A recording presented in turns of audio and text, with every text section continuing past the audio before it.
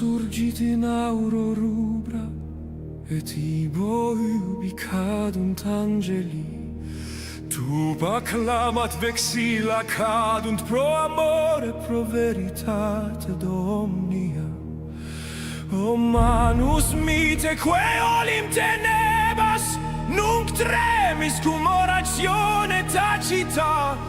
Ventus portabit votum meum, te inveniam,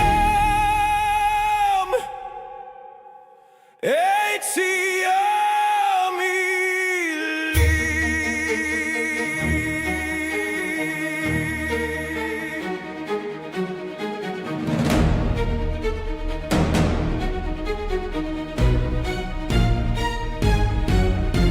O cor qui esce cum gladio circumstet, procella franget, nec me confundet. Stabotamen quam visum bracecet, et flammam tuam in corde servabo. Flumen plorat sub luna argentea, lacrima eius lente cadunt.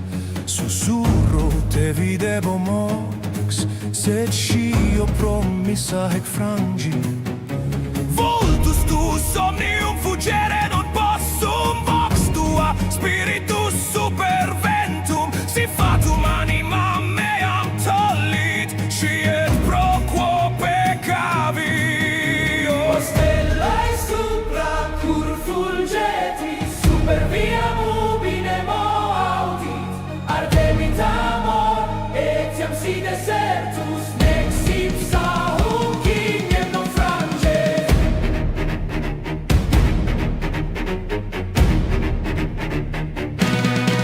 Iam clamor virorum et ferrum resonat, symphonia doloris soluti. Gradus est vulnus spiritus cicatrix, et secor stellam fugentem. Nox devorat mundus, decidit fides tamen manet inter nubes mortis. Caelum nota sanguinem neum, pro amissa pugno ad hoc.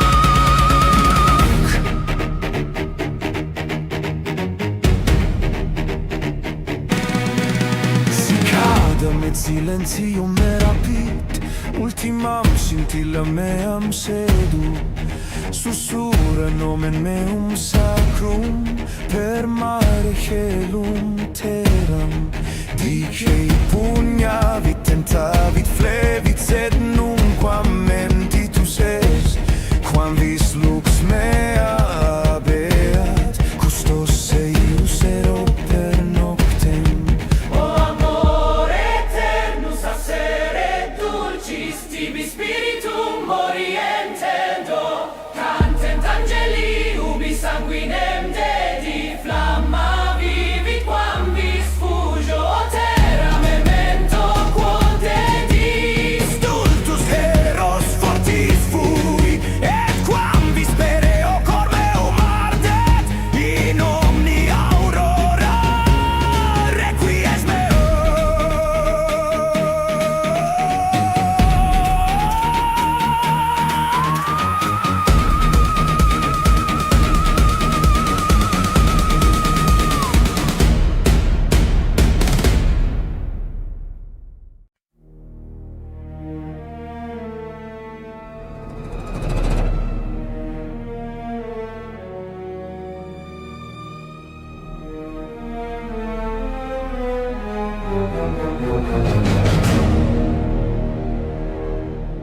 Aurora surgit in aurora.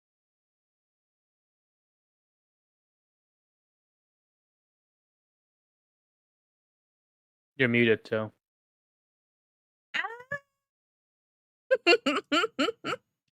Today is gonna be a clown fest. It's one of those nights. I already know. Okay. Okay. Hi, Starwin. Hi, Game Hunter. Hi, Garbage. Hi, Stratus.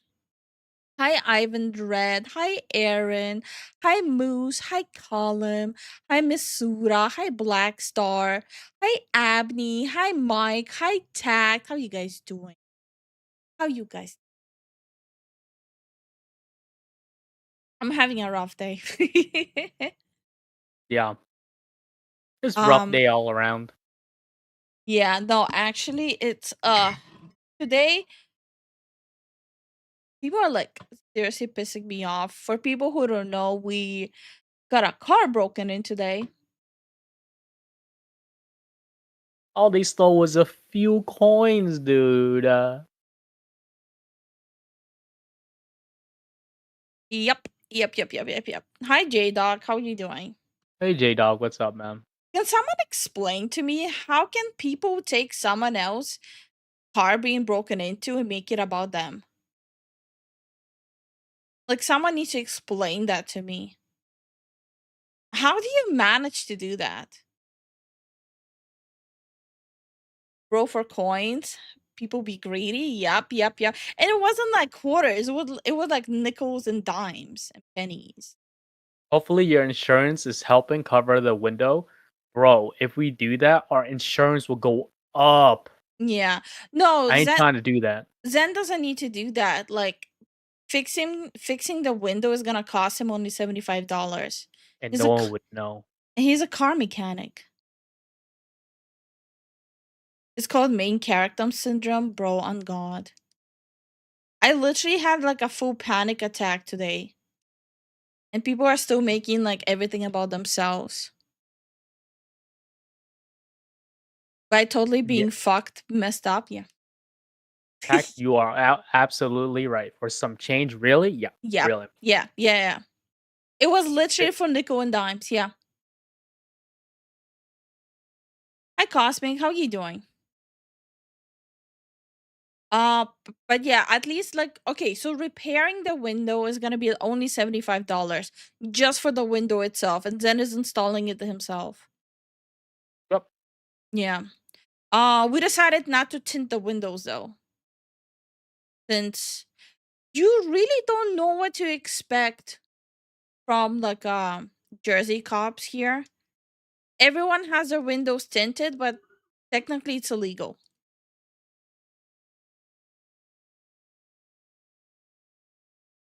What But ser- happened? My Stop car right got hmm? there, broken into. criminal scum. Nobody Mm. breaks the law on my watch. Wait, why did the text to speech not Stop right work? there, criminal scum. Oh, Nobody that's breaks why. the Okay, law I'm on my stupid. watch. Okay. I will make it into me. Someone broke into my car while smoking weed and my car reeked for a week. They didn't Ew. take anything as I have nothing in it. Oh, ew. Bro, wait. So you woke up, like, right. You went to the car and it just smells like fucking weed. Window Damn, bro. guns.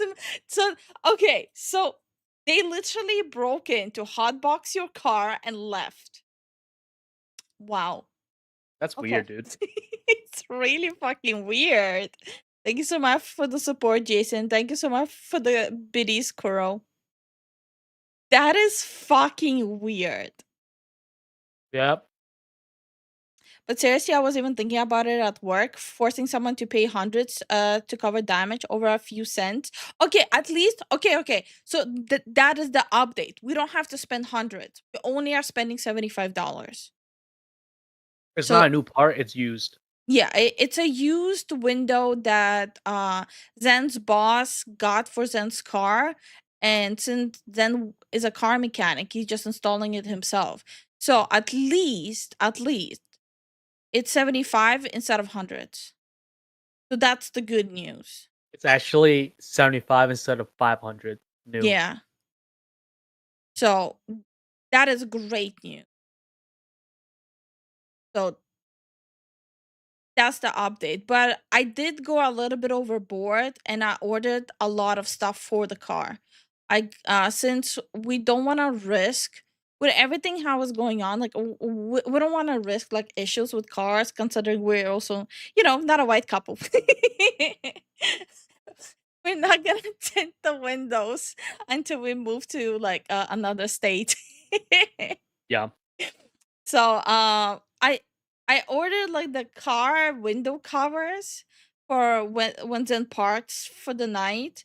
I got him the GPS tracker that you install under your car. And I got him the wheel locker as well. I might have went a little crazy. I need to see if they're compatible with my car. You bought them on Amazon, right? It's compatible. It's 100, 1000% compatible. Hi, mother. How you doing? What's up, mother? Hi, Billy. How you doing? What's up? Oh, that's what you meant. What? Adjustable car steering wheel. Yeah. That's different. You said wheel lock, and I was like, for the lug nuts? No, it's literally called wheel lock, honey. No, it's called a steering wheel lock. Did you buy him a trunk monkey? He has me. You should get Zen a car switch so he can install it as a kill switch. No, that leads to a lot of problems down the line, just Yeah. with electrical issues overall. No, Not worth it. we'll have like the GPS tracker installed under the car. It tracks in US, Mexico, and Canada.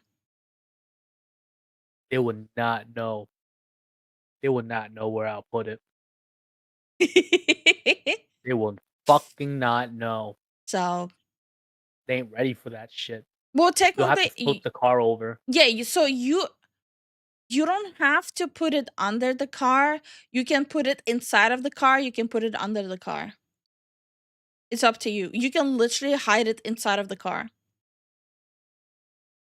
Time to pull open the interior, baby. Woo! You'll never know. Honey, that shit needs to be charged like once a month. What's the point? Unless you wire it to the electrical of the car. I could do that. Okay. Oh, don't you worry about. Oh, okay. As unfortunate as the situation is, I'm glad you have some precaution now, even if they shouldn't be needed. I mean, technically, the only precaution people need, technically, is a good car insurance, and we have a good coverage with Geico. But everyone knows anything happens to your car, even if it's not your fault, your car insurance will fuck you hard and raw. So that's unfortunate. Open the trunk and you see Gremlin Leafo with a tire iron. Bro, I think it's time to upgrade the iron I'm with there.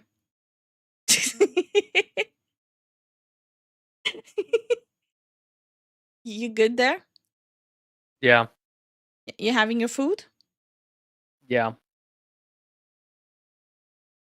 Okay. Get a trunk monkey? Yeah, that's what we have me for. I can't eat anymore. Okay. My wisdom tooth is Yeah. messing with me. That's Dude, wisdom I tooth is swear growing. a lot. This whole week was just bad. Yeah. Wisdom tooth is going. I think I have an ear infection. Oh, So you got an bad. ear infection? Maybe. Pretty sure my ear infections are not contagious. No, it's because you sleep with your hair wet. I told you so many times about it. I lift it up. Honey, it doesn't matter. You don't sleep with wet hair, you the fuck is wrong with you? Oh, for the love of it censored my last comment. No. Oh. Deploy the trunk defense, wild attack hornets. Make a trap that shoots the GPS up their butt so a Leafu can hunt them down. Oh, true. We should just exchange our car for like a beat up looking car. I think it doesn't help that we have like a sports coupe. I don't think it really helps a lot. I think To be if fair, anything, it makes it worse. my car is trash compared to other people's car. Like when it comes down to like the way it looks. Honey, I'm talking about the height. Yeah, It's just get a tan, easier never to mind. look into it. Hi, Stuzy. How you doing? To be fair, we have like at least like 10 people in the same street that has tinted windows. That's true. That's true. I don't see them get a ticket. Mine are too old. I just have okay.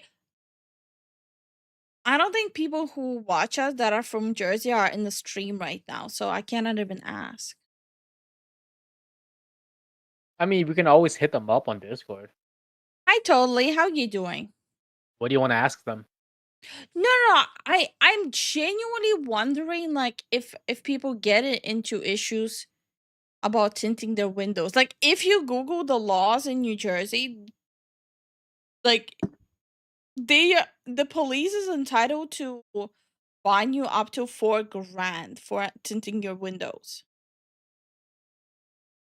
Yeah, but if you're a good driver, as in like you don't speed or anything, it won't matter. So it doesn't apply to you. You're not a good driver. Yo, that's crazy word. You could always go with a jacked up truck. Nobody will look in the windows. True. Wow, what the fuck? That is crazy. Yeah. So, so from what we heard, Pennsylvania, they don't fine you from tinting windows. It's weird here too. It's gonna officer opinion. Oh, wait. So they fine you in Pennsylvania for it too? Whack. Hi, Tyrion. How you doing? People in San Francisco, California, leave the cars open. The window down and truck open, so people stop breaking into their cars. Bro, what the fuck? Dude, what? That means they leave nothing in the car. They probably have a kill switch somewhere. I mean, you're not supposed to leave your documents in the car either. True. It's a people who leave documents in the car that either have a garage or it's like white people on sitcoms. Or you live in the suburbs. If you're talking about the suburbs we lived in, that suburb has one of the highest carjackings of suburbs in New Jersey. Have you seen the neighbors over there? They won't do shit. I'm not talking that the neighbors are gonna carjack, honey. That's not how it works. We don't even live in like any. Honey, we, you kind we lived in you a kind of gonna cul-de-sac. honey, if someone carjacks you from a suburbs, one of your neighbors, you kind of will know who got your car. That The normally town over was bad. now I'm lost. I cannot say anything on this since I live in Canada. We have more and more Canadians here, huh? I don't know how I feel about it. I'm joking. Okay, not really, but they can. It's weird how it's written. It's so weird. It's like okay, so it's kind of the same thing in Jersey, right? They don't really pull over people over tinted windows, but they will do that if they just dislike you.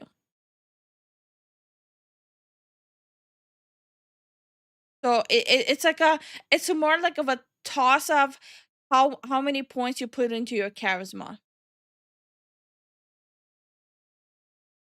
By the way, Lifu, you guys have been spreading. One of my friends brought you up in a casual conversation in my DMs. Wait, what? Wait, no way. Wait, what But did they say? Please show me. You can yeah, censor the name of the friend. Leak the DMs to me, please. is it good? No, actually, no. Hold on. Is it good or bad? Either way, guys, peer pressure Kyrian to leak the DMs to me. Peer pressure him. He's also Canadian. Canadian. I don't know. We don't want that no more. Guys, peer No, I'm kidding. pressure. Leak the DMs. Leak the DMs. Come on, do it, do it.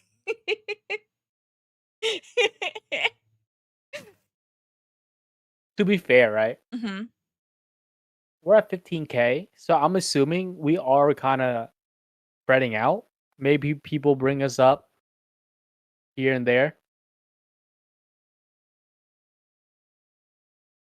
DMs about a grandma with a knife. It's kind of crazy though. Kirian's friend. I mean, to be fair, you have a few friends that watched us. No. No. Yeah, he has the girlfriend, and he has that other friend that came by a couple. I Like- have a good like joke. months ago. Hold on. I have a good joke. Hold on, no. Moose, I only DM people from the server who are gay. Okay. Wait. I just sent him a message saying, hey, you gay. hey, you gay? Hey, Heathen, how you doing? You see, Moose? Hey, Ivan. I only DM people who are gay. Sorry, you walked into that. Masuda's like, Moose. wait a second. And hi, Heathen. How you doing? Anyway, it's all about making you guys seen, you know? Hi, Chris. How you doing? Best theft prevention device, manual and transmission. The reality is that people are not gonna understand that it's manual. That's the sad part. And you know what's even sadder? They'll look at the numbers and letters. They'll be like, "Oh, is that an accessory?" honey. Yeah. You know my shift knob, right? Hmm. Like normal shift knobs has like that button on the side or on the front of the shift knob, so you can move it. Mine doesn't have that. So if they broke in and this is at night, and they see like the knob and there's nothing, they'll automatically assume it's a manual. Even my boss, when I started working here, he's like, "You have a manual transmission?" Because he looked into my car. I'm like, "No, it's automatic." He's like, "Oh shit, really?" There you go. What number is D? Number D is number dick. Right. Wait. You have no idea how many. You know how many times I but tried. you DM me. Yeah, Misura, why you gay? Yo, for the past few days, I've been trying to get it on in the morning, but Lifu just knocked out. Wait, we're going there, huh? Are we actually going there? I'm just saying. Listen, I'm just saying. Are we exposing private boudoir stuff now? Boudoir. Boudoir. Phrasing or literal? Literal. Shut the fuck up. But then, see, I cuddle up with her in the morning because I get cold. So I'm like, yeah, let me just stay like this for like 15 minutes, 20 minutes. Are we talking about the popular bedroom furniture store, Morning Wood? No. No, I was knocked the fuck out. For people who don't know, I've been working out every single day. So tomorrow is my last day, and Sundays is gonna be my rest days from workout. So it's like every day workout from Monday to Saturday, and Sunday's rest day. So I've been knocked the fuck out while I'm sleeping. Hey Oakview, how you doing? How you been, man? It's been a How while. you doing? Was he here yesterday? No, he wasn't. I was so fucking tired yesterday. Oh my god, can we talk about how bad the trailers yesterday were? There were like a couple good ones, right? Like the Atomic Universe was good. Dawn Walker, it wasn't really anything new. Unfortunately, it really wasn't anything new. And of course, the Twitch chick, the only question she asked was if there's romance. That fucking pissed me off. You have the opportunity to ask them about gameplay. You ask them if you can get it on with pixels. Okay. That should Fucking piss me weirdo. off.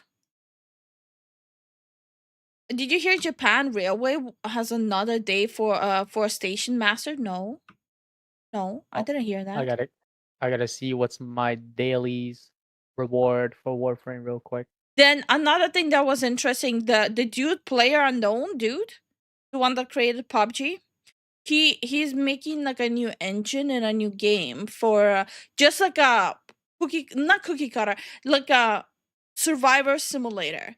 No killing, no zombies, nothing. It's like you're living in the wilderness. You're doing like a survivor simulator, and he's trying to make it into like a open MMO. Huh. You have like co-op, you have single one, and he wants to eventually make it into like an open MMO. But my problem is PlayerUnknown is not known for good shit. PUBG was fucked. I got And 50% off. and he made it open source as well, which is amazing. That is crazy. You don't see people do that shit. Yeah.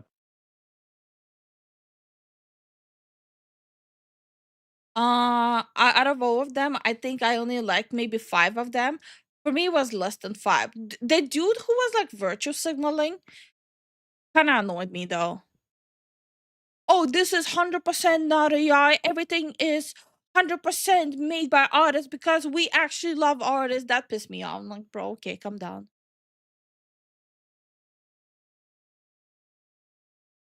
I got a 50% off, baby. Okay. Login day of 661. Wait, what? Wait, what? But yeah. That's how the day is going. hmm Okay, I guess like you guys are pretty much decided on what you want to see. So, for people who don't know, I am adding some more splash of color onto my own model because my model doesn't really splash that much. So the voting was on like the 2 free models I'm working for other people or my model. You guys voted on my model, which I don't mind at all. My model does need rework. Zen's model pops, right? His model really pops, even though I want to change up his hair. Mine, it's kind of like washes out with games. Oh, he leaked the DMs. Let's see. Wait. The Prime Access doesn't get the discount anymore? Weird.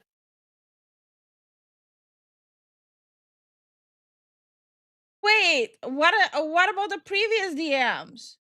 Okay, there we go.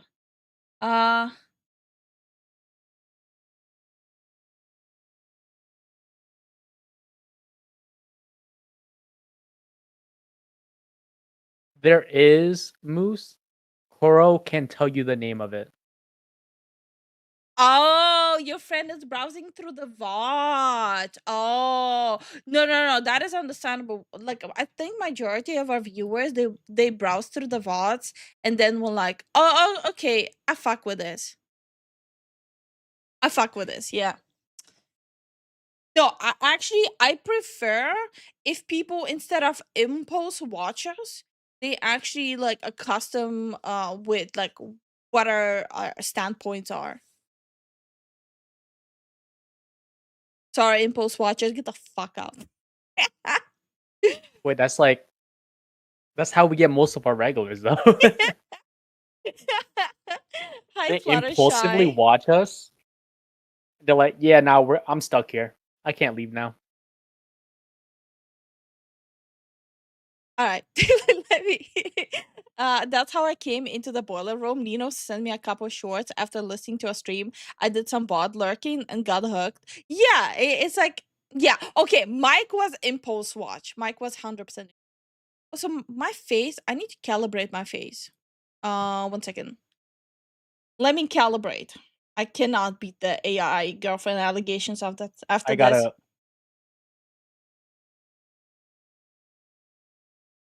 How do I Okay. grip so hard that I can use this 50% discount?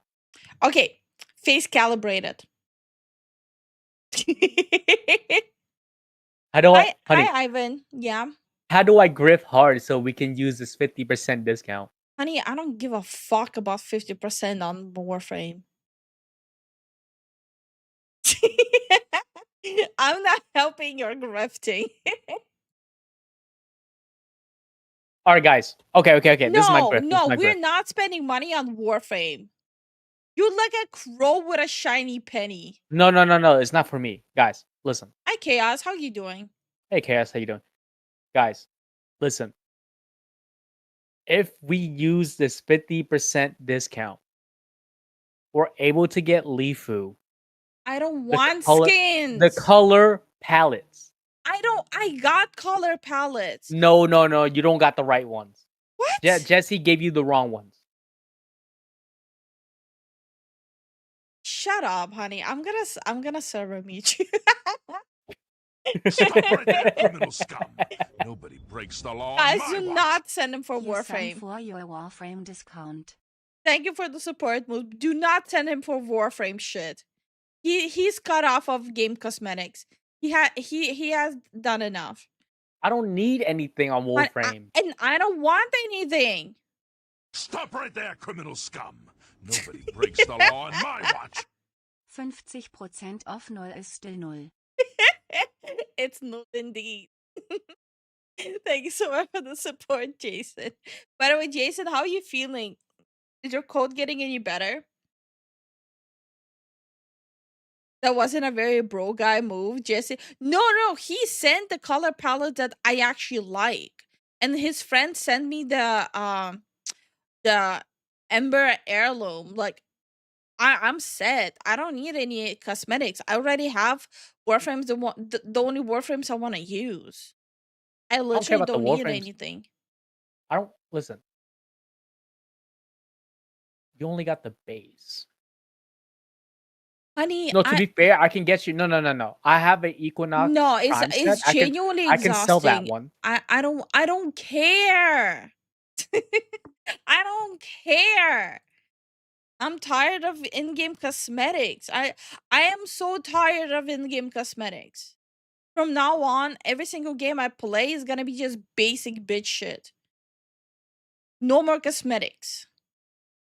I feel really bad to the point where I'm drinking tea. Oh my god. Did you get some medicine? I'm with Zen. I got back into Warframe, thanks. Yes, I got the Lifu, discount too. Lifu's got the poverty spec cosmetic. she's gonna up those numbers, fashion framing, baby. Bro, no, I'm gonna use basic bitch shit from now on. I'm so tired of the milking of cosmetics in games. I'm having like fatigue of shiny. Honey, this game has 12 years of fucking I don't cosmetics. fucking care. You're gonna keep pushing, I'll quit Warframe again. I'm not pushing. So make Zen basic bitch. It's unnatural. Zen has way more cosmetics than I have in any game. Hi Red Cloud, how you doing? That's fake news. What if the cosmetic has big budgets? No, I'm so over cosmetics. Nah, she's done. She's done with it. The only cosmetics I want to see is on my VTuber model upgrades. Lifu Basic Bitch Edition, on God. For real. I believe it or not, but at some point, being like cosmetics all over the place constantly, it gets exhausting. Like, I'm just over it.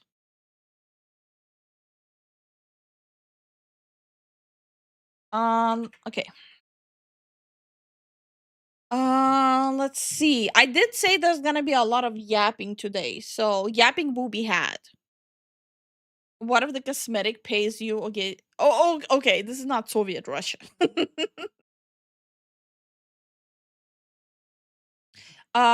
Okay. Time to reveal.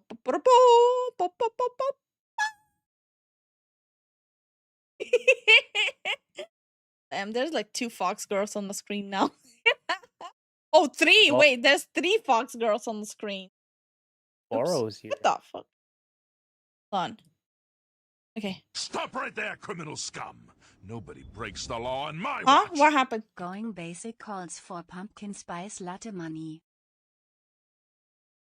Going basic calls for pumpkin spice latte money. Bro, we got pumpkin spice latte at Dunkin' Donuts once. That shit was nasty. Wasn't good. Also, can you share? And thank you so much for the support, Moose. The art or the video? The video. That's a I don't know horse what to girl. do. Guys, okay, so I found out today.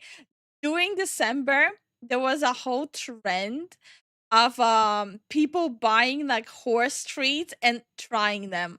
It was like a whole trend on TikTok. And for some reason, the first thing my brain went, I wonder if Rima tried. I wonder if she made a stream of it. Like, she's a fox VTuber. Even my brain went like, yeah, she's a horse. Horse girl. Bro, I linked her. Okay, I linked her on Twitter. Okay, some of you might not know this. There's an actual competitive horse called Rima who just won her first championship. Rima was a complete underdog. She showed up out of nowhere and won her first championship on the first try. So I, on Twitter, tagged Rima, the VTuber, in it. And she thought I'm trolling her. She's like, wait, real shit? Oh god.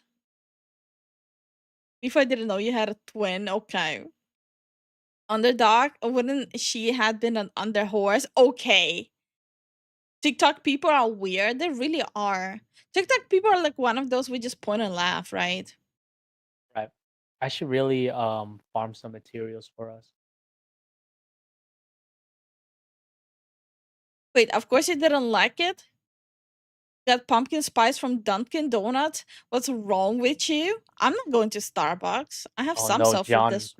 some self-respect. Yo, John just exposed himself. He's a basic bitch. I still haven't been to a single Starbucks in US. I've been to Honey. them outside of you. What? Every Starbucks we see is closed down. You notice that shit? You're right. You noticed that shit, right? Yeah. Remember, I was like, hey, let's get some Starbucks. It's closed. Yeah, Let's get some remember that. Starbucks. It's closed. It's like, what the fuck? Yeah, you're right. Oh, I can do this for you too. Dang, it didn't really bring anything good this time unless you want the Prisma. Wait. Sorry. Little coffees.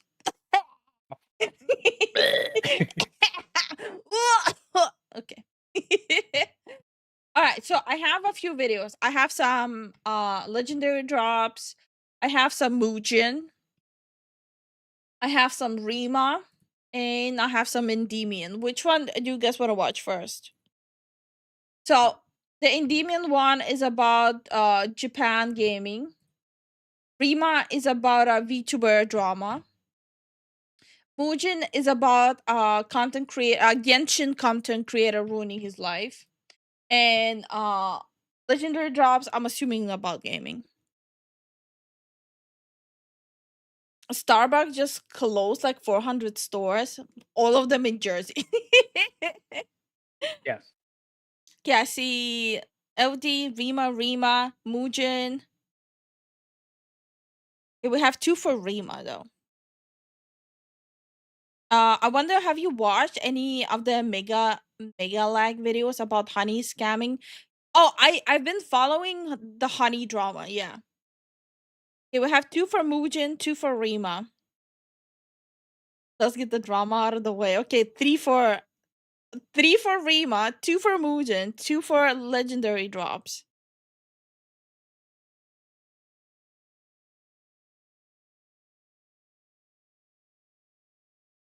What? Daw, you okay too? Rima? Okay. We'll do Rima first then. It's a pretty long video, so perfect. We'll do some yapping while arting. Yes. Also, can someone tell me? Like, I was told that Rima is from Canada, but her accent is very European. Where is she from? So is she from Canada or French. Europe? The French speaking part of Canada. I don't know.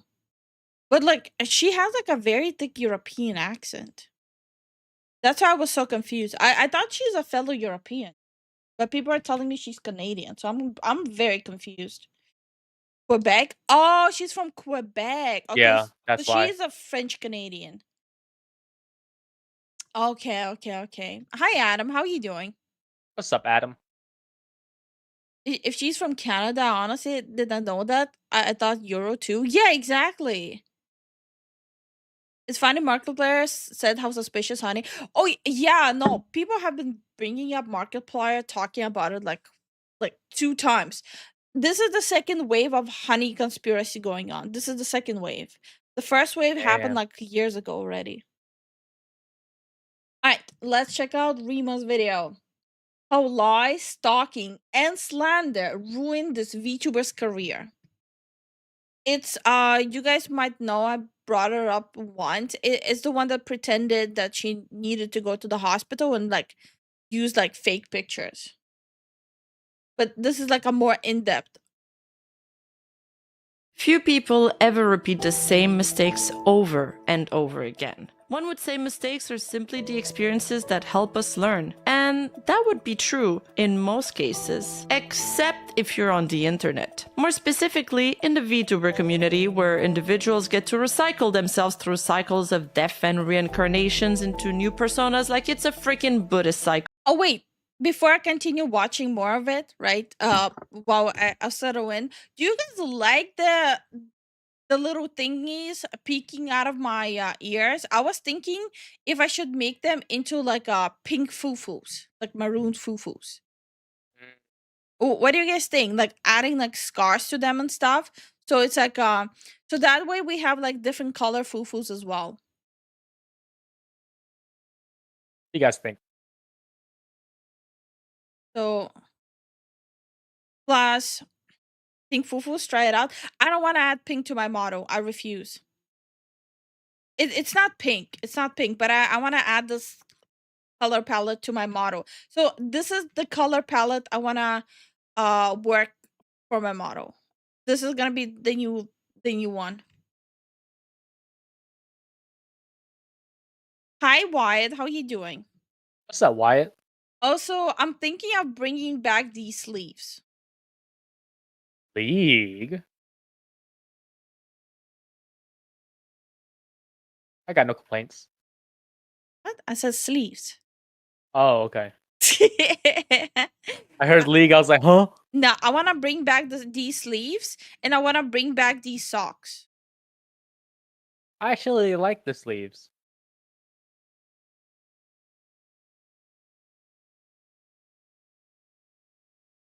So yeah, I'm planning to bring back stuff from like the versions of models I never used.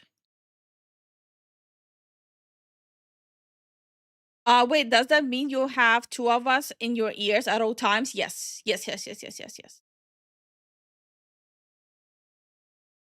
Lifu. But yeah, I think I should bring back these socks instead of these. Which one do you guys like more? Do you guys like these socks? Oh wait, you barely see. Do you guys prefer these socks or do you guys like these socks? Which ones do you prefer? I'll have to change the color on it though. I'll let you guys vote on these things.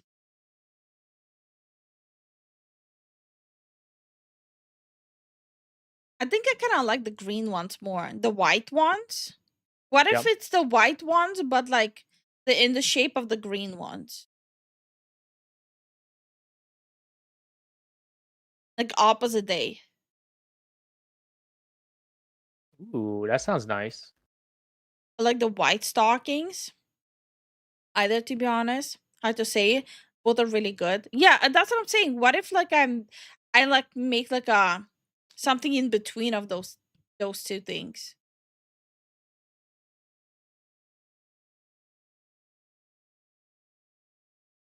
Something in between might be nice. I don't know. I feel like the green ones make your legs look fat. What do you mean? You're That's a little such a mean. bitch. You're such a bitch, Moose. What the fuck? He's slamming on that card so hard right now. Like, I- hey, girlfriend. Nah, she just got cake batter spilling out. You guys are horrible. Also, I think I think I need to switch to art on Twitch. Okay. I'm not a bitch. I'm just hitting the tism. No, you're a bitch. Fuck off. I'm gonna work on the foofus in my ears. Fuck off.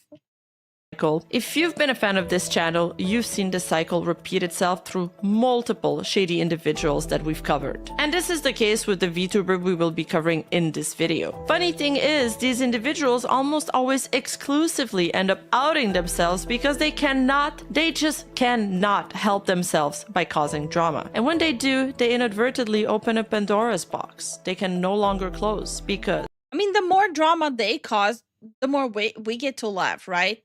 Isn't that the rule? Yeah. Once you put something out there in the internet, it starts taking a mind of its own, and it inadvertently becomes its own monster. This is the insane story of how Chachachilla exposed herself because she simply this could story not was keep so her mouth shut. wild. But first, because trust me, it's this so ride will require stupid. fuel, a quick message from today's sponsor. I am now sponsor. officially partnered with Gamer Subs. They make the best sugar-free Advantage energy GG. drinks. They taste great, Better. no crash, and it actually makes you feel good. Right now, you can get 10% off I using swear my to code CLOP on Advanced anything. GG and GamerSup keep throwing shade at each other. Oh, yours makes people crash. No, yours makes people crash. Keep on throwing shade. You love your favorite VTuber waifu cup, their energy formula, the caffeine-free version if you can't handle the jitters, or their sleep aid formula if you're an insomniac like me. That stuff has generally helped me snooze better at night, so I can crash out all over again the next day. And if you just want to try it first, click the link in the description below for free samples. They have no shipping charge, no credit cards, nothing, just completely free, and they ship worldwide. Use code CLOP to support the channel, and now back to the video. To understand how everything escalated, we have to start at the beginning. This entire situation actually started when Chachachilla tried to expose an agency VTuber called Adfree, a member of Sock's VTuber agency, for what she believed was an ableist comment. I tried to talk Ableist to Flork comment? about one of his talents having a habit Okay, of calling bro. people inferior Okay. and how that can seem to disable people. However, he blocked me and said not to bring up my personal issues with his talents. I believe calling somebody inferior is demeaning, as it's historically used context. Adfree VT called us that. If you support Sock's VTuber agency, aka SVA, this is what you're supporting. Okay, so after that tweet, things were already getting kind of messy. And of course, that's exactly when Flork, so she the just owner of Sock's randomly VTuber went agency, public to decided throw shade step at in people. and replied to her himself. The hell? Yes, I did snap at you in DMs because you were told not to contact me anymore prior to this. Lucia's team investigated how the you first doing? piece of evidence you showed Lord. them regarding Adfree, and it was not even them speaking. Their team there gave you the statement on what was happening. It was roleplay in a Minecraft faction roleplay, and I will wholeheartedly back my talent that they did no wrong, especially in a 4-second out of context clip you originally showed. Treating guys. They're wild. Guys, they're You like- gotta give 'em a yeah, pass. what's Their- happening their with that? brains are a little smaller.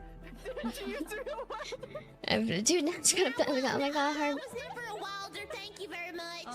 Yeah, it's true. I never. And then he adds, you also stated here other people do it, so why focus on me/SVA? Was it before I told you not to message me any longer as of early October? Then Flores pointed out why he even stayed up that late in the first place. He basically says he only did it because he knew she was going to try to drop something while he was asleep. And he even shows the screenshot where she straight up asked him I if he's always usually find up that the at that funny hour, part almost is as if she was was trying it to plan Minecraft? this Yeah, while he was like sleeping. this shit is so yeah, stupid. he kind of sussed her out. He So saw it weird. coming, stayed awake for it, and sure enough, she did post it super late like he expected. Listen, we knew you were going to fucking do this because you did this shit before to I wanna change other the people. resolution I of my knew you model, were it's going way to too drop this high. late. Maybe you thought I'd be asleep so you could get an edge on me. I specifically stayed up because we knew you were going to do this. I don't know why the focus on me is so hard, especially if your problem was ad-free. I don't want anything to do with you. You said that was your last post. Okay, I just want to add one more bit of context. She knew I do not stay up late and chose to drop it when I wasn't around. And then he shows the screenshots proving this. But things don't just stop here.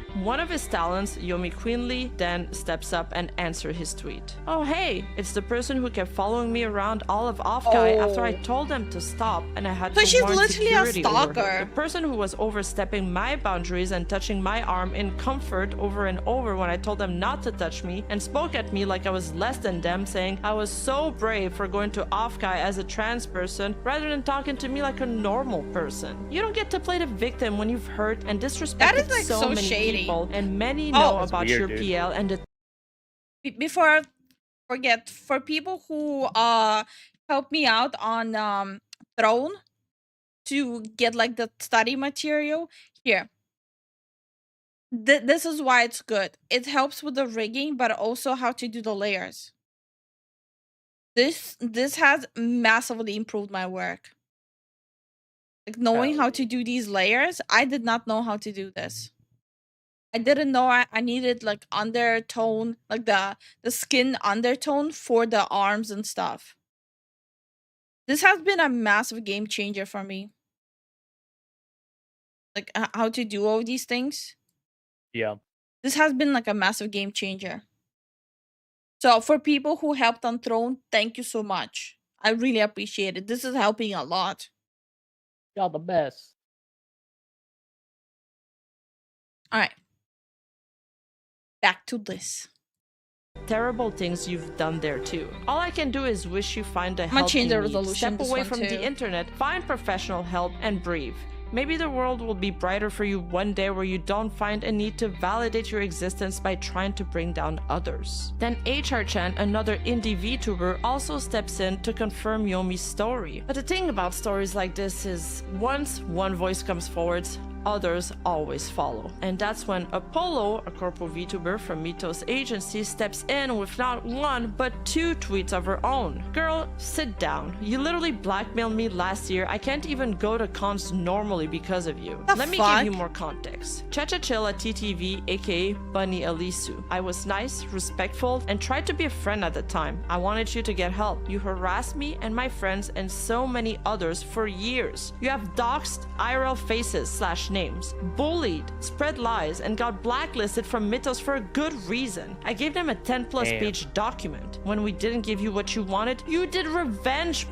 Every single time I had something awesome happen to me, you got butthurt with my success early on. You shared it everywhere and people saw that side of me. You took my power, and just 2 days before TwitchCon, where I wanted That to is see people for the first time, twisted. my first event, Dude, I had to listen what? to so many people saying they are on my side and that they saw it. I didn't want to hear that I didn't want that. But you didn't stop there. You kept harassing me for months on end because I wasn't flinching in public. You had to make videos, accounts, and spreading it all over Mythos. I didn't feel safe anymore. I was so overwhelmed I couldn't even stream properly because of you. I lost a lot of things and it harmed me. Suddenly, her previous life had also been a nerf and Well, followed that by those escalated. Yeah, serious that escalated accusations of massively. doxing, revenge, harassment, and bullying. And yet, this was still only the beginning of this roller coaster. Indie VTuber Miyu then steps in to clarify that she was the person in the clip and explains the context behind it. Because, that's right, the VTuber that Chachachilla was trying to go after, ad-free, wasn't even the one saying those things in the clip Oh that my she thought God, was that's the so ableist comment in the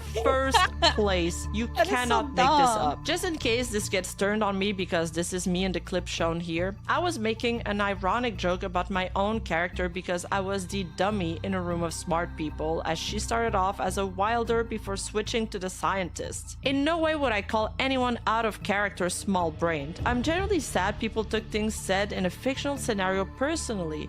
I thought we were all just having fun. Also, good luck accusing the girl I with feel like that's like a big problem in general these days with games and VTubers and like just like random characters. People literally just cannot make a difference between fiction and reality. Yeah. Like even with like TV shows and movies. people start like treating the characters on like TV shows and cartoons like they're actual people. It's so weird. Hi, Combative Medic. How are you doing? Hey, medic, what's up, man? With chronic illness, autoimmune disorder, history of cancer, AUDHD bitch that she's ableist because that's truly asinine. I know you didn't care who said this, you only wanted to hurt my friends and I won't stand for that. So not only did Chachachilla know that this entire bit was done in the context of a roleplay scenario in a Minecraft collab, but the worst part is that even before going public, Chachachilla knew Just that the for speaker in the attention. clip wasn't ad-free, as she was informed via the ticket she opened to report the issue initially. So she knew it wasn't ad-free, speaking in the clip, but she still decided to move forward with her call-out post because she just really needed to pick a fight with this VTuber agency for some reason. It's like she had this weird fixation and couldn't let it go. And with the internet staring her down, she finally did the thing everyone was waiting for. She apologized. Or, well, at least attempted to. I feel so Did empty. she attempt I lost to? everything, and I really have nobody to blame but myself. I will say I genuinely This is not an apology. This is feel bad for me. thought using inferior was bad, but when everybody disagrees with you, it's time to take a step back and reevaluate. I'm not perfect and I make mistakes. I will say I saw Apollo's post and I never doxed anybody, nor did revenge. That's going too far. A Please non-apology, provide feel evidence. bad for I'm me. taking a step Exactly, back from exactly. the That's internet. exactly what I it feel is. like I just need to delve deeper into therapy about my impulsiveness and my sadness that turns into anger. I made a very impulsive mistake last night, so this is the last time I'll have access to my phone for a while. I don't know when or if I'll be back. I'm sorry that I caused drama and sorry to those I hurt. These people This are is never good. sorry. We like apologies. Usually, if they are heartfelt and sincere. This all could have ended right there, but of course it didn't, or I wouldn't be making this video. Because her I'm stepping back from the internet break lasted exactly as long as it took her to hit tweet again. And she immediately started doubling down in the replies to That the is so irritation stupid. of literally everyone watching. So when someone pointed out that she never actually apologized to Addie or Flork, she responded with, I will say that I did say Yomi was brave for showing her face without a mask, but not for being trans. I can't take responsibility for things I didn't do. As for the lack of apology towards Adfree and Flork, they've told me they want nothing to do with me, and I'm respecting that. So she's basically calling Yomi a liar and showcasing a screenshot of a conversation that happened after the con. If she was truly uncomfortable with me, she wouldn't have VIP'd me on her channel after Offkai and said it was so great meeting me. Now, for additional context, this set of DMs happened as Yomi was boarding her plane only 2 days after the con. Victims need time to process traumatizing events, and Yomi is also someone who is cordial and polite to literally everybody she meets. So it could very well be that was simply the case here. As for the VIP comment, it was confirmed that she had that information backward. She got un-VIP'd, not VIP'd. But then Chachachilla started getting Damn. a lot Oh of my heat online. God. And feeling the pressure, she decides to do what most sane people do, which is fake a hospital visit. I'll course, be heading off why to the not? hospital soon and won't have access to my phone, she tweets. It's almost comical how often these menheras resort to these tactics just to dodge accountability. I'm almost compelled to start a bingo card. What the hell does Manhera mean, by the way? What does that mean? Does anyone know? I have no idea about that lingo. Yeah, but that's like an adult for these people. These people are never gonna act like adults in their life. Nope. That we will use for all these situations from now on and see how fast we get a bingo. Worst part is that apparently this wasn't even the first time she faked going to the hospital when she couldn't face the consequences of her actions. Regardless, that tweet lit the internet on fire and got community noted almost instantly. What made it even less believable is that she kept on Every time I now see VTubers getting community noted on Twitter, all I'm thinking about is Gunpie. When she had the whole meltdown of like, I'm getting violated by Twitter. Just community notes. tweeting after saying that she wouldn't have access to her phone anymore. I swear, this woman lies so much that she can't even keep track of her own lies. She needs a lie diary. And since no one believed her, Chachachilla decided to post a picture of herself at the curse of hospital. But gunfire here, rages she on. made two crucial mistakes. The first was that she posted that selfie way too fast. It didn't make any sense. Her first post saying she was heading to the hospital was at 12:36 p.m. and within 14 minutes, she was already in the hospital bed, hooked up to a heart monitor and everything. Damn. A liar? I need a number to What this a hospital liar? because this is record timing. The second mistake she made was that she didn't properly hide the hair on her selfie. As you can see here, some pink strands of hairs are peeking out from under this emoji. And this clued some people in. More precisely, the people that had previously met her realized that this wasn't her at all. She never had pink hair in the first place. Oh but my then, God. seeing that no one was buying it, Chacha does the reasonable thing. She doesn't only double down, she triples down. Suddenly, she wasn't going to a hospital anymore, but a psych ward. And netizens my were God. outraged by this, and with reason. Many sharing their own experiences where they had to wait literal hours for an emergency. Someone even saying that they had to wait over 2 hours when they collapsed at the hospital. Yet, I believe she's it. sitting here lying about her experience because she decided to pipe up and she decided to start shit. And when people didn't believe her, she just couldn't handle it. So she pivoted straight into sympathy farming instead. It's disgusting. Illnesses and mental health aren't props for you to pull out when you need to save face. And the worst part, every time these people like fake shit, it makes all the other people who are actually going through illnesses look bad. So now every time you see a VTuber say that oh, I have like chronic illnesses, you cannot deny that you also are double guessing. Is it actually true? Or are they doing it just for sympathy baiting? Even I myself, someone who has chronic illnesses, goes, I don't know if I believe them. Yep. And after that, the internet went into loads of speculations to try to explain away her photo. Some thought the picture was AI generated, then somebody actually AI generated a photo which confused and muddied the conversation even more. Please don't do that, even if you hate the person. Others confirmed that her hair wasn't actually pink, but brown. Most thought that she just slapped an emoji on someone else's photo and used that instead. And as far as we know, for now, that seems to be the most conclusive theory. As Avalamps mentions here. As someone who has had multiple hospital visits recently, this is really fucked up to use someone else's photo, slap an emoji on it, and claim it is yourself. Lying about being in the hospital after getting called out for your bad behavior for sympathy points is disgusting. Another VTuber called Liz Justice responds to Avalamp's tweet to show her how Chachachilla under her bunny Elisu alias had admitted to baiting in the past as well. I suppose this Oh is my another God. scratch on our bingo card. Ava, I can Yeah. back you up because I have her admitting to baiting. Then we see Bunny Elisu writing, I did something bad a month ago, which is why I left. It didn't involve you. What did you do? I did attempt, but I did not involve you or anybody else for that matter, unless you count my mom. And I did bait.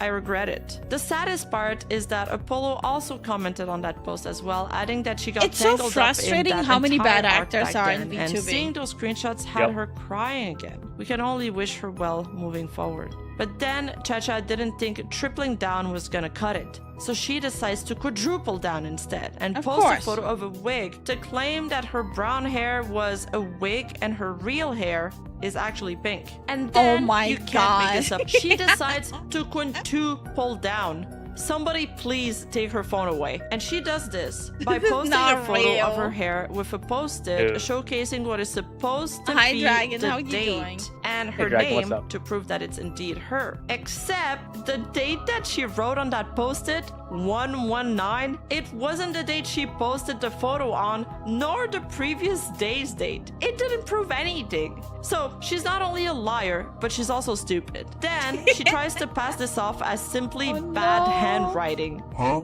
So I ask you one more time. Does this number possibly look like an 1119 to you as Chacha is claiming? Yeah, thought so. Her photos proceed to get dissected even Yeah, further than Rima's a fox absolutely as well. memed on by the entire internet, with some VTubers even making their own parody of it. Had a mental You health guys are episode last watching night a fox react to a fox. How does that make you feel? and ended up trying something stupid. Lucky for me, my fiance found me before things got really bad. I know I said some things that might have hurt people's feelings recently, but that's no reason to bully someone by sending them mean things. I know there's going to be people who accuse me of just wanting to farm sympathy points right now, but I can prove what I'm saying is true. Here's a picture I just took from the ER. Gotta admit, it was pretty good. Feeling unnerved by everyone's jabs and accusations, Checha then decides to tweet again. I'm aware there are many allegations circulating about me. I take all of these accusations seriously, and I'm fully prepared to address each and every one of them. To ensure accuracy and transparency, I ask that anyone making a claim reply to this post with the specific dates, times, and details of the events they are referring to. Once that information is provided, I will respond to each allegations directly, thoroughly, with screenshots and evidence. If those making the accusations choose not to provide this information, I will take the refusal as a lack of willingness to prove their claims. In that case, I will be including the unverified allegations and any related conduct in upcoming legal. I'm starting to think that when you become a VTuber, you need to have like a person of contact. If you start losing your shit and becoming unhinged, the person of contact needs to be contacted, and oh yeah, they have to take away your fucking phone, they have to take away your model, they have to take away everything. It's like grounded for VTubers. Take the phone away, she's writing a book. Proceedings so the matter can be handled appropriately. And then she has the absolute audacity to make another tweet to raise funds for her lawyer fees, linking to her stream elements, mind you. However, another user called Existential Bread responds with receipts from her Discord and exposes her for trying to damage control further. However, another user called Oh, wait, I interacted with her a tiny bit on Twitter. She's actually pretty nice.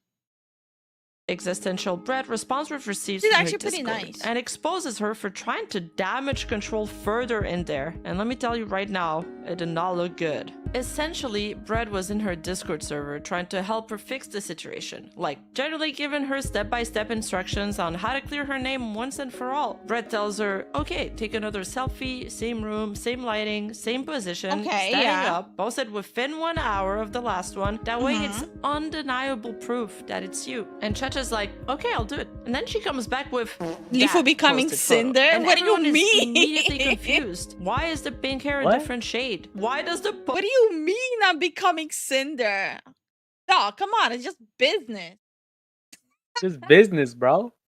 posted say 119? Why is the lighting different? Why is the room different? And why are you wearing a completely different t-shirt? So Chacha explains, well, my aunt came over earlier, so I wore a dress, then changed it into a t-shirt. And then she starts complaining that Brett keeps asking her for more and more photos. But Brett's like, I'm not asking you for more photos. You just didn't follow the very simple instructions I gave you. I'm literally trying to help you. And honestly, she's kind of right. If Chacha had just followed the instructions, it would have been a pretty solid proof. But then Chacha starts coming up with every excuse imaginable for why she can't take the correct photo. First, it's, I can't stand for that long, I get dizzy. Then it's because of my heart condition, I'll faint if I stand too long. But like, she stood up just fine to take that previous first selfie, so why can't she stand up again for 2 seconds while she snaps the newer one? Was it a one-time miracle? Brett then starts getting suspicious, and suddenly Chacha goes, oh my god, you don't believe me? Fine, I'll get you my tilt table test. But no one even asked her for any medical record.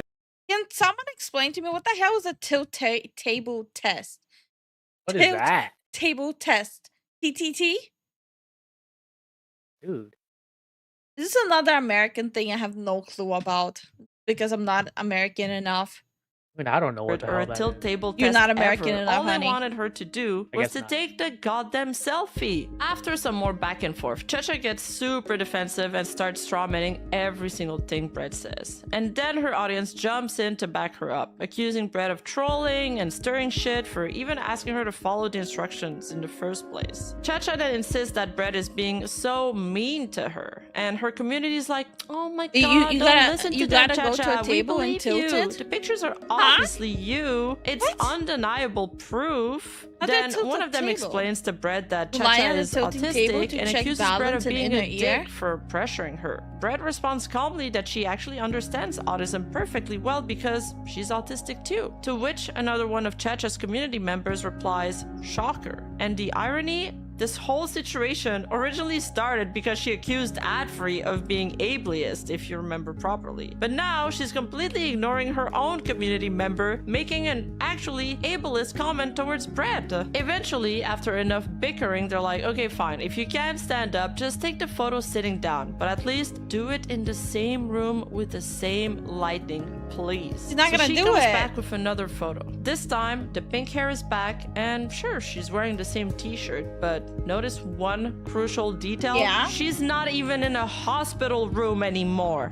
Oh my At god. that point, that was the final straw for Brett. After that, she was convinced happened to the Cha-Cha was hospital lying, thing? and so was I. And as these things usually go, suddenly more of Cha-Cha Chilla's previous victims started to come out to share their Bruh, own experiences yeah. with her one by one. One of them was Froggy. I had a run with Cha-Cha Chilla in the past where she actively accused me of removing her on Discord for still being involved with the man that essayed her without any proof whatsoever. He was my previous manager that I personally spoke out about on Twitter. I warned friends and had her back completely when everything occurred. I simply removed her on Discord as she was super weird towards me and very forceful about a friendship that was non-existent, but she went fully crazy and made a Twitter call-out post. Her post is absolutely BS. She's trying to save face. She never properly apologized to me either after deleting her posts. And then she adds, as she didn't take my warning as a sign to leave me alone, I'm going to take this a step further. Making these kinds of posts about me simply removing you shows you had malicious intent when DMing friends about me. You were telling them as if this were fact. I supported you completely when everything had happened. The reasoning as to why I removed you, you only ever DM me when needing or wanting favors, and I found that distasteful. Spam DMing our mutual friends Understandable. on Discord about me Yeah. removing you for the reason you were connected to SA is disgusting and completely malicious. Don't bring something like this back up for traction on your socials, and please I'm trying to do the same thing. I need to I genuinely I need to finally grow a backbone and completely remove people who are only there to ask me for favors. Like enough is enough.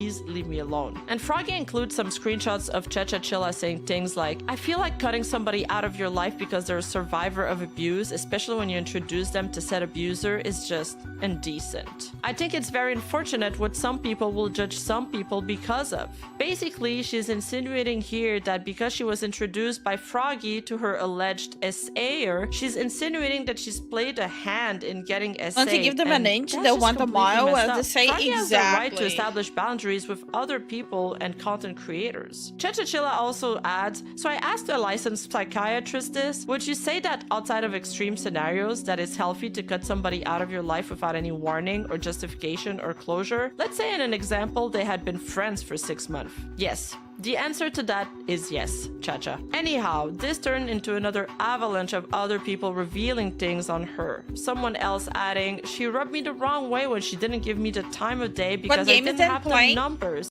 Oh, what are you playing? Warframe? Yeah. Oh, you put it on the screen? No. Oh, I shared it. If you want to share, I don't think it's gonna fit. damn. I can do that, but I don't know if it's gonna fit. I'm playing Warframe. I'm solo farming right now. Okay. I didn't know you're screen sharing. Yeah. Okay. I don't know what to do with it. And she was always running towards people that had it. It was so strange because I didn't think I of her did do as that a number. before. I just wanted But rather it was individual who would give me gifts or do things for me without me asking. Then they expect favors. Oh, Oh, I hate those people too. Getting Subway Surfers level of watching. I never ask anything from anyone, especially from you, Lifu. I would rather do things for myself than ask. No, look, there's a difference between asking for help when you need help, right?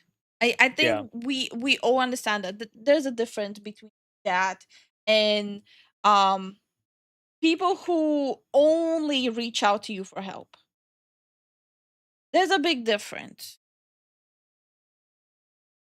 Friends into space. What in the cloud chaser is this? Jeez, people and like that because this kind of give stuff gift always snowballs givers, further, like, me a and also bad because name. the Oh, internet yeah, never yeah. forgets, a third past life finally surfaced. This one called Nia Therese, and naturally, that one had its own mess attached to it. Paradigm Shift says as to Nia Therese that she tried to cancel me on my birthday subathon when I was being vulnerable to her privately, and she twisted my insecurities to try and scare me out of the VTubing space. She also tried to drive a wedge between me and one of my best friends while screwing them out of hundreds of dollars. Seeing you do all of this and worse to so many other people makes me fucking sick. 3 years later, you haven't changed a bit. Fuck off and never come back. And just like that, a new accusation was added to the already growing pile of misconducts Chacha had done. Scamming. One more for the bingo card. God. And on top of that, now that the cats were out of the bags and that her previous identities were finally revealed, a lot more people started coming forward. Now, knowing you're Bunny, I got a lot to say. You stalk my friends, dox them, spread misinformation, and play victim. Not to mention back at TwitchCon Vegas, you invited yourself to a friends-only dinner with my group, mix your meds with soju, and then say my friends abandoned you. Victoria the Sun Eater then also comes out to back Juzo's story. They were nice enough to bring you back to your room despite barely any of us knowing you, and you have the audacity to once again try and make a fun event for everyone about yourself. I don't use the word parasite often, but I should use it more. Log off and seek help. And for context, since people don't realize what I'm speaking Roland. about, How the you person doing? I curated was once What's known up, Roland? as Bunny Alisu. Then Victoria the Sun Eater also Do you have an avatar reference sheet for fan artists? No, I don't. We don't really get fan art that often, so I never made it. I should probably make it, huh? Yeah. If people would be want it, helpful. I can definitely draw something. backs out Juzo's story. She says, I was there for that, and yes, it did happen, and spent the majority of the time in the car trying to pressure me to add her on Discord, and I told her no. I remember hearing about that. I'm so sorry you even have to deal with that, Vex. It's all good. I'm sorry you had to deal with it too, but I wanted you to know that I vouched for Did we your get the statement window because fixed? I was No. at that dinner. No.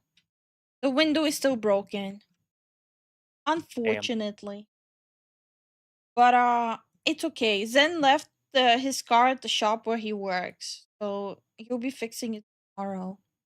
Yep. And how are you doing, Hell Taco? So Hell Taco.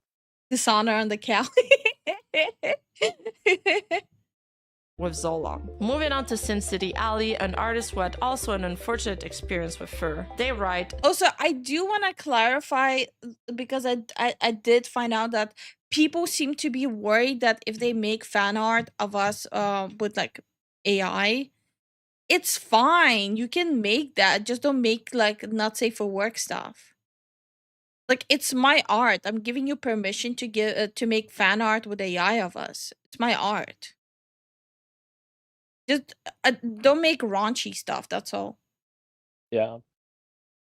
to the piece of shit, aka Make it Chechachilla wholesome. TTV, FKA Bunny Alisu. Remember when you harassed my fucking friend and lied about it after you deleted the evidence? Remember when you got banned from my friend's server and tried to blackmail them to be let back in? Remember when you made a fake note and emailed it to others and then came back the next day and acted like nothing happened? Remember when you Dude, traumatized me what? about shit I couldn't give two shits about, your pathetic excuse of existence? I certainly remember. Rebranding ain't gonna save you. You've been a real scumfuck to my friends and a nuisance to me. Never come back. Scumfuck. Oh, blackmail and fake. Holy shit. That's that's a new word. I'm gonna memorize that one. Scum.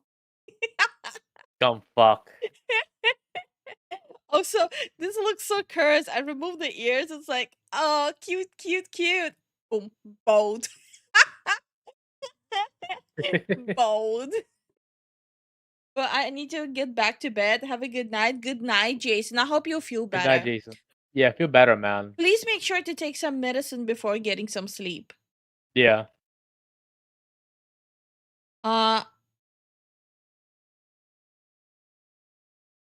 Hi, Prince. How Oh. you doing? Hey, Prince. The Fufus Heroic are the breed. greatest people of all the world. There's nothing else in comparison. Russian time redeem. Okay, I need to translate it into Russian. Фуфу самые хорошие люди во всем мире. Никто с ними не может сравниться.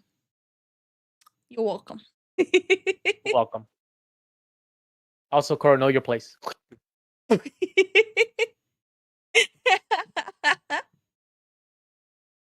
Oh, duh. Okay, I lost my cursor for a second. Note, that's another scratch off my bingo cards. This situation is just getting wilder and wilder every time I take a look at it, and I feel like soon we're gonna find out she's Lumi Starbun or something. Additionally, it seemed that Chachachilla, aka Bunny Elisu, had a tendency to love bomb people, often sending them inappropriate photos they didn't ask for, and trying to get them into one-on-one DM conversations. So really... Okay, I have a question to people. How do you feel about others who like sees someone like they see someone that's close to them treat others like trash and they still remain friends with them? Or better yet, people who they see other people who, how do I say this? They see other people They see their friend treat their other friend like trash, like absolute trash, but they use the cop out of, I don't want to pick sides. One friend is not doing any trashy stuff, right? The other one is like absolutely going like full monkey crazy and treating the other friend like shit. That's the big no-no. Yeah, and the third friend goes just, oh, I just don't want to pick sides. That's a yikes, right? Yeah, it's That like a would be people bad. pleaser type thing. That would really be bad. Like, I hate that. I've been seeing this more and more often in like the contents. The coward? Yeah. Oh yeah. Yeah. I feel like they're definitely cowards.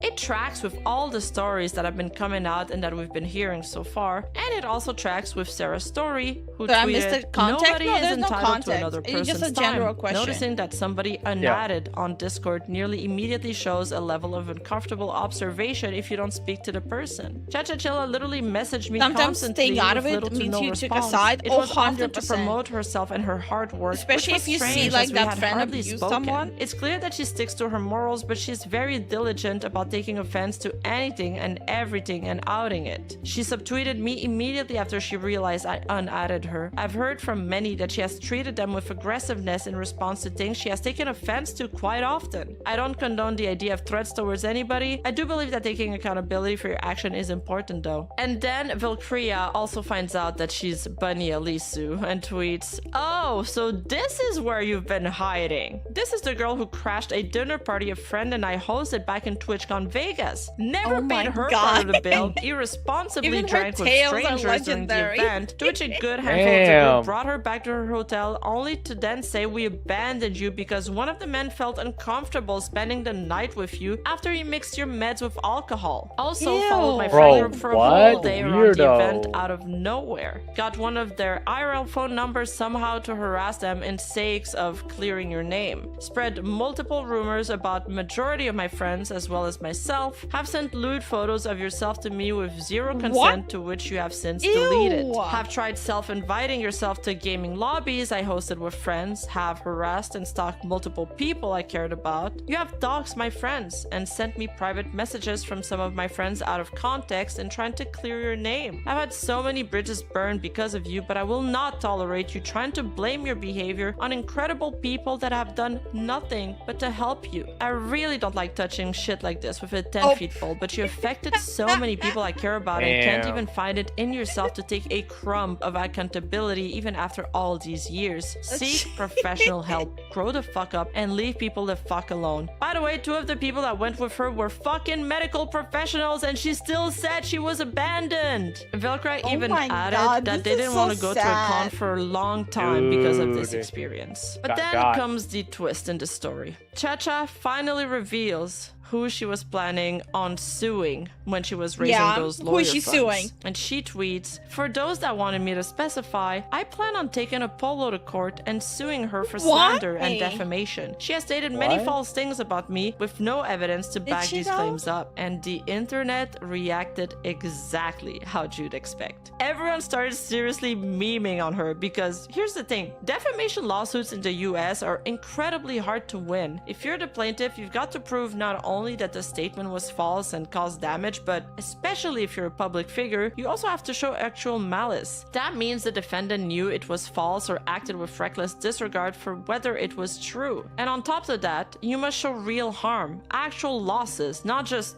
hurt feelings. So yeah, when she threatened legal action, it raised one question. Does she even have the evidence to meet those high bars? Because if not, it's really just noise. But then Apollo jumps in with her own tweet in response. "I'm not a very strong person, but I tried to be, so excuse me if I'm more off my element this week. I did a very big thing for myself and it's a big risk, I know, but I am happy I did it. P.S. No one is gonna support your scam, Chichachilla, but if you do get any funds, please seek help. And then, I know you're watching my tweets, go ahead, keep sending whoever, doing whatever you think is correct, anything to get under our skin. Aren't you tired? I don't know why you care so much to still be I'm going tired after just people. listening Let to it her go actions. and move on with your life." Yeah, this is, Then, like, my favorite tiresome, part, dude. the Yeah. What the hell? management spoke up. Trey Legacy This isn't jumps Japan, in and his Cha-Cha. words are skating. "I would love to see you try to come Jesus. after my talents again. Please do, I'm begging you. I still remember you trying to do a Google Doc last year on your PL and everyone called you out for being Okay, so I know a little bit about Mythos, the corpo though. The previous owner, he's no longer the owner. So like this person is the owner now. Like this person bought the Mythos from the original owner, but the whole corpo and the IPs because the original owner was trash. Yeah. Like stupid. horrible You deleted person it trash? multiple times. Just super we were lazy being and nice bad and at didn't drop his the doc job. with actual evidence from Oh. multiple people, and that was my call, and I regret that decision because you hurt so many people since then. Unlike you, I don't need help getting lawyer fees. If you want to go that route, buckle up and lock the fuck in then. It will be the last thing you do on the internet. No matter how many times you try to rebrand and start over, I will find you and call you out again. This isn't a threat. I don't make threats. I'm too nice for that stuff. I make Damn. promises. Ooh, I don't know about you guys, but when he said I don't make threats, It's a I make promise. promises, I kind of got shivers. Anyways, all of this finally brings us Damn. to Menhera apology number 2. And you'd think after all of this, the second apology would be better, right? No. Wrong. I want to address something important. To Why everyone would who it be feels better? hurt by me, whether it was something I said, did, or failed to understand, I'm genuinely sorry. Hearing so many people come forward with their own stories had made me reflect deeply. Even if I don't agree with every detail or remember things the same way, I know that if multiple people are saying they were hurt, then something I did caused that pain, and I have to own that. I'm human. I'm flawed. She I having make a mistakes, coming and to I'm Jesus learning moment? that intent isn't the Oh, same as no. impact. I don't want to run from this, and I don't want to hide behind excuses. I want to face my shortcomings I'm having and like work the to be biggest better. I'm doubt committed ever. to growing, listening, He and sounds like making an sure I don't abuser in a repeat the same relationship, mistakes. kinda, I know this yeah. won't fix everything overnight, and I don't expect immediate forgiveness, but I do hope I can earn trust back over time by changing, not just saying I will. Thank you for those who were honest with me, even when it was painful to hear. Can I'm only going to do apologize better. so much before This is wild. becomes hard to There's more believe. than Yeah. twice as many likes as bookmarks on this post. And not only that, but it turns out that she wrote her freaking apology with Chat GPT. It's been 100% AI generated, Dude. which Of course, Checha denies, saying that is not correct. No. I typed that out myself. Yes, it may be a vague apology, but I could not find every single post that people have posted about me, especially when several of them have blocked me. I think That's that anything that big has as too much fuck. correct grammar is prone to be classified as AI. Sure, Chacha. Another user even proved it was AI by running the apology through a different detection system. And yep,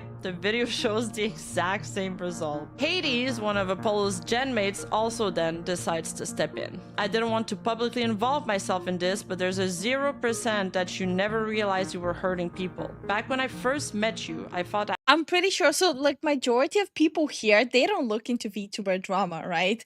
So, Right. for some of you, this is definitely like a new thing, seeing VTuber drama. How many of you are sitting and thinking, I want to go back to game drama? But, yo, this is petty shit, man. This is high school shit. It is. Majority, not all of it, but majority VTuber drama is like high school shit. It's I like a mean, popularity contest. it is. It really is. Like, oh, she has more likes on her Instagram. I'm gonna make her life a living hell. Bro, I even seen like petty drama like, oh, my boyfriend liked your model. And it's a dude too. Like the model that complimented was a dude. Like, bro. Oh my god. Like, it ain't that deep, my guy. Chill. It's like same as me flipping because you said Rev has a good model. It was that level of stupidity. I like his glasses though. The magical glasses.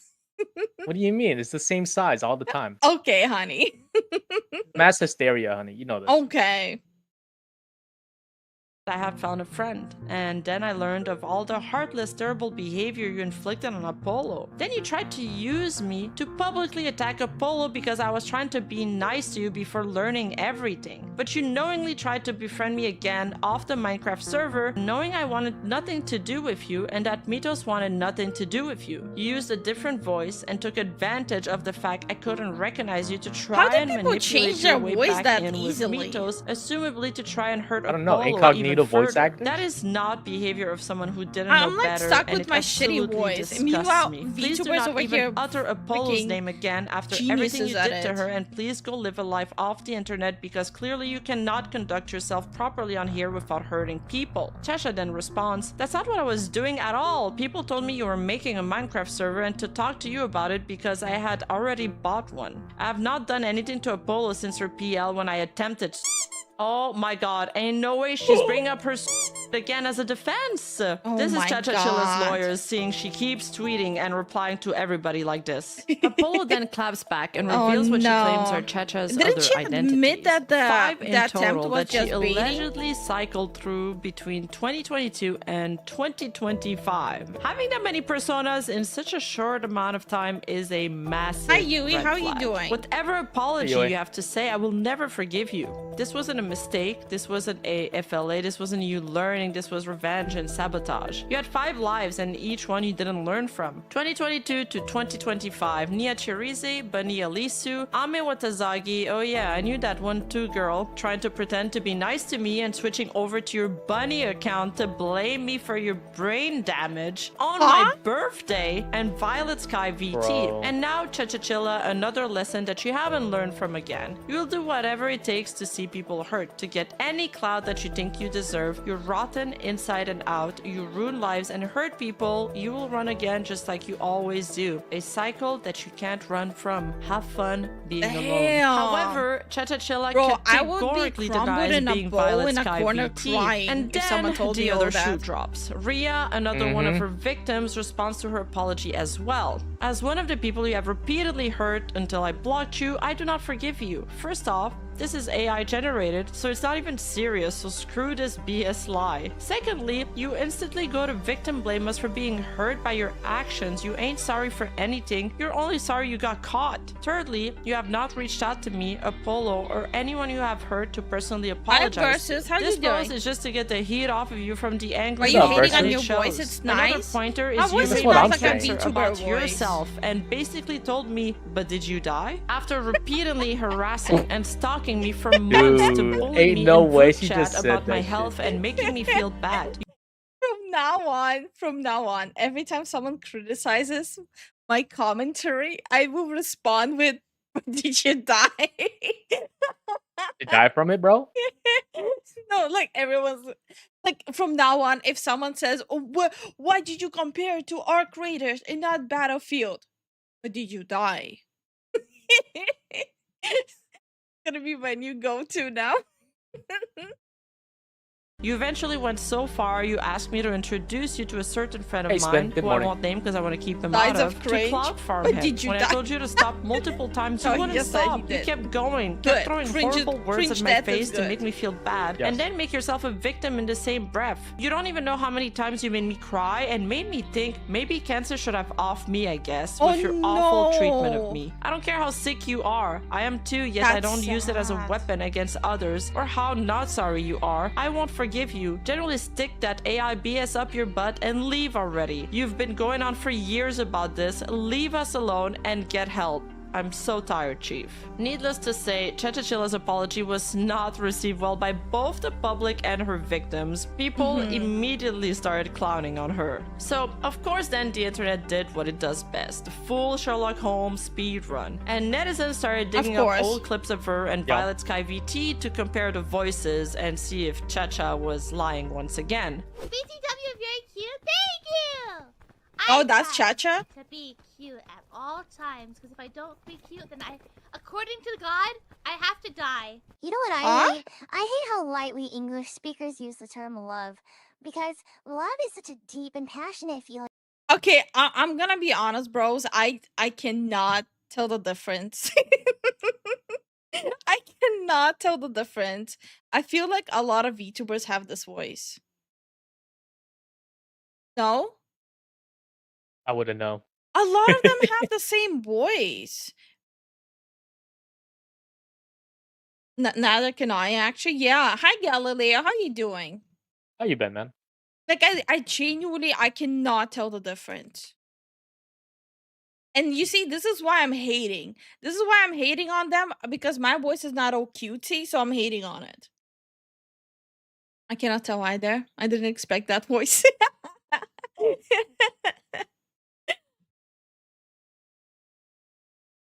But yeah, this is me coming clean. They all have cute voices. I don't have a cute voice, so I'm just hating. I hate Okay. fake cutie voices, but how do you know if it's fake? You see, like, how do you know if it's fake cutesy or actually cute? It's not that easy to tell, at least for me, not. Like, if you don't have like a cutesy voice yourself, it's really hard to tell if someone has it naturally. You have a voice, exactly. I have a voice. A voice is a voice, honey. Oh, there we go. Starwin, I'm assuming you're funny part. Ooh. Hey. Hello. No, I prefer you saying hell. Welcome to hell. I prefer you saying hell. Let's stick to that one. Trying to fix the ears. I don't know. I kind of hate the shape. Oh, okay. Wait, hold on. What if I put it here? What if I put the ear here? Oh, yes, that makes sense. Yes, I like that. Are you guys liking how it's going so far? Like a different, like, alternate reality fufu? Completely unhinged. It looks so fucking unhinged. I'm also trying to make like a mouth that when like the model moves, right? When the model moves, Yeah. The mouth moves as well. So like it looks different. Ah. I'm trying to make like a 3D like mouth. Yeah, looks neat. Very much, yes. Okay. What happened to our ear? Well, you guys are like a morph between me and Zen, so you guys have a lot of scars. Yeah. Did you put a shrimp on the fufu? Yeah. Why? I I just did that like in the realized. beginning. I just realized he put a shrimp on you guys. Look, And what of it? I did not realize it. They can't do anything about it. You guys have a shrimp on you. I should bring the fufu. Oh, that's. Ah! Why am I dancing? No! Why am I dancing? I wanted to bring. And now I'm Oh! dancing. Okay, yeah.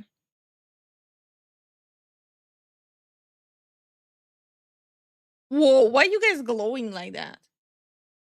Whoa! That's very Whoa. glowy. Why are you guys illuminated like that? My emotional comfort shrimp. Hi, Ancient. How are you doing? What's up, Ancient? Eva's true self has shown itself once again. Oh, hail the shrimp. Okay, Starvin, it's on your head, not my head. You're on my head. And the shrimp is on your head. I'm gonna keep it that glowy. Wait. Boobly eyes, I forgot about that. Yeah, we haven't done boobly eyes in a while since everyone's doing it now. And Yeah. and we don't follow the crowd. And you feel it toward those you really have affection and care towards. And honestly, the voices sound quite similar. Not identical, it kind of feels like she's forcing a higher squeaky pitch in one of them. Plus, they're not talking in the same tone or context, so it's hard to be definitive on this. So I'm sitting here like, I mean, maybe it could be, I don't know. You think they actually love you. You think they're your friend or your loved one or whatever, and then they leave your ass because you got too deep with them. You told them too much. You were secretly not really a perfect person they thought you were. How dare you? So they leave. Okay, well, when she's posting videos titled like that, I'm kind of sort of leaning towards, like, what? Yeah, that's her. And finally, if all of this wasn't chaotic enough, another creator named Elara received a message that tied this whole saga I've together. seen this She drama received go an down. anonymous tip with a screenshot of Bunny Oh, no. Alisu bragging that she'll get Elara to cover her, and basically insinuates that she'll take her side since she's friends with Why? her. Please tell me how you failed to understand this. This is intentional and full of malice. I was not your friend. You just constantly bothered me to get on tea time episodes. How dare you Ew. try to weaponize me against someone else? This is not what I stand for, and it's certainly not what How my to news burn coverage bridges, represents either. 101. I am not a mouthpiece for your agenda Multiple of hate bridges against back to others, back. and I won't stand for even an insinuation that I can or will be used in that way. But things kept on escalating further when Kibi stepped in, sharing what happened during Chacha's Bunny Alisu days. I need to say something because I found out that you're the same person who messed up with me and my close friends. You're not sorry. You've messed with so many people I care about and you've caused so much hurt in the past. Generally, get help this time. Stop falsely saying you will and actually do something for once with your life. I'm Oh sick and my tired of God. you creating rebrands, tricking some of us by using fake alter ego voices, and starting shit over and over again. Get off the internet for a good amount of time and seek a certified mental health professional. You ruined a very special moment for me My when I got heart raided by Camilla is by making it sinking about you when you listening push to yourself. this is so painful. Okay, part of me wants to get like popcorn and be like, oh my god. Oh, it just gets worse and worse. Yeah. Like, bro, what the fuck? Damn, I haven't watched Lara, the heavy metal elf, in a long ass time. The zoomies for me. 2 zoomies for me. I haven't watched her stuff in a very long time. I've seen like stuff here and there, but that's it. I heard like I don't she know. got completely screwed over with her YouTube channel though. Damn, that sucks. Yeah. From what I heard, like her YouTube channel completely got demonetized. Damn. Yeah. 1 second, I'll be right back. Entertain them. Okay. So lads, since I'm playing Warframe, right? I have witnessed or found out a way to get XP fast for my Warframe, but my weapons not so much. And I was like, okay, let me just bring my Mirage in, and I'm trying an experimental build with her. And this build is the disco ball, and it's it's pretty good, pretty good. It's the I'ma clear everything and do tons of damage. I like it. Did you show Lifu all the Prime trailers? No, I did not.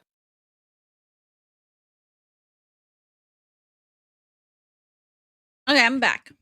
I don't think she's that into Warframe for me to be like, hey, let's watch all the Prime stuff. Maybe in the Prime future. trailers. Yeah.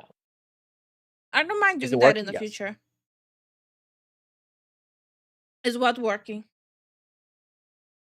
My build for Mirage, Oh. it's working. I'm clearing very quickly. Oh, one of her YouTube channels, not the main one. Okay. Alright, well. That'd be Hmm? No, everyone's saying that, yeah, that'd be a good stream. Okay. Yeah. I don't mind doing that in the future. That way I can like also catch up on more work too. Yeah. I'm assuming it's very long, right? Yes. They released a lot of stuff. Yeah, if it's 2 hours, like if it's around 2 hours, I might as well just get some work done as well while watching it. Yeah. On my stream after the GGD collab, essentially lying we were good friends to take advantage of Camilla's Raiders' kindness so you could get free followers and subscriptions, which you didn't end up getting through your constant self-promoting. Also, if people wondering why I'm making faces, I'm having my rice.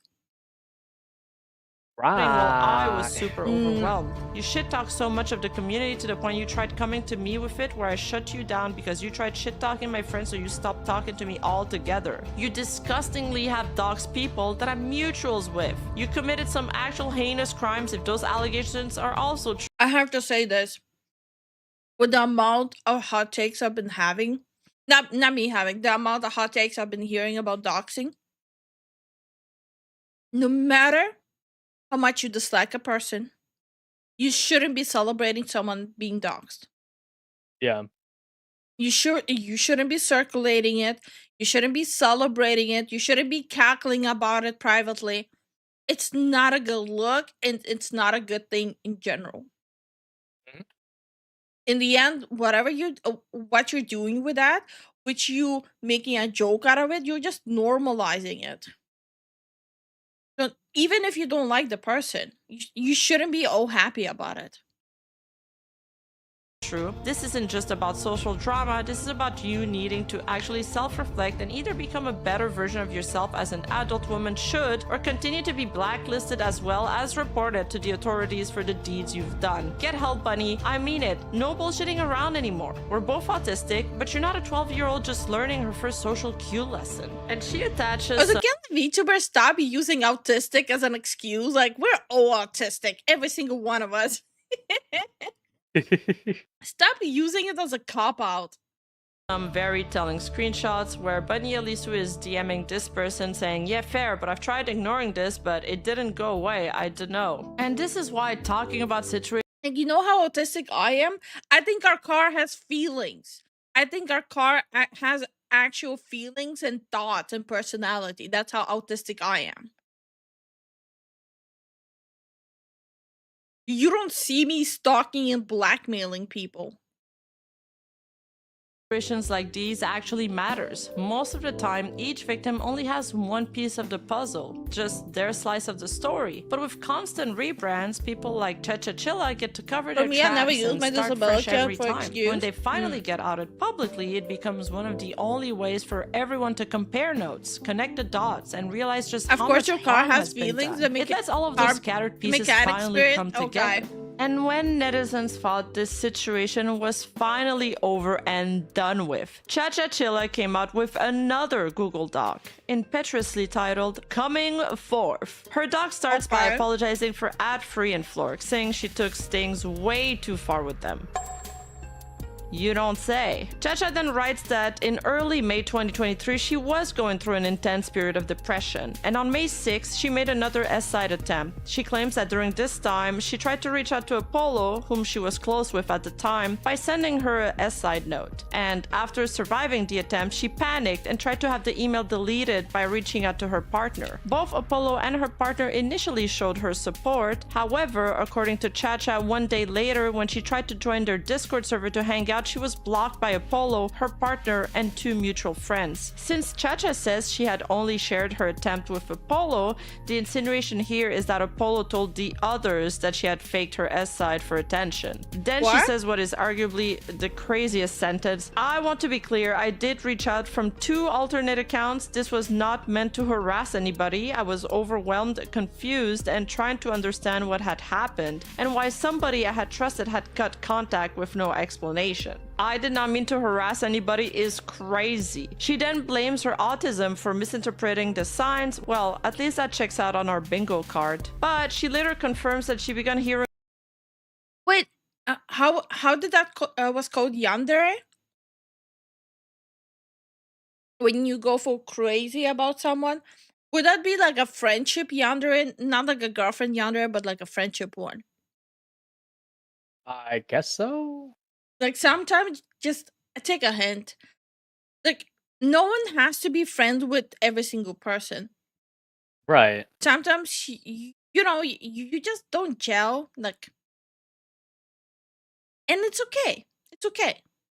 This happened. Rumors that she had faked an S-side attempt, which she claims led her to attempt S-side again on May 9th. This time she says she almost succeeded and required hospitalization, including medical care and time in a psych ward. She also claims she experienced temporary hypoxia-related speech issues and add that she has a hospital records to confirm this, but then she doesn't show any. Over a year later, Chacha becomes aware of allegations that were still being made about her, specifically claims that she had plotted revenge porn and doxed Apollo. She clarifies that she had never leaked anyone's personal information, legal name, or address, nor did. What the hell?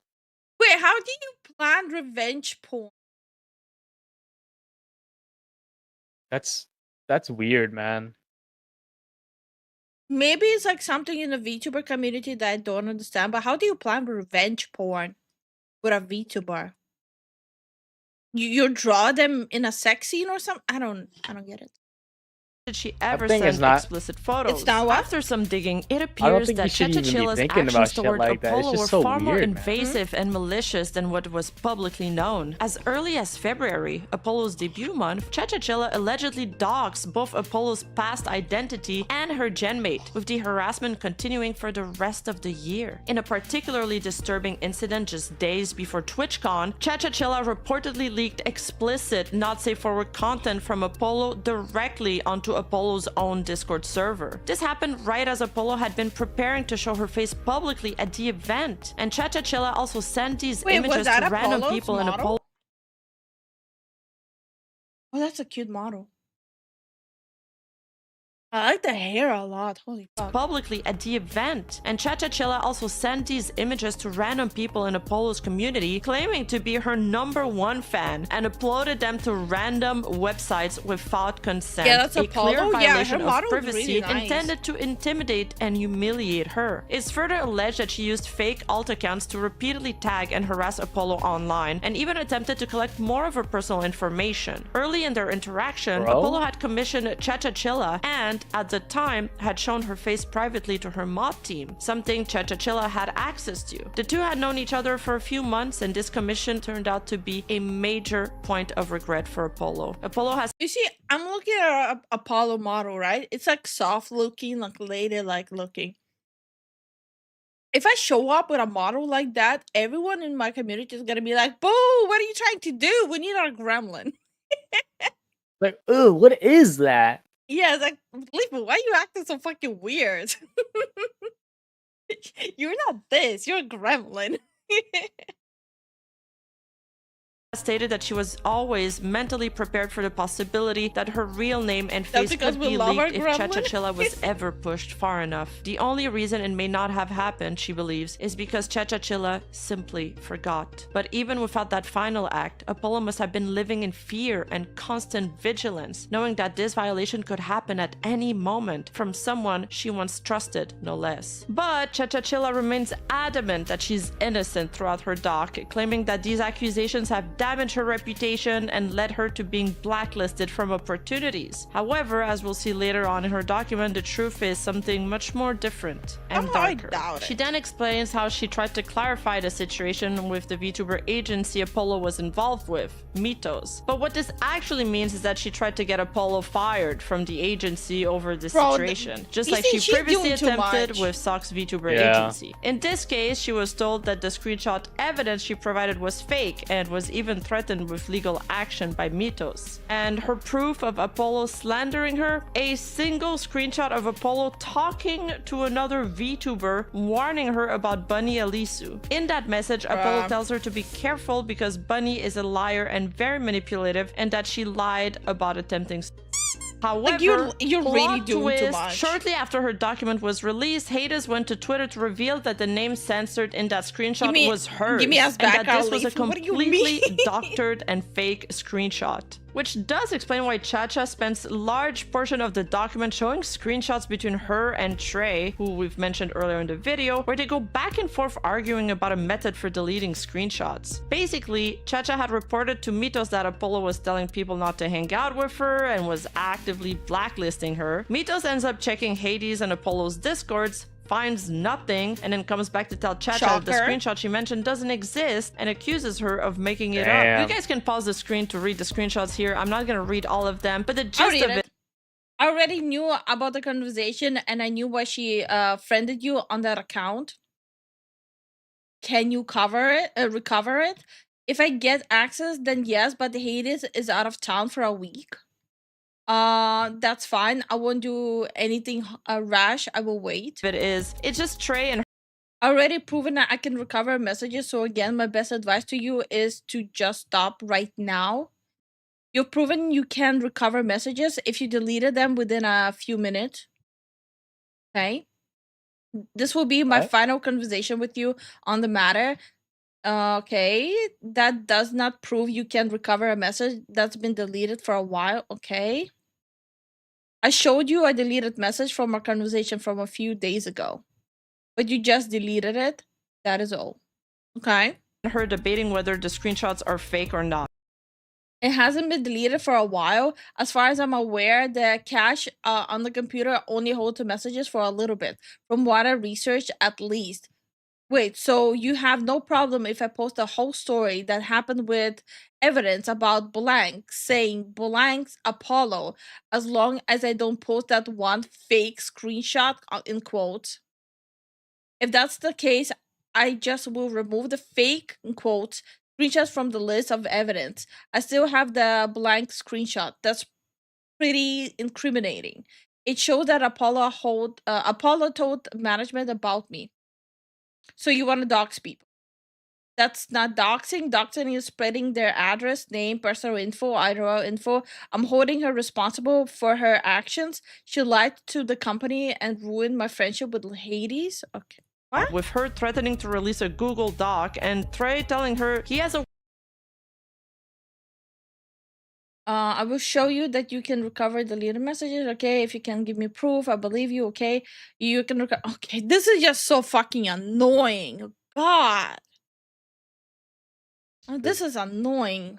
Like, I feel tedious just reading it. way of recovering the deleted messages. Personally, I think he's kind of trolling her here with some fake extension just to get her to give up on the whole obsession that she has on Apollo, but that's just my assumption. The other screenshots she posts as evidence are just her telling one of her friends about the situation and the same doctor screenshot she's been parroting around. What makes it worse is that her friend is clearly trying to talk her down the entire time, telling her this is a terrible idea and that she seriously needs to let it go and please stop. It's just So too it's really much. odd that she chose to keep those screenshots and include them in the Google document. Honestly, I'm pretty sure these screenshots just make her look even worse. Oh, yeah. Then she shows screenshots of a mutual They're friend not of doing her Apollo any and her favors. who was told by her mods Nope. incriminating things about her. But when you actually read the screenshots, you realize there's literally no connection between these mods and Apollo. The messages are from a mutual friend of Apollo, not a mod. The mod in question isn't even part of this conversation. And to make it even more clear, the friend takes the time to reassure Chacha that she's still her friend and even explains that it was her own mod's decision to kick Chacha from the server, not Apollo's, because other people had come forward with reports of Chacha doing bad things. And then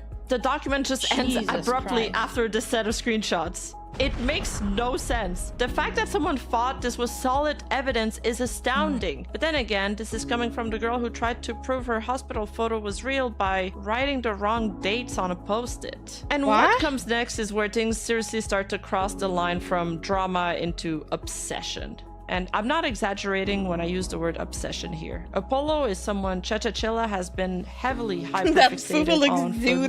little years at this point. And the clearest That's proof the of plan, that is the actually. Google Doc that she released on Apollo years ago. One day, Chacha's current doc accidentally reveals that she had already posted an older document in the past. And this is mentioned in her conversation with Trey. So I went ahead and dug up her now deleted Google Docie, and guess what? It's practically a rehash of the new one she just posted. There isn't even any new information that she added in her recently posted document. And the saddest part of it all, Chacha was actually a successful, not safe for work voice actress. She had a career, a following, and real momentum, but she threw it all away. Her reputation, her Bro, why?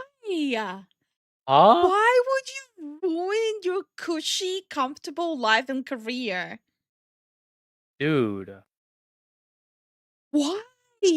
So you made it as a voice actress and you threw it away. Oh my god. I think this is Yeah. like the definition of people being bored with their fucking life. Oh my god. So, All you had to do mhm. was get the money and just chill. That's it. I don't understand people. I really don't. I say again, good job. Congratulations, you just screwed your life over. Yeah, it's like, bro, you technically you made it, right? That's it, you made it. Why would you flush it down? Because it's Like- too easy. You're playing life on easy mode, obviously. They want to play on extra hard mode. I don't get it.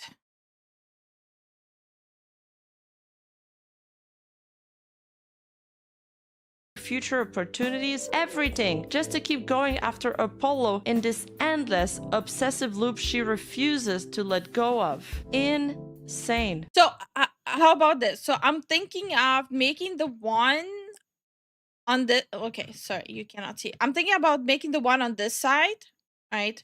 Making him look zooted and like this, but making this one all smiley with a tongue out. What do we think? What do you guys think? Like this one all zooted and this one all smiley. We like it? Yes? Okay. Like I want them to have like a little bit of different. In that case, I'm gonna change this one's mouth a little bit more to like a frowny. I like the idea. Yes. Okay.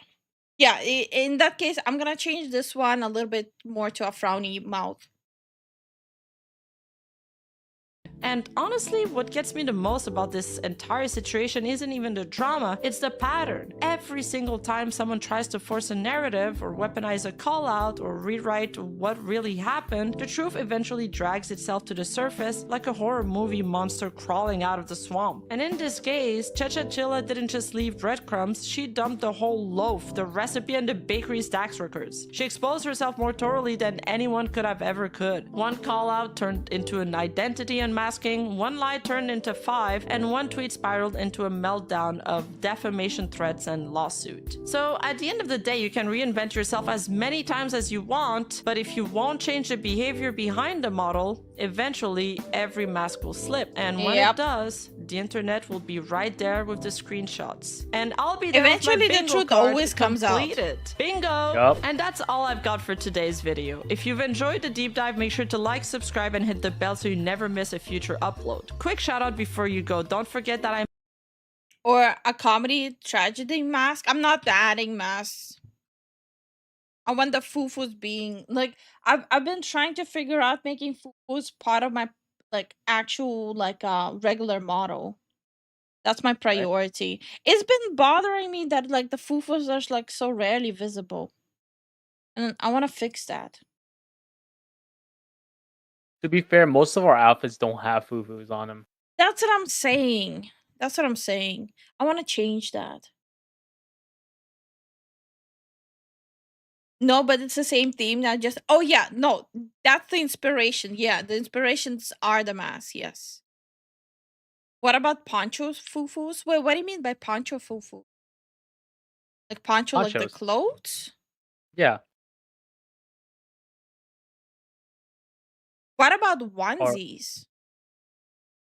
Like a Fufu onesies? Like, yeah, like fufu onesies. Yeah. that'd be cool. We're rarely visible because you guys keep us locked in the boiler room. Okay.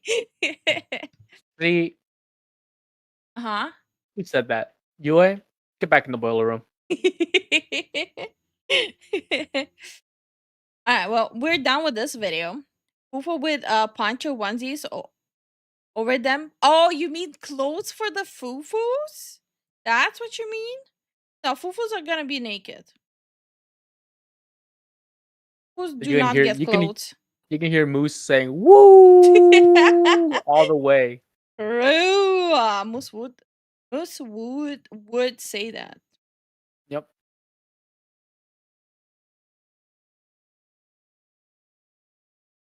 Just a weird idea. No, you guys are gonna be naked. You don't get clothes. Well, give us a hat. No. No hats. If you have a hat, you're not naked. Only naked fufus are allowed here. Damn, that's crazy work. A top hat and a monocle. A top hat and a monocle while being naked? That's weird. See? That's weird. Good night, Kyrian. Good night, Kyrian. Oh yeah, I showed my dad Asman and he called him Jared Leto. Oh. Bro, did you guys see? They're trying to start a rumor on Twitter that Asmongold died. That's weird. It's fucking weird, right? Why would you try to start a rumor? Doesn't he stream like every day? Yeah. Yeah, he does. If I walk outside with nothing but a hat, the cops still get me for being naked. So by that logic, give us a hat at least. No. No. You guys have to pick your annual nuggie, only one nuggie a year, or a top hat. Do you really wanna forfeit the nuggie? Do you guys really want to forfeit that singular nugget shared between 15,000 of you guys? Okay. Mujin's video time? Yeah. Fuck it, we ball. A deep dive into the bloodiest Genshin creator drama ever. Oh no. On June 8th, 2024, this tweet by Asian Guy Stream, You're such a otherwise known as pindam that I had to Atsu, sell was less posted. clothes I had. I'm quitting. I lost absolutely everything. My marriage, my career, my livelihood, my will to Over live. Genshin? Keeping these secrets to protect others has felt so lonely. I don't want to live like this anymore. This document is for my closure. I want to move on. Linking a Google Doc, 34 pages long. This tweet at the time of recording has 20 million views. God. How the hell did a drama that originated in the Genshin community almost 3 years ago end up with 20 million views on Twitter? Something that can rival tweets made during the Kendrick and Drake beef, a phenomenon that took over the world overnight. If you scroll down, there are many content creators, big and small, from other niches and from this niche, all commenting on this, bringing their communities forward here as well. The truth of the matter is, millions of people who saw this document have no idea what's happening. Only a few content creators commenting on this post can grasp the insane depth and context needed to really fully understand what led to this. This post carries behind it 3 years worth of context. And this isn't the first time it happened.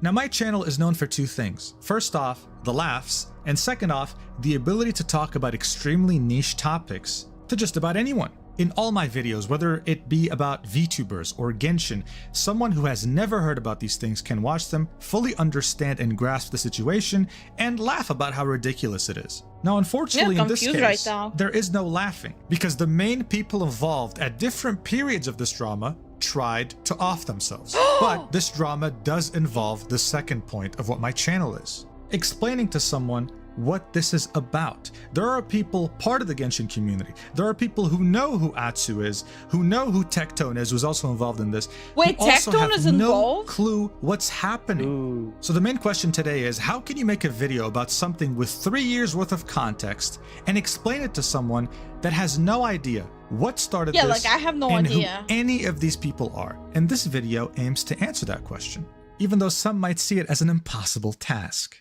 To give you an idea, Tectone's video just about this document was 3 hours long. I don't aim to make it this long, but I'll do something I don't often do. I usually give you my take on videos. Here I won't. So wait, I'll was stay this like a completely big thing and that utterly happened? neutral. Listen, I have no interest in taking any sides in this. It's a very nasty situation. What I truly want is to explain it to the millions of people who have no clue what it's about, and have them make up their own opinion. That way they can move on from this. That way we can all collectively move on from it. To go even further beyond. Great. I know it's cliche to send money when something bad happens to my favorite VTuber couple. However, Awana and Dev agreed. Oh, thank you so much. We appreciate it. And no, it's not cliche. It's not cliche. We really appreciate it. Thank you so much. And say thank you to Devin as well. I'm glad that you guys deciding these things together. Yes. It's very cute. Somehow Zen's googly eyes work well with his hair. It does. Hold on. Speak up. I cannot see you. Huh? Speak up. I can't see you. Why you like this? What? But yeah, Starman, thank you so much for the support. We appreciate it. Thank you for the support, man. Hey, look, Holy. the color of the super chat matches the. Just yelled straight into my ears. What did I do to you? I get excited. Hey. Okay. I'm good. Let's dig into this topic and find out what happened about a story none of us know, about people none of us know. From this, because I don't think it benefits anyone to stay talking about it for years to come. Before I begin though, I want to make a disclaimer. The first one is this. As I mentioned, I want you to move on from this after understanding it and making up your own opinion. Please don't go harass anyone after making up your own opinion. It'll only drag this out further. The second point is this. There are a few people who were concerned about me making a video about this because they don't want me to be the final nail in the coffin to make Atsu, who had already tried to take his life 3 times as referenced in his document, to actually end up doing it successfully. I assure you, this is not my intention at all here. As I said, I'm being neutral. Yeah. Also, since no one bothered reading the document, I might as well say it here. On page 16, Atsu says that he's doing way better and asks everyone not to worry. He won't be making another attempt. Okay, Alright, so no need to worry. Okay. So my role here, or at least the role I want to have, is just someone who will explain to you what's going on. Nothing more, nothing less. So let's do this.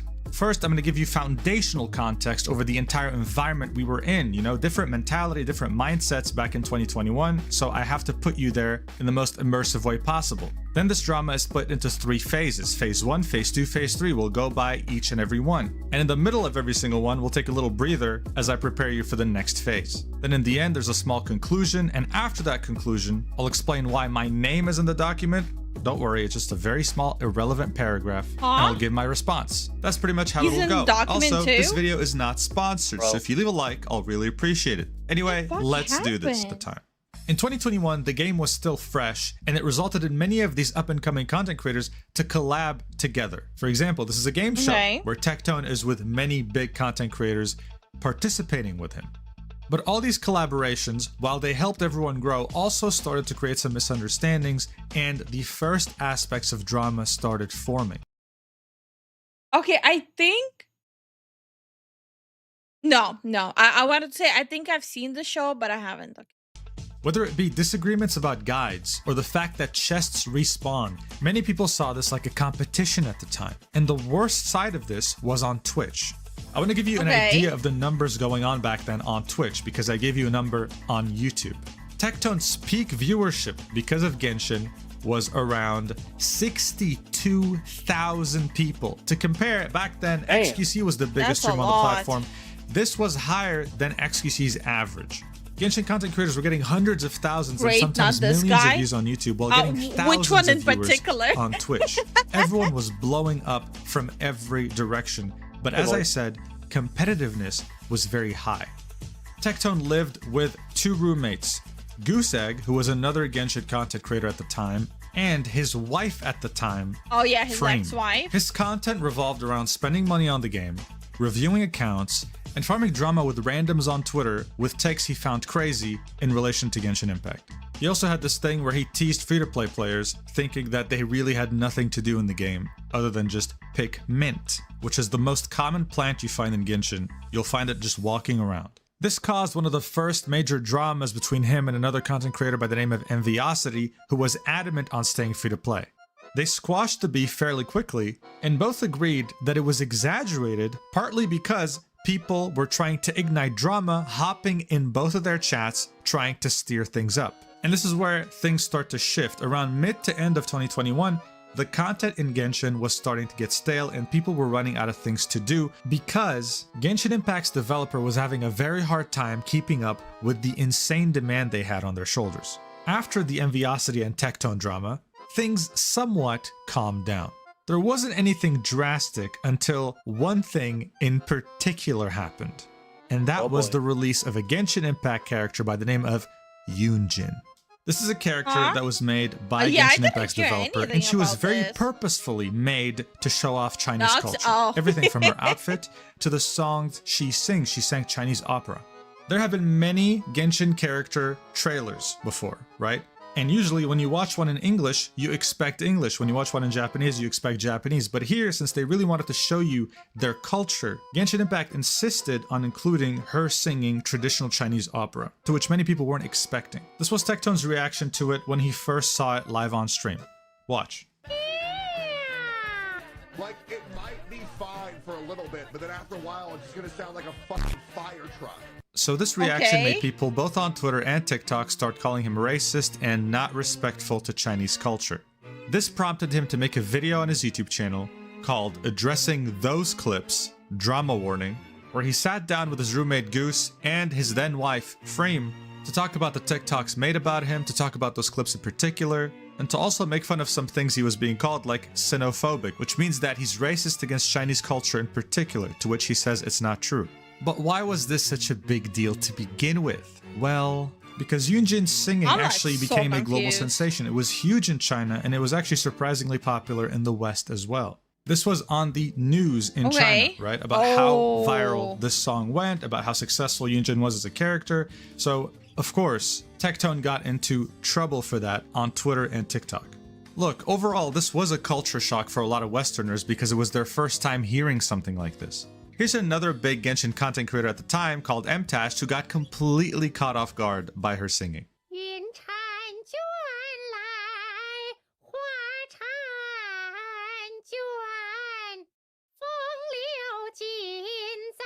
Wait, is that actually in the game? It kind of just sounds like opera to me. Am I cooked? I am so confused right now. Blissful ignorance, Lifu. It just sounds normal. I'm confused right now. Anyone with the amount of brain knows that this is just opera, but just Chinese. No, I'm assuming there was drama over it because of the way the singing was. Yeah, but that's just my assumption. I have no fucking idea. Okay. I loved the character, hated the English voice. No, that makes sense. It's not something you would listen to in the US, so. What the?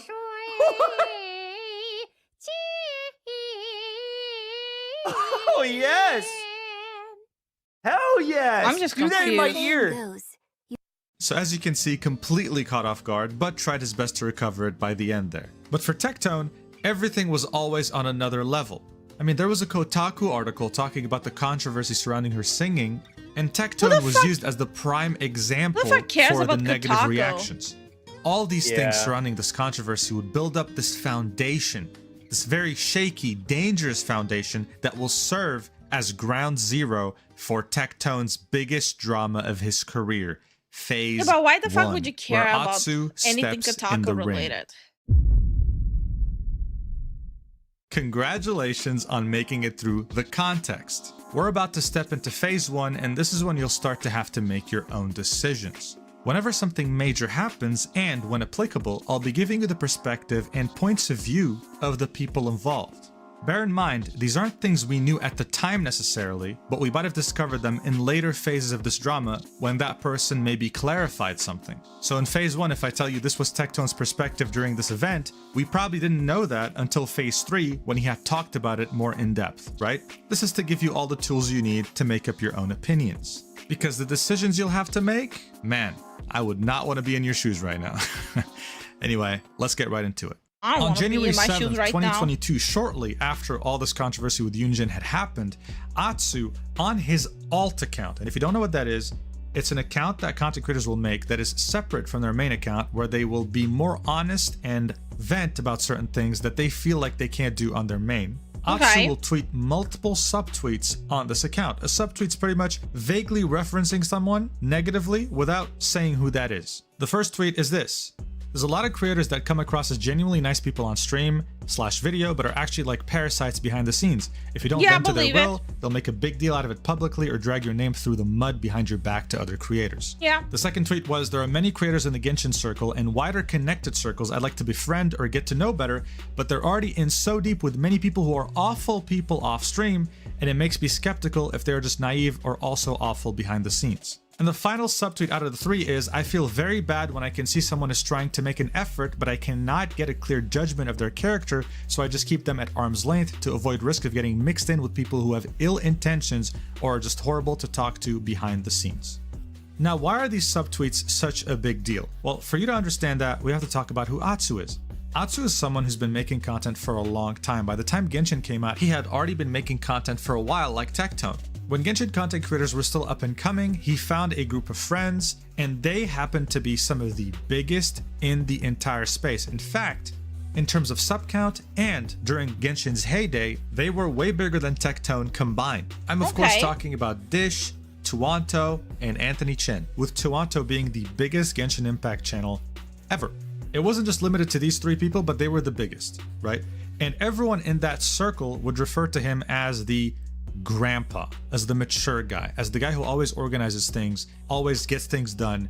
They showed massive respect to him on stream, and they always collabed with him. So Atsu in the Genshin Impact community was seen like this smart, mature grandfather, right? Okay. This role meant that he was wise, and that he was guiding these content creators who were in their early 20s, sometimes 18, 19, fresh out of high school, and giving them proper advice. So him making 3 subtweets like this held so much weight in the Genshin Impact community because of where he stood.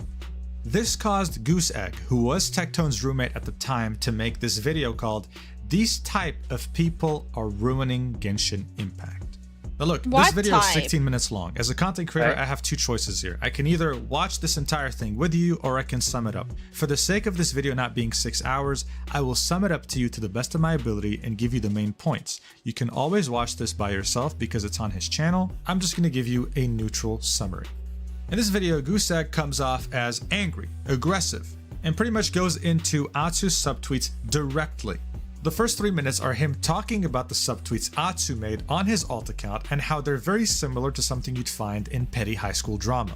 That if you have a problem with someone, let them know directly. There's no need to do stuff like this. He even went out of his way to reply to the subtweet and said, "Like who?"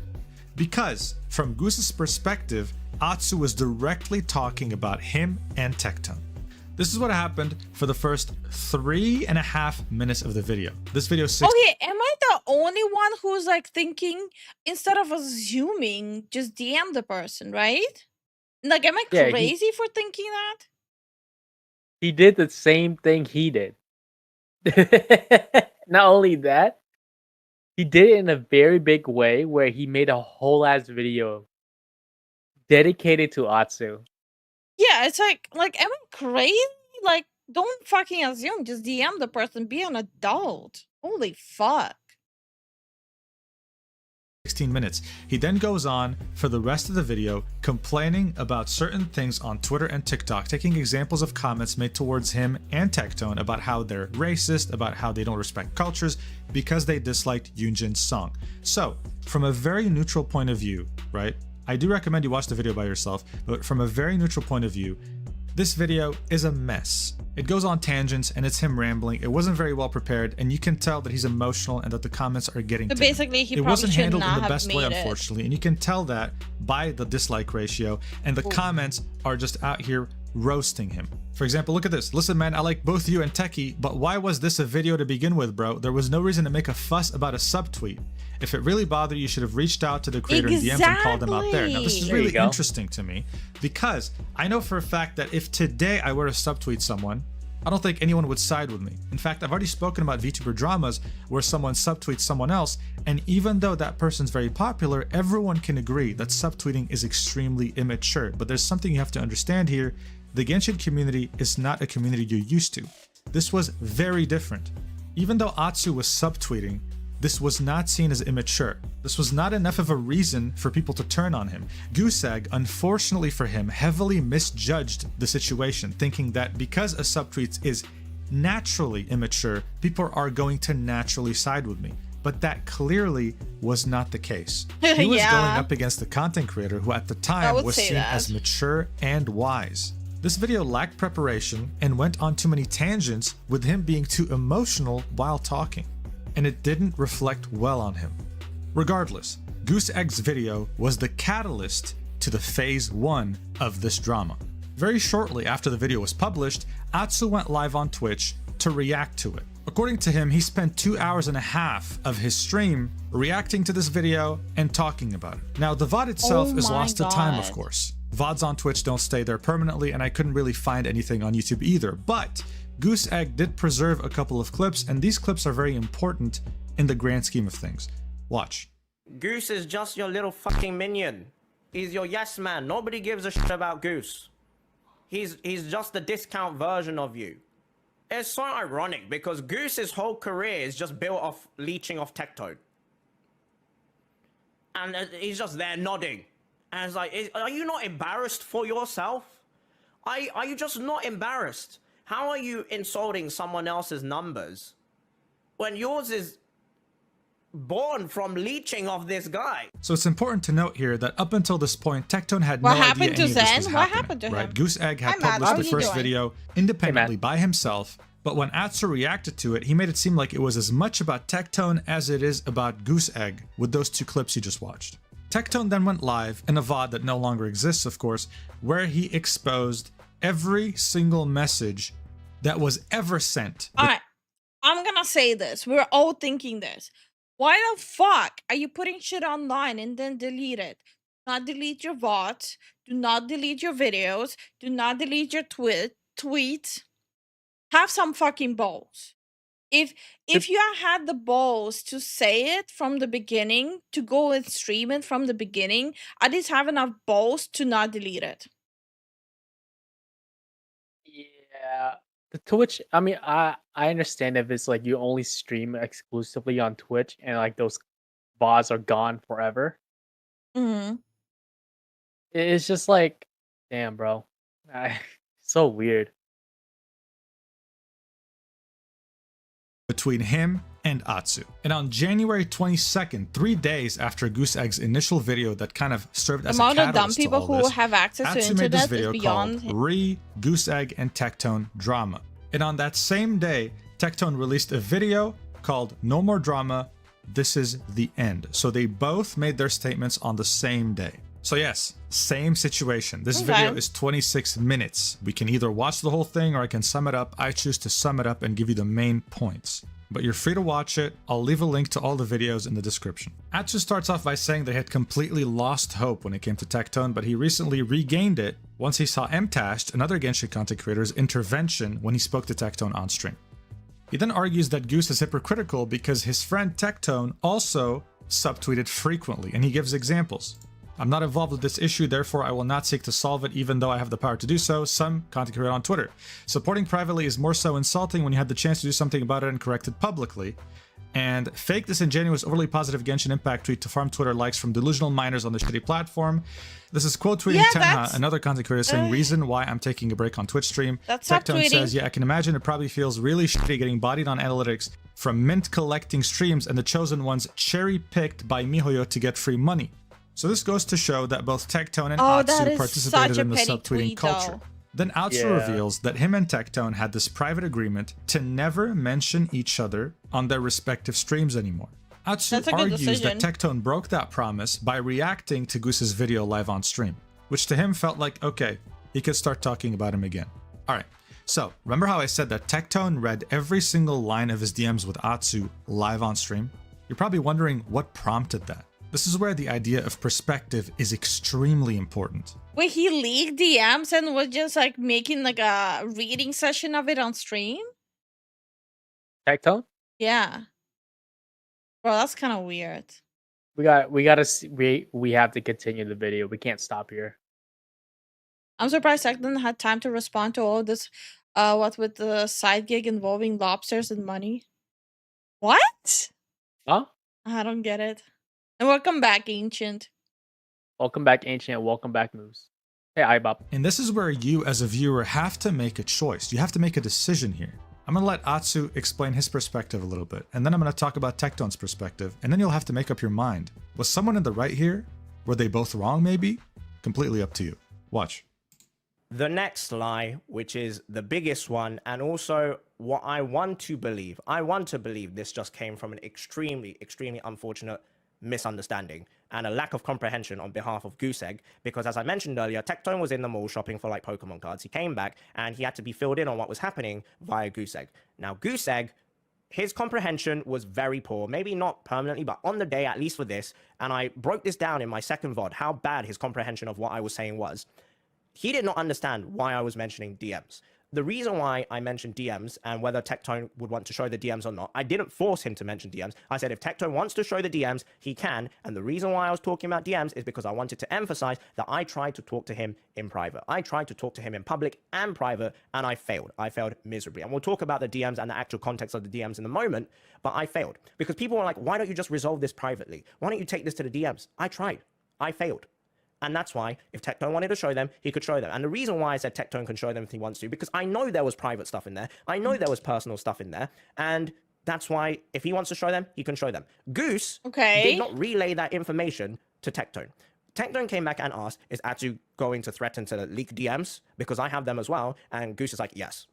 That's all he said. He didn't emphasize on anything. He didn't say anything other than that, and that set Tectone off. And he went to the DMs, and he ended up doing a whole stream showing literally from start to finish our DMs. So much chatter in there as well, which just showed how close we were as friends as well in those DMs. And Tectone says that himself as well, and I agree with that.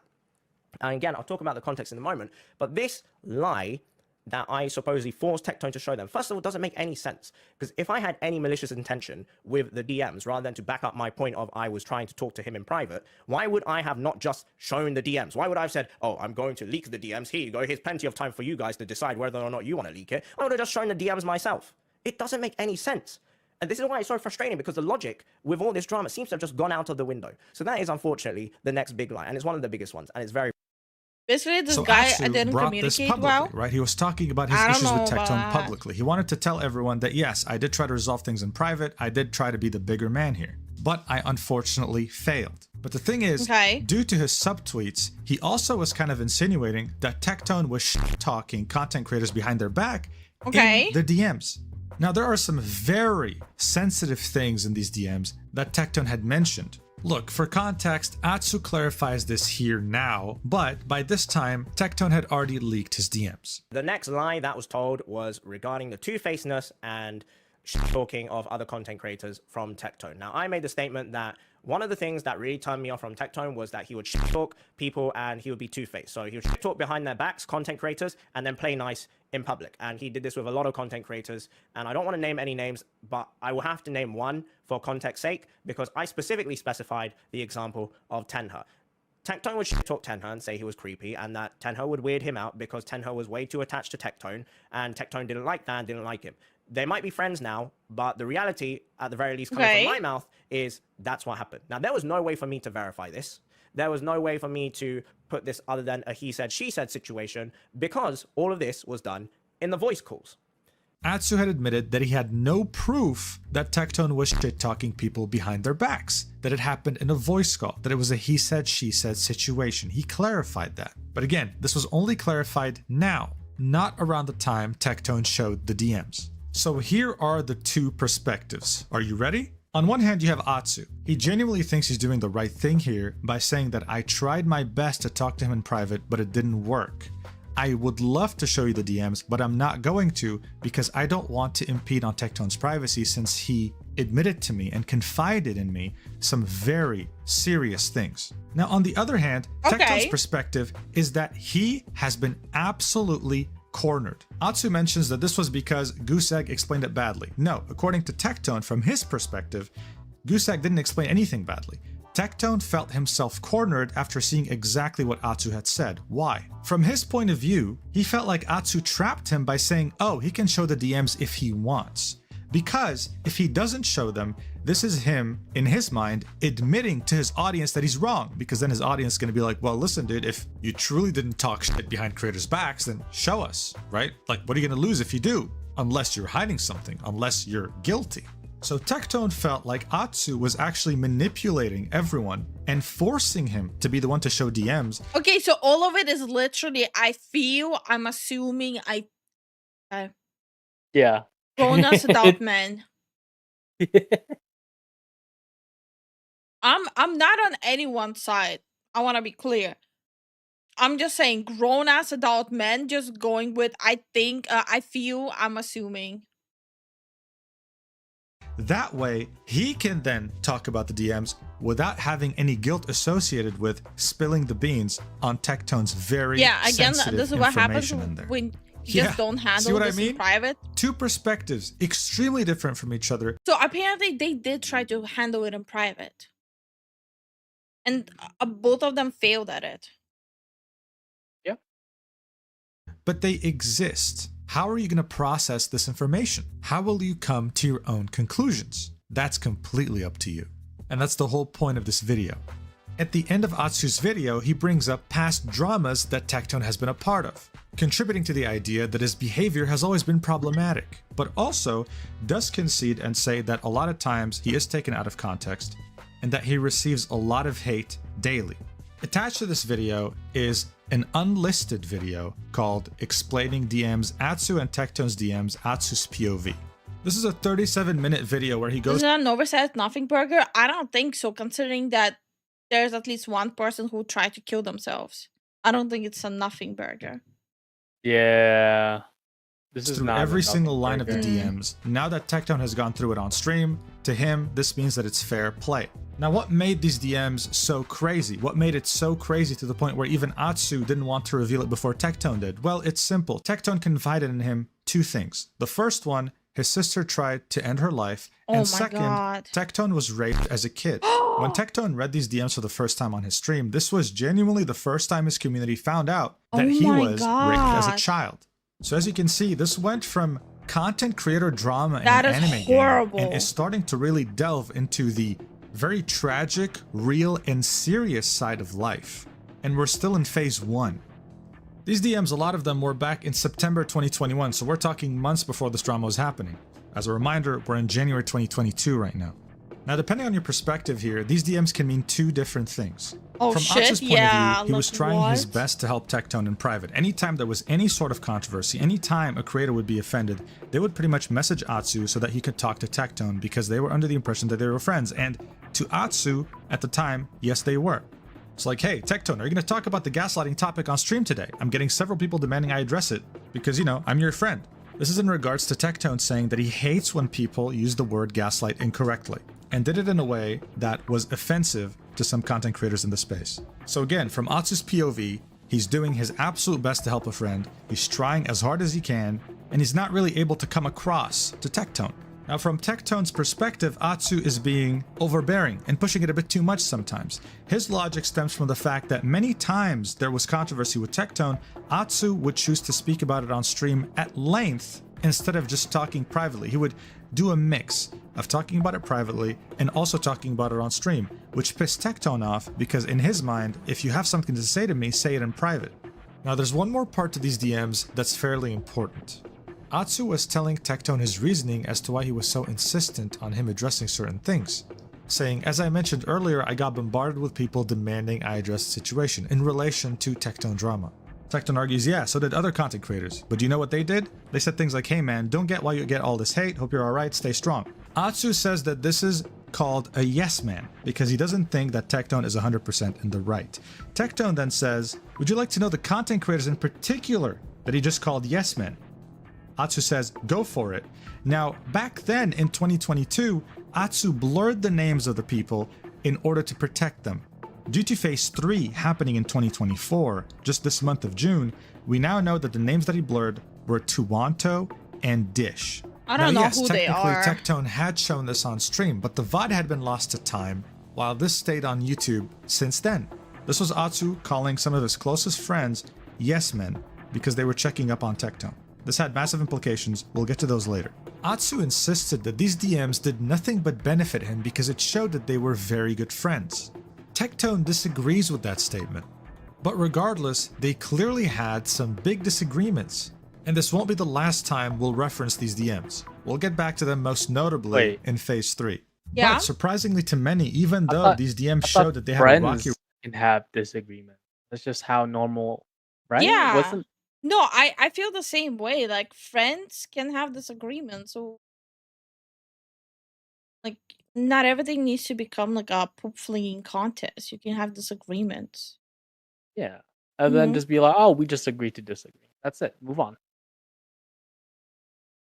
relationship, Tectone's video called No More Drama, This Is the End had him pretty much concede to everything that was being said about him back then. He apologizes and says that, hey, listen, you're right. It was my bad that I laughed at Yoonjin's song. I screwed up by calling Genshin free-to-play players mint collectors. emphasizing that this wasn't really to insult them, but it was more of a dig towards Hoyoverse for not being able to update the game often enough.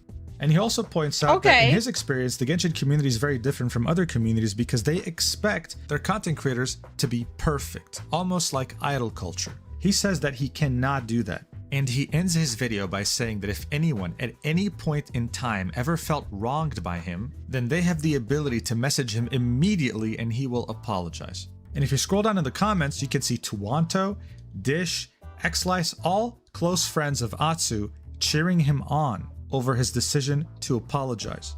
People were hopeful that this is it. The drama was going to end and it wasn't going to get brought up again. But unfortunately, as you already know, since we're here today, this was not the case at all. You see, a day before January 2022, a day before Atsu and Tectone released their video, Goose Egg released his video called My Side of the Story. He pretty much argues that Atsu dehumanized him, almost discredited everything that he's ever done on YouTube when he said that he was a discount Tectone, something that only comes with negative connotations. He also argues that he's not a Tectone leech because even before meeting Tectone, he had so many videos made that had nothing to do with Tectone. Right here.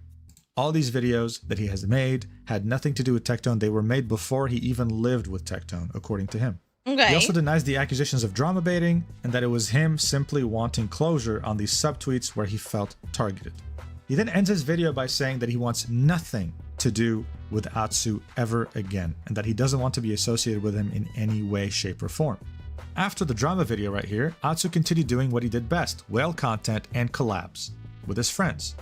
Tectone also continued doing his content, but Goose Egg was in a rough spot. His views plummeted. Now, was that a direct correlation to the drama? I can't prove that, but things weren't looking too good. And according to Tectone, they only got worse. From Tectone's point of view, he was having many issues that he wasn't revealing on stream. Atsu's words held a lot of weight in the Genshin community. I've already explained to you why.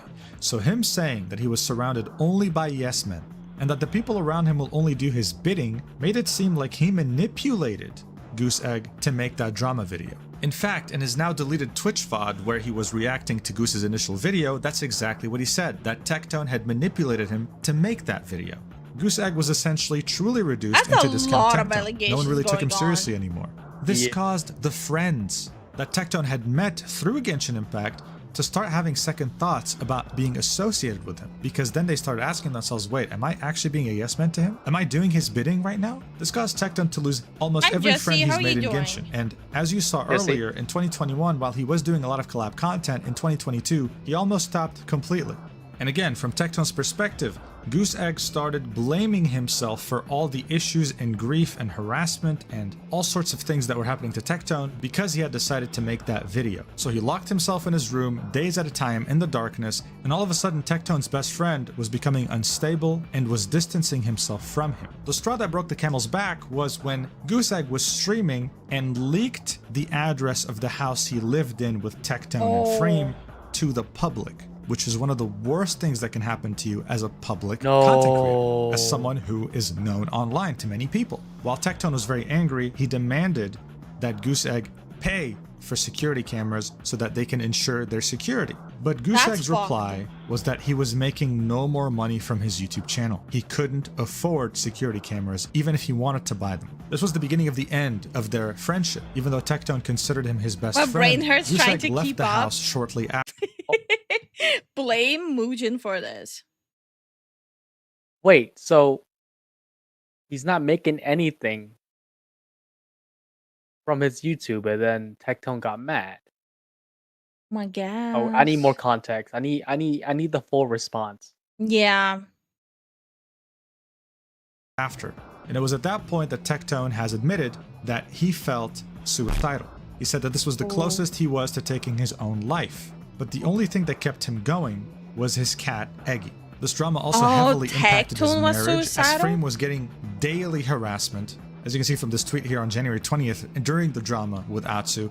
Just because I'm married to someone doesn't mean I'm a yes man. I love Tectone, but I'm my own person and have my own thoughts and opinions. Lol, crazy, right? Why do y'all constantly have to bring our marriage into this shit? So now she was seen as a yes man. She was seen as an enabler.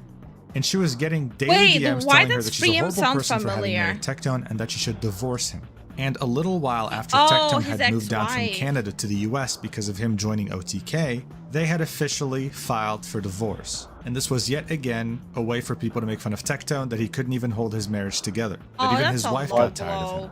This is when Tectone would start to shift his content. And during this Saying shit like that is so fucked up. Yeah, you don't say whole shit process, like that. started to distance himself from the Genshin community and started holding more animosity towards its developer MiHoYo and its community. For the most part, Tectone was blacklisted from the Genshin community. He had completely separated himself from everyone, and Atsu was still in that community, carrying on as usual with his friends, with his collaborations, with his videos, with his streams, and as far as we knew, both of them had nothing to do with each other anymore, and everyone was hoping that it would stay like this for forever, really. From the Genshin community's perspective, Atsu had come out victorious, and the bully Tectone was completely kicked out of the community. From Tectone's perspective, he was wronged. He had lost everything that mattered to him, and even though in his mind he had lost the battle, he wasn't gonna lose the war. Which is why, during the period of January to February 2024, Phase 2 had officially begun. Holy crap. Phase 2. I'm impressed you made it this far because Phase 1 does have a lot of information. The reason why we had to go through so much was because this phase is going to be referenced and will be used as the baseline for the next phases. Phase 2 is completely different though, because for the first time we'll be heading into the mainstream. And it's when things start to get very spicy. To the point where it's not a content creator war anymore, we're talking about careers, money, contracts, relationships, backstabbings, etc. You might already have an opinion after Phase 1, but let's see if it stays intact, or if it changes. This is just so messy. I hope you're ready, because we're about to find out. So, we are now in January 2024, 2 full years after the events of Phase 1. Now, every year around Chinese New Year, Genshin Impact comes out with the biggest update of the year celebrating it. And 2024 was going to be Genshin Impact's 3rd Lunar New Year.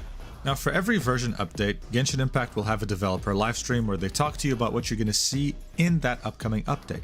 Players were expecting a big reward because 3 years for a gacha game is kind of a big deal, and there was huge controversy over how meager the rewards were going to be, resulting in them losing over 1 million followers. Okay, but like the Genshin bad rewards, I think everyone knows about that. Did they revert that? I think they tried to revert that, but it was also like a bad reward. Oh. Yeah. So it was too late. Yeah.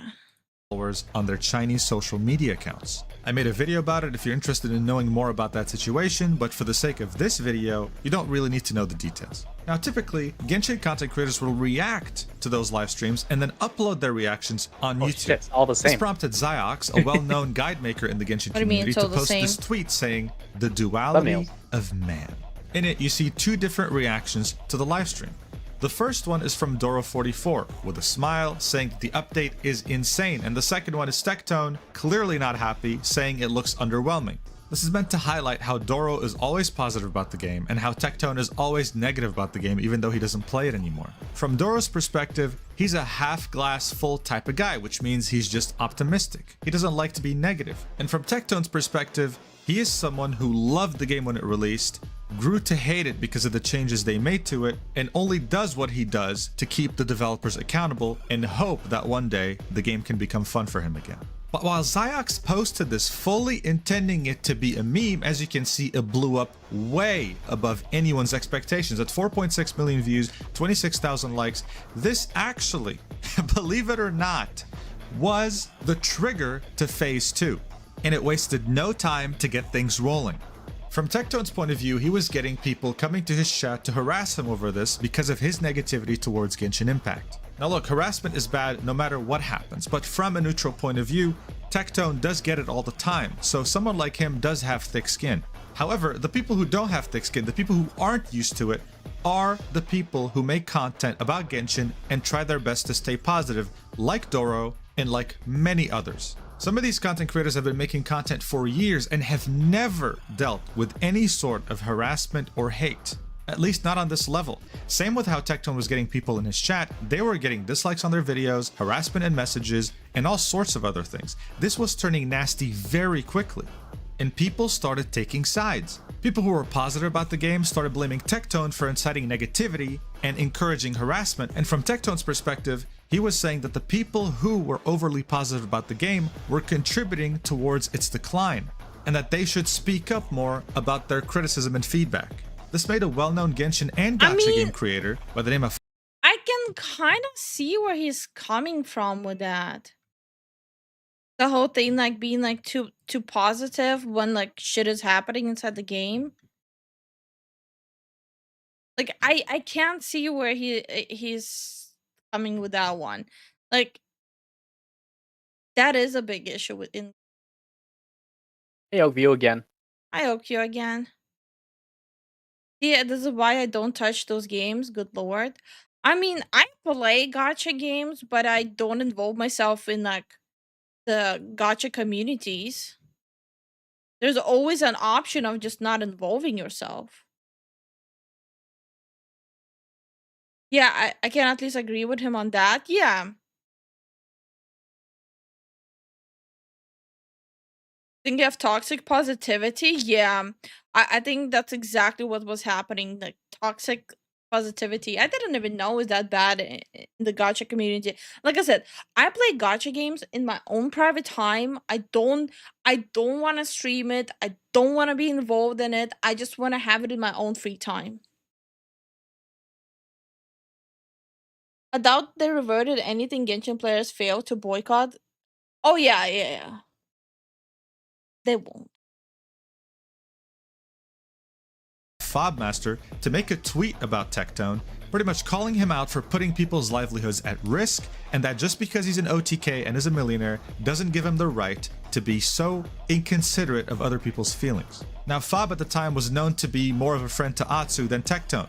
They were known to hang out together and they had the same circle of friends. The tweet was pretty big and I think at its height had reached hundreds of thousands of views, I think closer to 1 million. But it has since been deleted, and both him and Tectone solved things in private messages, right? So that's why I'm not going to be really talking about it too much, but just so you know, that happened. Fobmaster's tweet emboldened Atsu, and he came out with his own criticism of Tectone. Someone completely irrelevant to all this tweeted, having a guy you don't like be obsessed with you, top 10 most horrible experiences in life, and he quote tweeted that saying, Genshin community's experience with Tectone. As you can see, this was posted 9 hours ago in Tectone's video, already at 500,000 views. It got a lot of traction because, as I said, this How do we feel about the transformation so far, guys?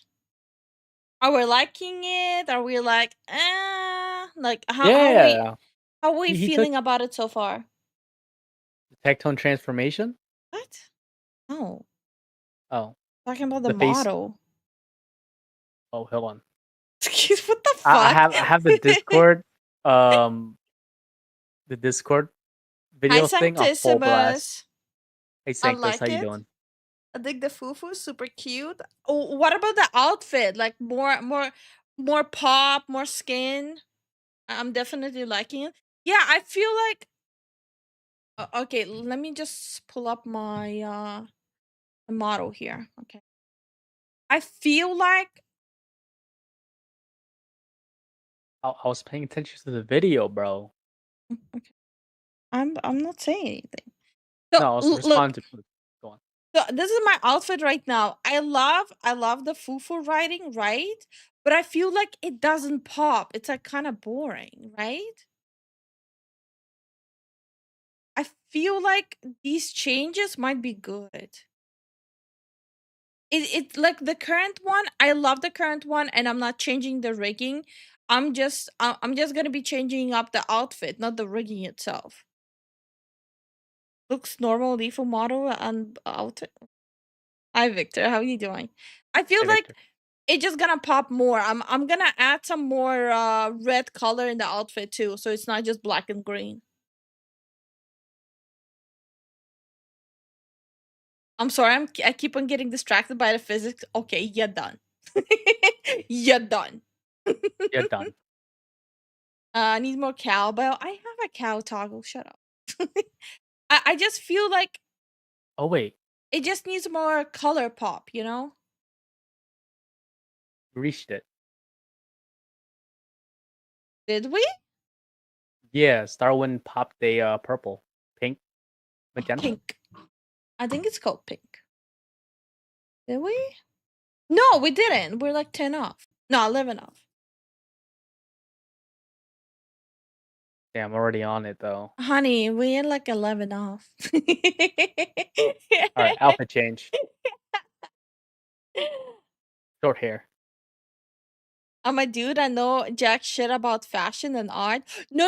I'm not asking about fashion and art. I'm talking about like the model popping more. You know, like just popping more. That's all. I feel like it's gonna pop more this way.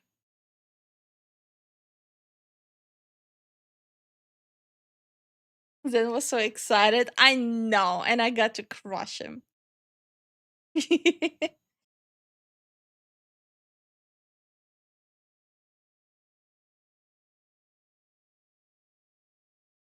I just don't know what that means. It just stands out more against the background. That's all.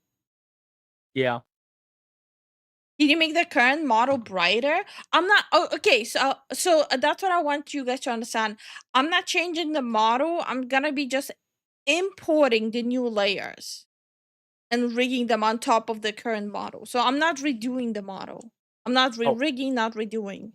I'm just upgrading. Darwin says, I like the top a bit more, especially the fishnet part. Reminds me of when I used to wear long sleeves fishnet shirts back in the day under other shirts or crop tops.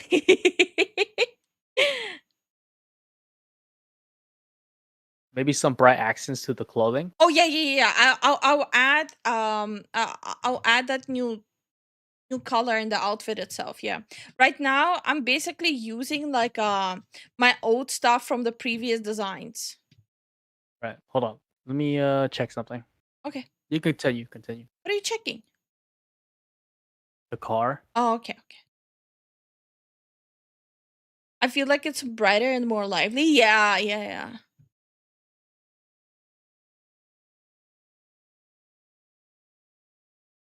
Help?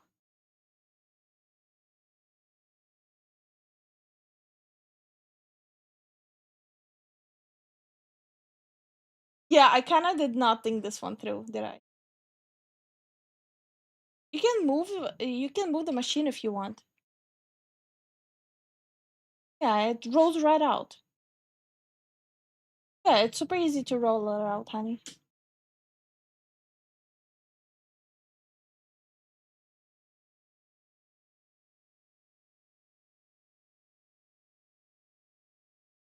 Can you see with all the glare? Everything good?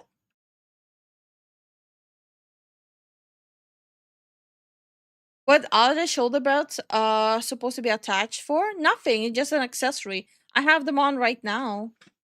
It's part of my outfit. It's just like it's just a thing. Everything good? Okay. Really took over the Genshin community and the wider anime and gacha community by storm.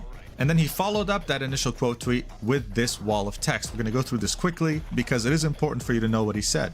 And by the way, on a side note, just so you know, many of the tweets and things that were posted in Phase 2 were deleted after the fact. So I had to come up with some creative ways to find them again, which is why I'm telling you about this tweet through Tektone's video. I said this already on stream, but to reiterate here, I thought it was unfair how Tektone and Doro, amongst others, got absolutely blasted by Twitter following Ziox's tweet. It was unprovoked, and I think it's bad if we act like people can't have their opinions, whether overly positive or overly negative, especially when they're not enforcing it on you. Having said that, the way Tektone has reacted to this by diverging the conversation, name dropping, throwing shots, and spreading misinformation about content creators, including myself and parts of the community he is bitter towards, just comes across as extremely insecure. I think it's clear to most that he's just milking content and viewership while parading himself to be some sort of noble advocate for change. This is the narrative he wants, and naturally his fans are going to eat it up. There's really not much you can do about that.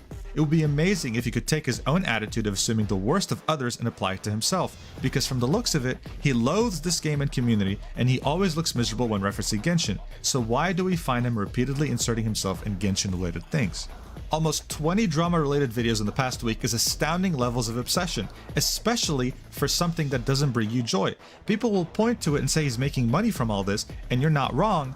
It is definitely helping to pay the bills, but Tectone is a large content creator. He does not need this drama to pay the bills. In my experience, when I used to be friends with Tectone, he wanted to be loved and respected by his peers and the communities he was in. Deep down, I don't think his intentions are in the wrong place, but my God, is the way he goes about things completely awful and obnoxious.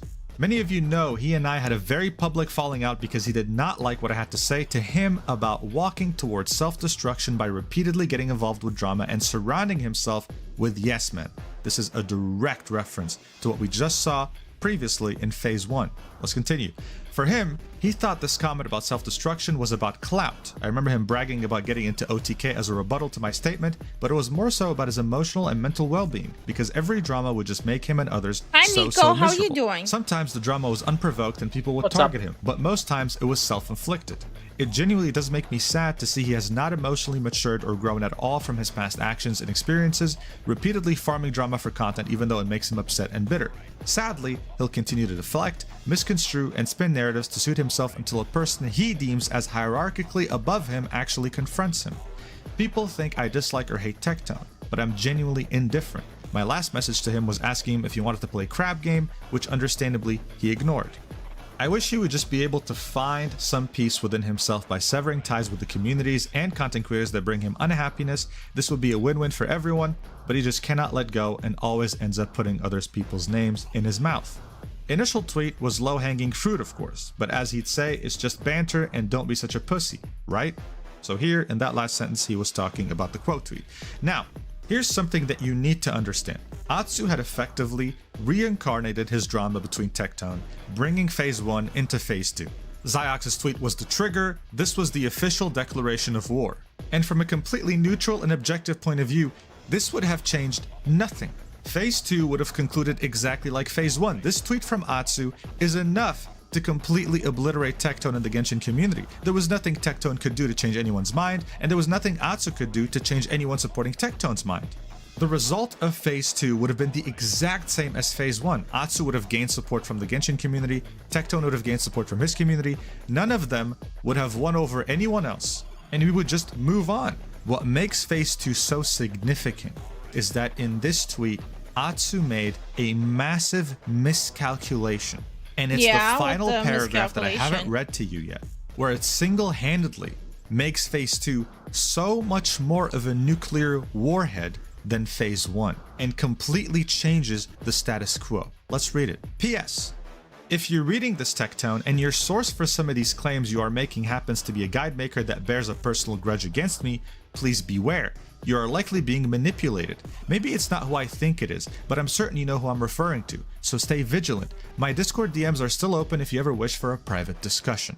So when it comes to the claims he's talking about, it actually goes back to the subtweet that was in Atsu's initial drama video, where Tectone claimed that only a select few favored by MiHoYo were getting sponsorships for Genshin Impact. One of his claims as to why some content creators are overly positive about Genshin and are scared to criticize it was because they wanted to be in that circle and not get blacklisted by Genshin Impact so that they can keep getting contracts with them, because some of them can be very lucrative.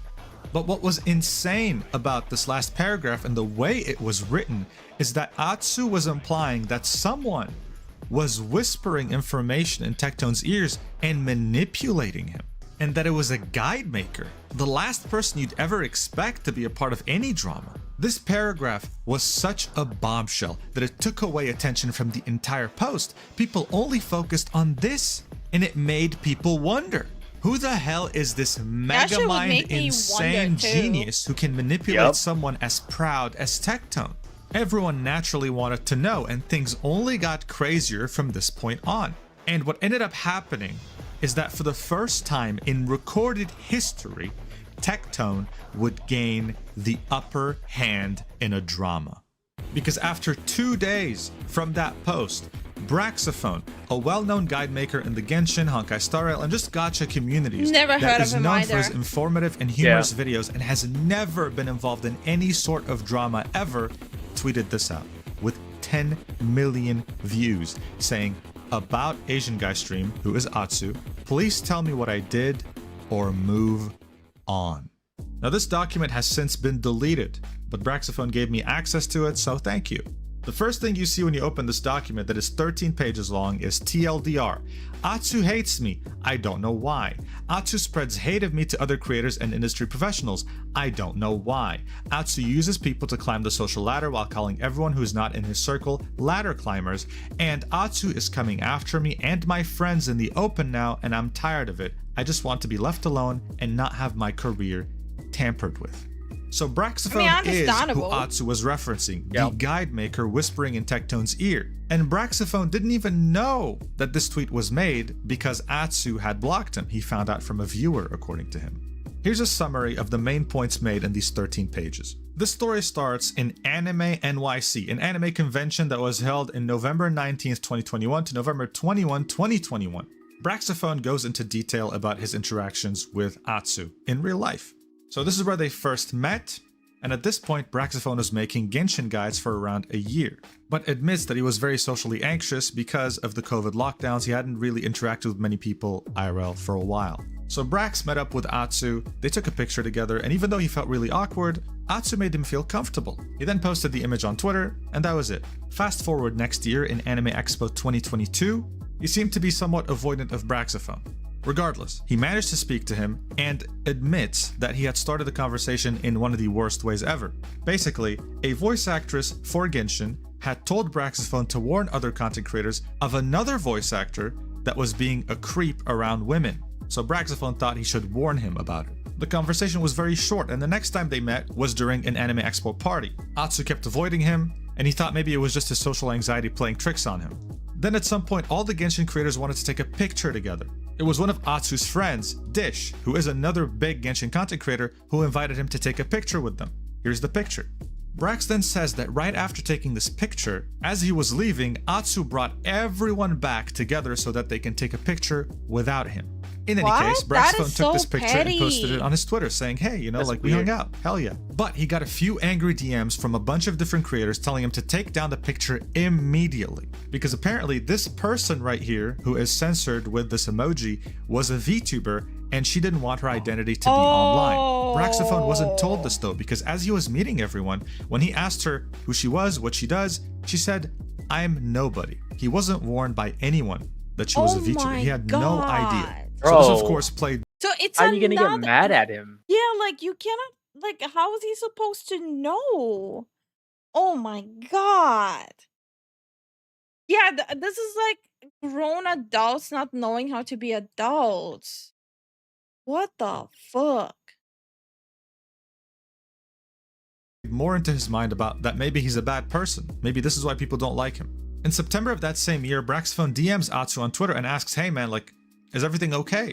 Maybe I'm heavily misreading stuff, but I get the impression that you're avoiding me and don't want to interact with me. You're not forced to be my friend, but I want to make sure that we're not on bad terms. Atsu says, hey Brax, I don't consider to be on bad terms with you, but I do keep you at arm's length simply because I don't really know you that well, and I found it a bit uncomfortable how eager you came across and trying to befriend me. Yeah, like no one told him. It almost felt forceful. After both anime expos, certain tweets and actions I saw over time continued to reaffirm to me that it was probably indeed in my best interest to keep you at arm's length.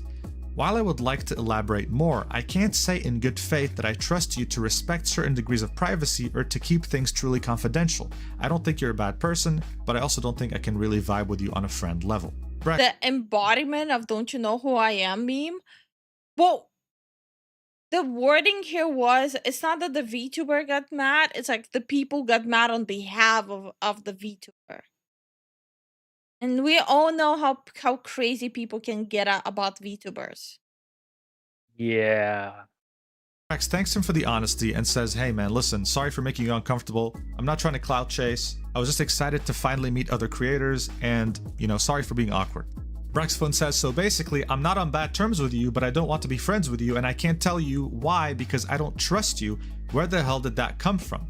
Braxophone specifies, I don't mind you being honest about not vibing with me on a friend level, but where did this trust thing come from? So now from Braxophone's perspective, he was cornered. If he talked to people and confided in them about how weird he found this, he would be playing into Atsu's hands, proving that he is indeed not someone you can trust. And if he stays silent about it, then he has to suffer alone. And that's exactly what happened until he released this document. So this is where things get very spicy, because from 2021 up until 2024, Braxophone argues that there were many meetups, events, expos where Hoyoverse and Genshin Impact were present. He would always get there somehow because one of the friends he had, whether it be a voice actor or another content creator, would get him there. But he was never directly invited. So he wonders why he's not ever invited. He does some digging and comes to the conclusion that Atsu managed to talk to Hoyoverse into sponsoring a lot of creators to go to the events, and that he took a pay cut for this to happen, which he deems kind. But the idea that he can get Hoyoverse, a company that notoriously does whatever the hell it wants, whenever it wants,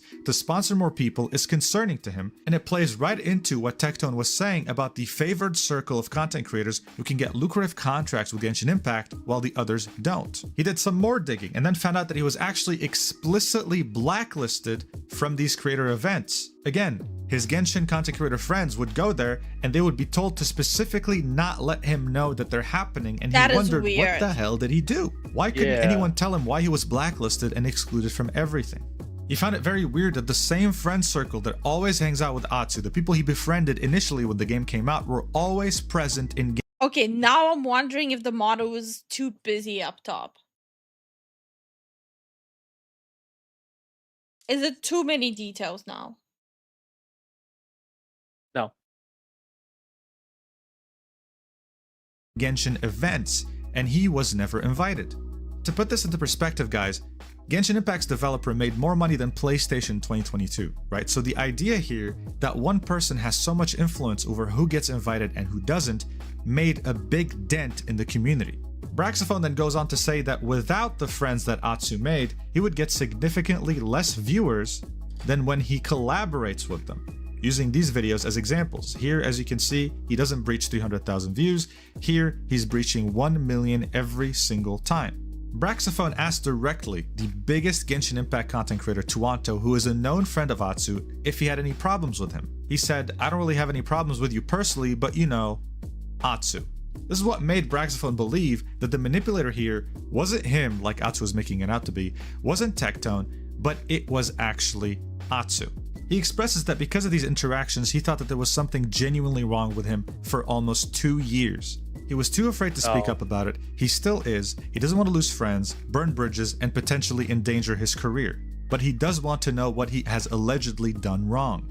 And he said he tried to resolve things privately with Atsu multiple times, but he was blocked everywhere and could not get to him in any way, shape, or form. He then ends this document by saying, "I would have never said a word about it again if Atsu hadn't brought it up again. I genuinely can't believe he thinks I'm that evil, scheming to destroy the Genshin community and its creators via Tectone. Absolute insanity. You've already destroyed my mental health and relationships with plenty of people. I haven't talked about this with anyone in months. Leave me alone." Yeah, this wasn't just about content creator drama anymore. This was about huge implications in terms of careers, in terms of business. This document forced everyone in the Genshin community to be concerned about this, because in phase 1, many people avoided the drama completely. In phase 2, they were all forced to somewhat care because their careers could have potentially been in jeopardy. And there were also allegations of a voice actor being a complete creep. And this wasn't the first time this happened in Genshin history. It had already happened. I didn't even know all this shit is going on in Genshin. It's weird, man. Alright, one more question. Should it be just a little bit of a green where the banks part, or more of a green? Little more. I think the green, maybe the tip of the triangle at the very tip be red, or the color. No. But that's it. No. Only because that's how they do it in India for religious reasons. Oh. Yeah. Yeah, don't do that then. Personally, I like the more option. More? Okay. I was thinking, so you know, guys, when like I have bangs on, right? So like I have bangs, right? So when I remove the bangs, that like it becomes green there. So that was my thought process with it. So when the bangs are out, it's all black, but when the bangs are put away, it becomes green there. So it actually looks like I'm potting my bangs. Yeah. At least that was my thought process behind it.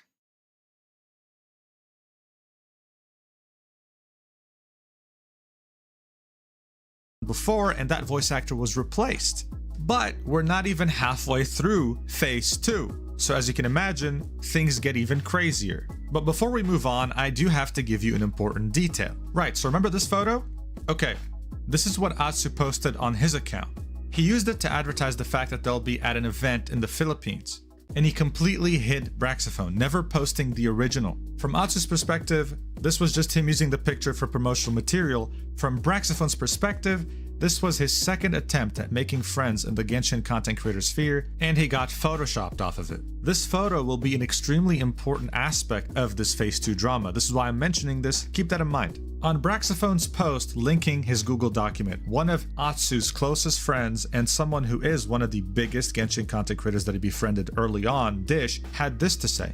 I cannot speak to all the claims in this doc and I'm processing it all, but I will tell you I was very confused by Atsu's distrust for you and said so in the car after the Anime Expo party where we all met. This is where they took the group photo. And unfortunately, that is where my investment stopped. I heard passing comments about you here and there, but never bothered to ask questions or make up my own mind about the issue. I need to apologize to you and take accountability for not paying more mind to the growing divide between Atsu and our friend circle and you. For not actually getting to know you myself, I have been focused with my own career and happiness, happy to have friends in this content creator space, I just realized apathetic and the drama with the VTuber that happened was at Bao? They just showed Bao, right? So, was the drama involving Bao? I guess she was the person that was there, never showed her face. Now everyone knows what she looks like. But everyone knew what she looks like before. She showed her face before, right? Oh, I'm just so confused. No? Now. Oh, okay. Spin is saying no. It wasn't Bao with whom it happened. Okay. concerned with how this ousting must have felt to you. Reading this now, I can see how much it has hurt. I will leave it to Atsu to explain where the distress stems from. I am looking forward to hearing it as well, but no matter what, I owe you an apology. I am sorry it's so late. Brax says, for what it's worth, I've never felt like you didn't accept me, and this means a lot. I'm sorry people are dogpiling you. Thank you. This tweet, coming from one of Atsu's closest friends, only served to cement Braxophone's position even further. Not gonna lie, this isn't making Atsu look any better, and I'm not even in the Tectone camp, so already this was changing people's opinions before Atsu could respond. In fact, many people on this post, both his friends and people who just know him, came out to say good things about him, about their interactions, and about how they're glad to have known him. All of a sudden, things were not as simple and straightforward as they were in Phase 1 for Atsu, and he was starting to realize this. So Atsu wakes up, sees what Braxophone had posted, and comes up with his own response to it. This tweet, of course, has since been deleted, which is why I'm using this video to show it off instead. He starts it off by saying that he just woke up, read it, wrote his response, says that it's going to be a long thread, it'll get extremely heated because this man, aka Braxophone, has been obsessed with me for years now. He says that he's glad Braxophone has come public about this because he can finally talk about it himself, and that he kept trying to force his friendship onto him for years, even messaging Hoyoverse staff to speak on his behalf. He then references the DMs he had with him, saying that he's keeping him at arm's length and that he doesn't trust him, and of course that he doesn't vibe with him. He argues that even though Braxophone what program do I use? I use Clip Studio. The program I use is Clip Studio. If you go with that, yeah, if you go with a annual plan, it's a lot cheaper. Phone's awkward, it doesn't mean that he's forced to be his friend, and that after their DMs where he clarified he doesn't want to be his friend, Braxophone subtweeted him in a twit longer on his alt account. He sums it up by saying that Braxophone talks about himself, the passing of his dog, and other things that are bothering him, including him not wanting to be his friend, and how Braxophone feels that ultimately this locks him out of opportunities to grow. Here's the twit longer itself, so if you want to read it, please go ahead and pause whenever you'd like. Atsu then said that when he first met Braxophone, he walked up to him with a bunch of cosplayers. He then started talking to him as if they were friends, and he didn't know who Braxophone was at the time. He said it was weird, very uncomfortable, and borderline creepy. They took a picture, and then Atsu followed him back on Twitter, which in his opinion was a mistake. This was the picture they took. Atsu says that this was a very uncomfortable interaction, and then argues that Braxophone's tweets would incessantly talk about growth, numbers, financial status, friendships, and now he's perceived and wants to be perceived, which made him not want to be friends with him because in his opinion it made him seem like he was obsessed with climbing the ladder, which means befriending people more successful than him so that he can become successful as well. He recounts the awkward interaction in 2022's Anime Expo when Braxophone just walks up to him and says, X, the voice actor for X in Genshin, is a sexual predator. And he was like, what? Then Atsu references the part in which Braxophone published a picture with the VTuber in there, exposing their identity. After taking down the picture, the VTuber, Saki, told him to explicitly never bring it up again, and Atsu finds it gross and so self-centered that he brought it up again in his document. Now, when Braxophone apologized, from his point of view, he was trying to reassure Saki into thinking that, hey, listen, I don't think a lot of my audience aligns with yours and Tuanto's anyway, so you're probably safe. By the way, the reason why he's mentioning Tuanto here is because it turns out Saki is his girlfriend, but that's something we only found out in Phase 3. To Atsu, this reinforces his point about numbers, audience growth, bigger creators, climbing the ladder. That's all he cares about, and that he just glosses over it like it's nothing. Atsu then says that he made it very clear to the people around him that he does not want to be in a shared space with Braxophone, and that he does not want to be associated with him. He then says, I'm sure this meant Braxophone was excluded for my sake at gatherings or parties, and for that I feel sorry for him. However, this does not stop him from contacting other people like a grown-ass man and just talking to them and befriending them without having it to be about me. But no, what does he do? He does contact them and he does make it all about me. So this is yet again where perspectives come into play. As a viewer, what would you do if you were in Atsu's shoes? What would you do if you were in Braxophone's shoes? You have two different perspectives here, with each thinking that they're completely in the right. What would you have done? Atsu then brings up another twit longer Braxophone wrote, where he said, I'm not going to drop any names in relation to this because I don't want to implicate or share the stories before they are ready to come out themselves, but at one of the parties that involved Genshin creators, a specific creator that he may or may not want to protect, he being Atsu, caused a lot of trouble for both Atsu and some of the girls at the party. Everyone is told to shut the f up about it and not talk about what happened. Maybe that's what Atsu meant when he said I couldn't keep things confidential, that I couldn't keep secrets about harassment, peer pressure, and more. But what do I know? I wasn't there. I just heard the same story from two people who were there. Why does Atsu have a problem with it? Maybe Atsu does, but he wouldn't want it to come out, because this late, that would implicate him as someone who let it slide. Now, this wasn't really written in the most concise way. Let me explain what he was talking about. Braxophone thinks that Atsu doesn't trust him because he's trying to hide one thing in particular. A Genshin content creator getting in trouble at a party with a bunch of girls. And yes, that sounds pretty damn bad, doesn't it? Atsu was furious about this, and you can see that by how much he starts to use caps lock in the thread. Because then he argued that even though something did actually happen, it's the victim's place to talk about this, not yours and not his. So get this, right?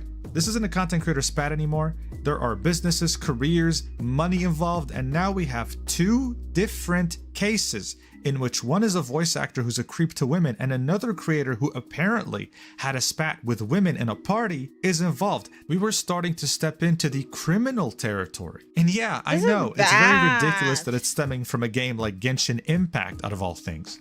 Atsu then says that when he referenced Braxophone in the tweet to Tectone, he was only 90% sure that he was whispering things in his ear. Now, after seeing the document that Braxophone wrote, he is 99% sure that he is the one leaking things to Tectone. Because his paragraph talking about how Atsu picks who gets to work with Hoyoverse and who doesn't aligned perfectly with what Tectone was saying. So from Atsu's perspective, Tectone was only saying this because Braxophone was telling him about it. And then finally, he links a message that Braxophone had sent him about an opportunity with Genshin, even though Atsu had specifically told him, I don't want to be your friend. He then argues that Tectone is being pressured to reveal his source, to reveal his proof, his evidence, pertaining to the fact that Atsu is the one who controls the contracts. And that Braxophone coming out with this the next day was very weird timing, almost as if they were working together. He goes on to double down on the point that Braxophone is the one manipulating Tectone as a way to attack Atsu indirectly, and then says that if he's wrong about this, he apologizes. He then ends this huge tweet with a closing message to Braxophone. I do not want to be your stepping stone or your friend. Leave me the fuck alone. I'm so heated typing this out right now because I have had to deal with your obsessive stalker ass behavior in silence for the last 2 to 3 fucking years. Yeah, it's a lot to take in, right? Shortly after posting his tweet, Atsu went live on his Twitch channel to address any concerns people have about what he said regarding Braxophone and Tectone and the Hoyoverse contract. It's getting worse. Now look, as someone who watched the stream that's not available anymore, I can tell you that it was mostly him talking and sometimes looking at the chat to answer questions. It lasted for a few hours, I think almost 6, and it was him trying to go more into detail about what happened. But, just like how in his initial tweet, people ignored the entire thing and just focused on the final paragraph of him mentioning Braxophone, the same exact thing happened in his stream. He came on unprepared. He revealed in phase 3 of this drama that he was actually going through a lot of sponsorships and a lot of events, so he wasn't really in the best mindset to address this, but he was caught off guard, which made his entire stream completely useless, and everyone focused on one particular clip involving the photo with Braxophone. The clip where Atsu was caught off guard was made into a meme, and as you can see, this was 1 day after posting. I'm using the Wayback Machine here because it was deleted. So we're on February 4 right now. This was posted February 3. It had 1 million views and 11,000 likes. That's what I'm really emphasizing here, right? I think a lot of people here didn't even bother watching the stream. This is what a public image war looks like. And this is why companies will hire entire departments to do their public relations for them, because it's so infinitely complex. The moment in which Atsu was caught off guard was simple. He emphasized that he had taken another group photo after Braxophone had left, and that was the picture he posted on his account. But his chat kept insisting that it was the same image he took with Braxophone that he photoshopped and essentially deleted Braxophone from existence. He kept saying that was false until it wasn't. Watch. That doesn't explain why you edited Brax of the photo. I didn't edit Brax out of the photo. It's a different photo. It's a different photo. You did edit him out. What do you mean? Can you guys show me? It's the same photo with him cropped out. Which one? This is just so sad and bad. With her VTuber model. And as you can see, I've even edited Saki out. It's not just Brax, by the way. I edited Saki and... Bro. Wait, no, it is... Wait. Hold up. Wait a minute. Now, with her V... Yeah, like... There's... The one that's posted has bow on it. The one with the toast, right? No, but he's trying to say Brax. Her head is covering him. That's the whole conversation, no? That's not what I'm talking about. Okay. I'm talking about topic A. You're talking about topic X. VTuber model. And as you can see, I've even edited Saki out. It's not just Brax, by the way. I edited Saki and Brax out of this photo because neither... I didn't edit Brax. No, he did edit Brax out. Oh. He did edit him out. Yeah. Out of the photo. It's a different photo. It's a different photo. Apologies. It's not a different photo. It's the same photo. My bad. Oh my god. So I think you can understand now from a neutral point of view. You don't have to like him or hate him. Can someone explain to me the logic of you made it, right? Content creation is your career, right? Like the dream. That's the dream. Becoming a content creator, and that is your full-time freaking job. Why would you go poo-poo all over it? Why would you ruin it? Why? What would possess you to, you made it, let's flush it down the toilet? I don't get it. And like besides this drama, it's like every fucking day. I don't get it. Him how this is bad. The point here is that even if you were to stream for 6 hours and only say accurate information, or write a 40-page document and only say accurate information, as soon as there's one thing that doesn't make sense, that doesn't align, then people will put your entire statement into question. And that's exactly what had happened when he got caught off guard. Just like I mentioned in phase 1, Atsu was seen as this wise, mature man who had great memory and could remember encounters with people. This clip put everything into question, and as I showed you, it had 1 million views in one day. It could have been an innocent mistake, but the internet does not work that way. All of a sudden, Because this some people became a just war want to see between the him and world burn, Braxophone, even with if they Tectone don't watching know on the it. sidelines. And unlike Tectone back in phase 1, Heck, we phase 2 seem was proving to way see harder that in the for previous Atsu video too, because yeah. Braxophone was not an easy opponent. He From now on, whenever we're like discussing a content creator who are ruining their own career, I'm gonna just like chuck it off to like them not valuing what they got. They don't give up a shit about like themselves. They don't give a shit about their community. wasn't someone that was already hated by the Genshin community. In fact, this blew up so much out of proportion that Asmongold took an interest in this. Hell, even Ordinary Gamers made a video about this drama, and it has 600,000 views. Asmongold's video is 3 hours long, and it has 1 million views. And hell, Moist Critical would have probably made a video about it if it wasn't so damn complicated. Phase 1 was locked to the Genshin community. Phase 2 had officially reached the mainstream. Now, Mtashed, who had stepped in as a middleman between Atsu and Tectone in Phase 1 before, saw what happened during Atsu's stream and hopped on a call with him to clarify things even further, especially about the whole Hoyoverse contract thing and how he can control who gets a Genshin sponsorship and who doesn't. Again, this clip was lost to time, but since Tectone was reacting to literally every single clip known to mankind, his channel kind of works like an archive. So excuse the screaming from him during the whole thing, but this was pretty much Atsu trying his best to clear his name and clarify things further. But Mtash took this in a direction that Atsu wasn't expecting, which resulted in a... You guys like this, huh? You like it? Hold on. Well, now, like this? Y'all like it? The Frida Kahlo version of my motto. How we feel about this one? How y'all like it? Oh no. less than favorable conclusion for both Mtashed and any content creator in the Genshin space. Watch. Bigger. It's like I think I talked to you about Bigger. maybe Okay, hold on. How about instead of bigger? Okay. Instead of bigger, who did this? Yeah. That's the eyebrows. Now we're talking. Too much.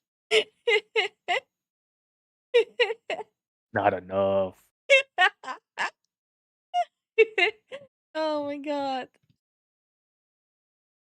the content creator server, and you reached out to Hoyoverse. This is what happens when you get like too into the video and you stop paying attention to what you're doing.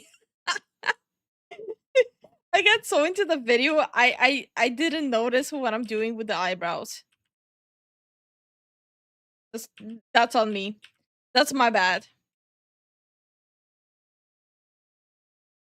Unibrow Lifu. Like I said, it's the Frida Kahlo toggle. Tried to patch it up, and I ended up talking with Sunmilk at TwitchCon and stuff, and I said, like, you know, I'd love to just make content on the game, not be blacklisted. Like, I've tried to patch it up, and like, so why does Atsu have the ability to patch up those relationships? All the DM says is I tried to patch up your relationship with Hoyoverse. I have the Discord logs, kind of thing. And so why does he have that ability? And the guy who has the ability to patch things up also has the ability to ruin things. It's fine, but did you go to bat for any these other people? Who are like, I don't know, it's hard to. If you can go to bat for me, if you can go to bat, you could also go to bat against someone. True. You know what I'm saying? True. Yeah. True. True. And he doesn't deny. Why is there an Eggman screaming in my ear? There it is. I am batting against people in Hoyoverse's ears, and that I am controlling verse works with. Yep. I'm just saying, if you have the ability to do the opposite, then like that's a lot, seems to be a lot of power, and that's where these allegations are coming. True. And I pray that it didn't happen, or else like that's criminal. That is actually. So what essentially happened here is that Mtashed had trouble reaching Hoyoverse. He talked to Atsu about it, and Atsu patched things up between him and the partnership's manager. Mtashed here argues that if Atsu is able to do that, then he's also able to do the opposite. If he doesn't like someone, he has the ability to push them away from Hoyoverse and having them essentially blacklisted, giving Tectone and Braxophone exactly the ammunition they need to cement their position. This was not the last time this was. Okay, how do I feel like if I have normal VTuber eyebrows? Like the lines. That looks weird on my model, right? If I have like normal VTuber eyebrows, it looks weird. I gotta see this. Dude, what the fuck is that? It looks so uncanny valley, right? Honey, I'm sorry, but you can't go to thin eyebrows anymore. No, that's what I'm saying. It just doesn't look right on my model.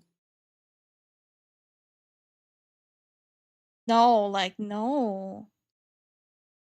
Weird. Yeah, like, I don't think my model can have normal eyebrows anymore.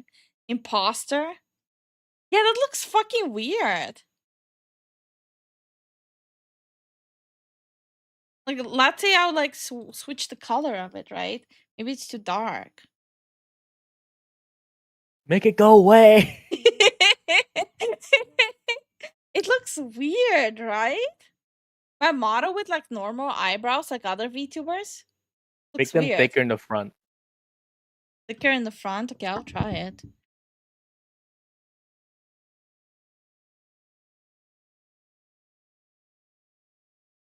Say it's like something like this, right? Yeah, it looks weird. Like normal eyebrows on my model don't make sense. Yeah. It's like when a guy shaves his beard for the first time. Wait. No, actually though? No, like normal eyebrows, like it looks fine on other VTubers. It doesn't make sense on my face. It literally doesn't make sense.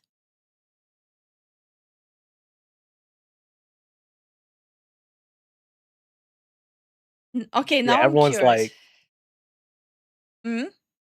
everyone's like, nah, dude. Yeah, it doesn't make sense. What if I have lipstick on my model? Would that make sense? Yes, it would. Just out of curiosity. Oh, that yes, that would be too. Let's say I'll add lipstick. To my model. That makes sense.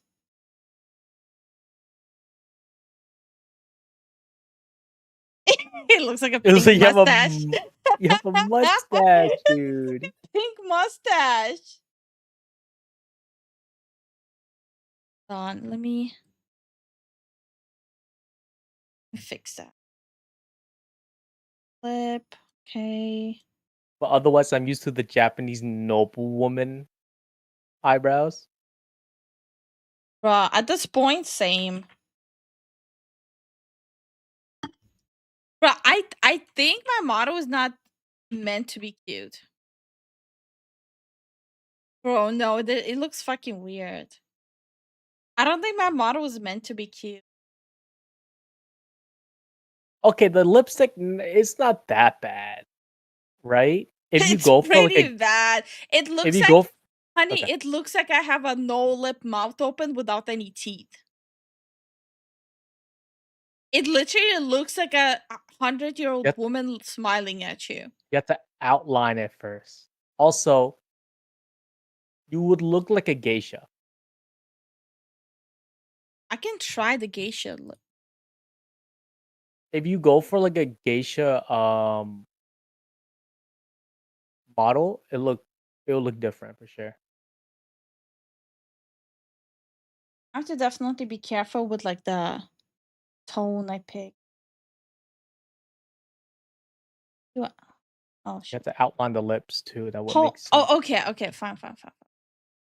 Was brought up Let's watch because the video while I Asmongold, do as I it. mentioned, took a heavy interest in this drama and talked about it for 3 hours, then uploaded it to YouTube. It has 1 million views right now. During the stream, he brought Tectone, Mtashed, and Atsu, sometimes together, sometimes separately, to discuss things.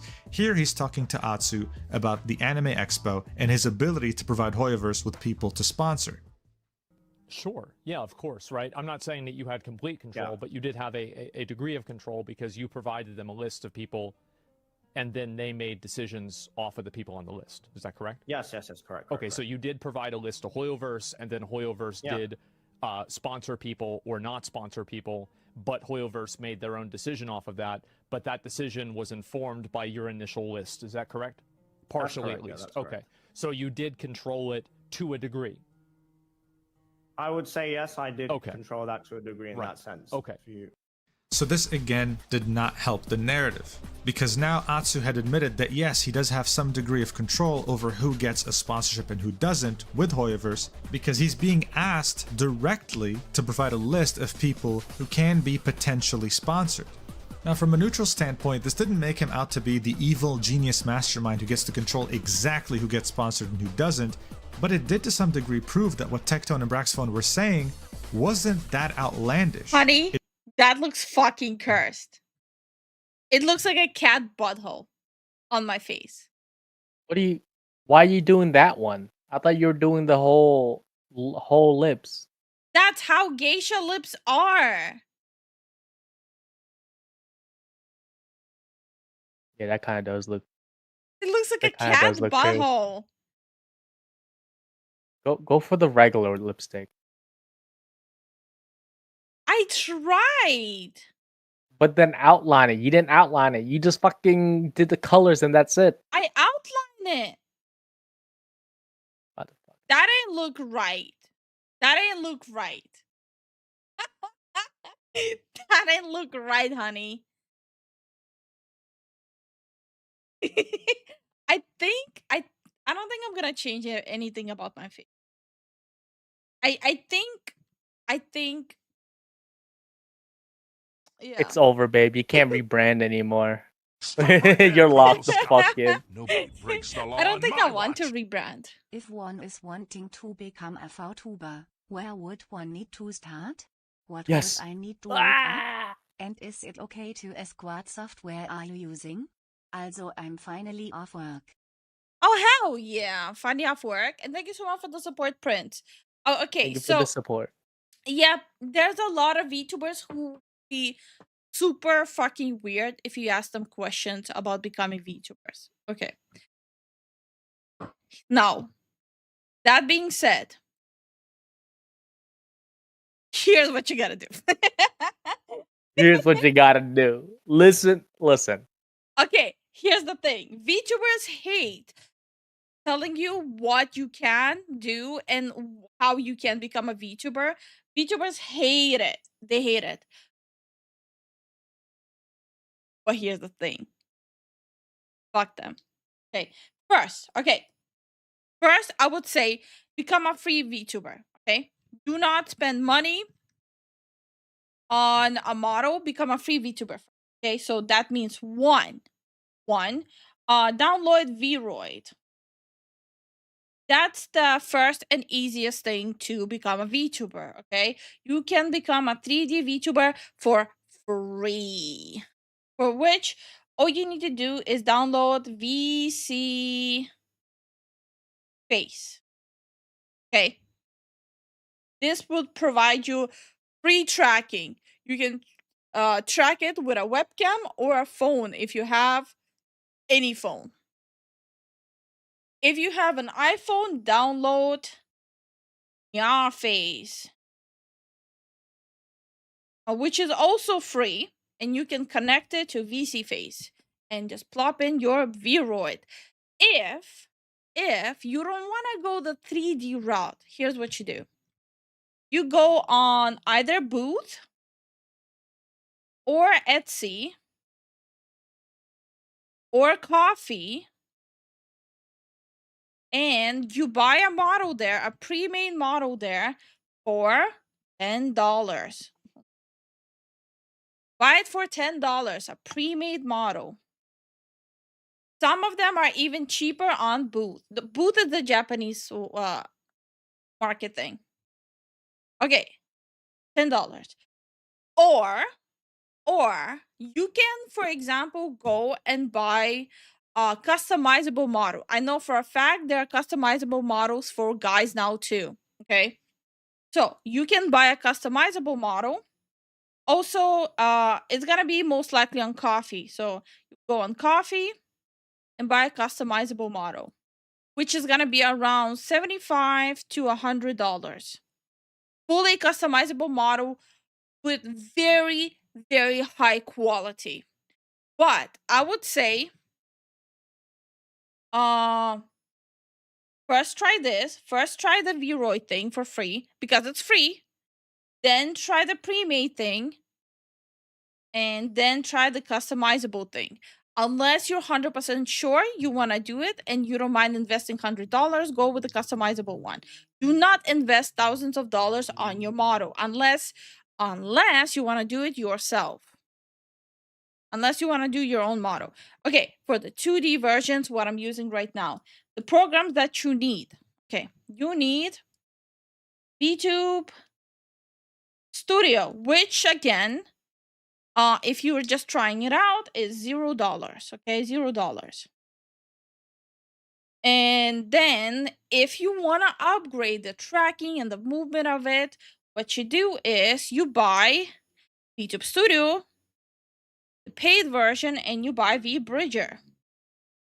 That provides you more tracking capability. All in all, I think this is going to be like $50 in total with all the versions, right? There you go. You are now at $50. Now, streaming software. You have OBS, and then you have Streamlabs OBS, okay? As a first-time streamer, I would not recommend OBS, personally. I would say, first-time streamer, you should go with Streamlabs OBS, this little puppy, Yeah, don't be like me. Okay, so you're gonna go with Streamlabs OBS. Do not get the paid version. Do not get the paid version. You can download a lot of free overlays all over the place. Now, that being said, if you decide that, okay, I want to commit to being a streamer, but I'm still not quite there to spend like thousands on overlays as well, you can get the $100 a year Streamlabs subscription that will provide you with animated overlays. And that's how you become a VTuber. And under no circumstances, okay, the main tip, under no circumstances, do not make friends with VTubers. Absolutely do not. Avoid them like a plague. Do not become friends with them. I hope that helps. Unless your friends are already established as your friends and they're like, hey, I want to be a VTuber. Yeah. Then it's different. I tried to give like a crash course of becoming a VTuber. I'm so lost, but I appreciate the lesson. You're welcome. Mission accomplished for me then. Then become enemies with them because life is a challenge. No. I'm trying to make sure to provide information how to become a VTuber. I'm not gonna sit here and tell you go buy a 2 to 10 grand model. Do not do that. Unless you're 1000% sure you are gonna be a VTuber for longer than 5 years. And it's not just a passing thing you just want to do. Not become do not spend that crazy money on a model. Don't do it.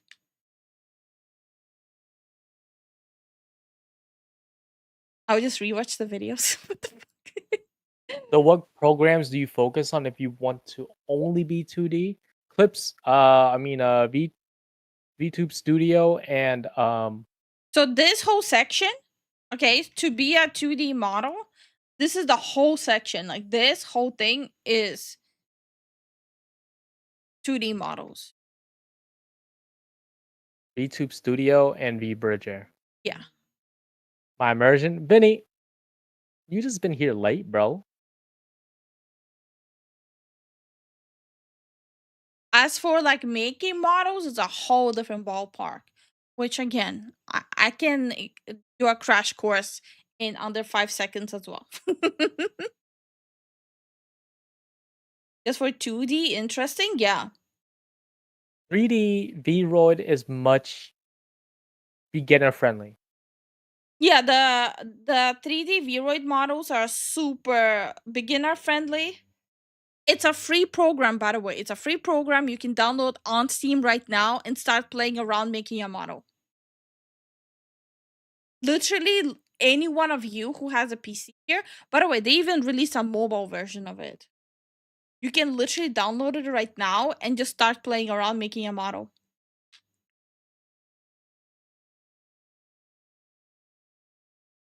Literally, anyone can be a VTuber. No, we're still $1 off, honey. Relax. No fucking way, dude. Relax. I'm But getting yeah, eepy. Prince, I genuinely hope this information helps. I know it's an info dump. For the love of all that's holy, do not become friends with VTubers. It is awful. Not true. And thank you so much for the 17 months, Jesse. 17 months. Is a class now? Should I take notes? Yes. Yeah, we have a test at the end of the week. Pop Oh quiz. wait, that right now. Pop quiz.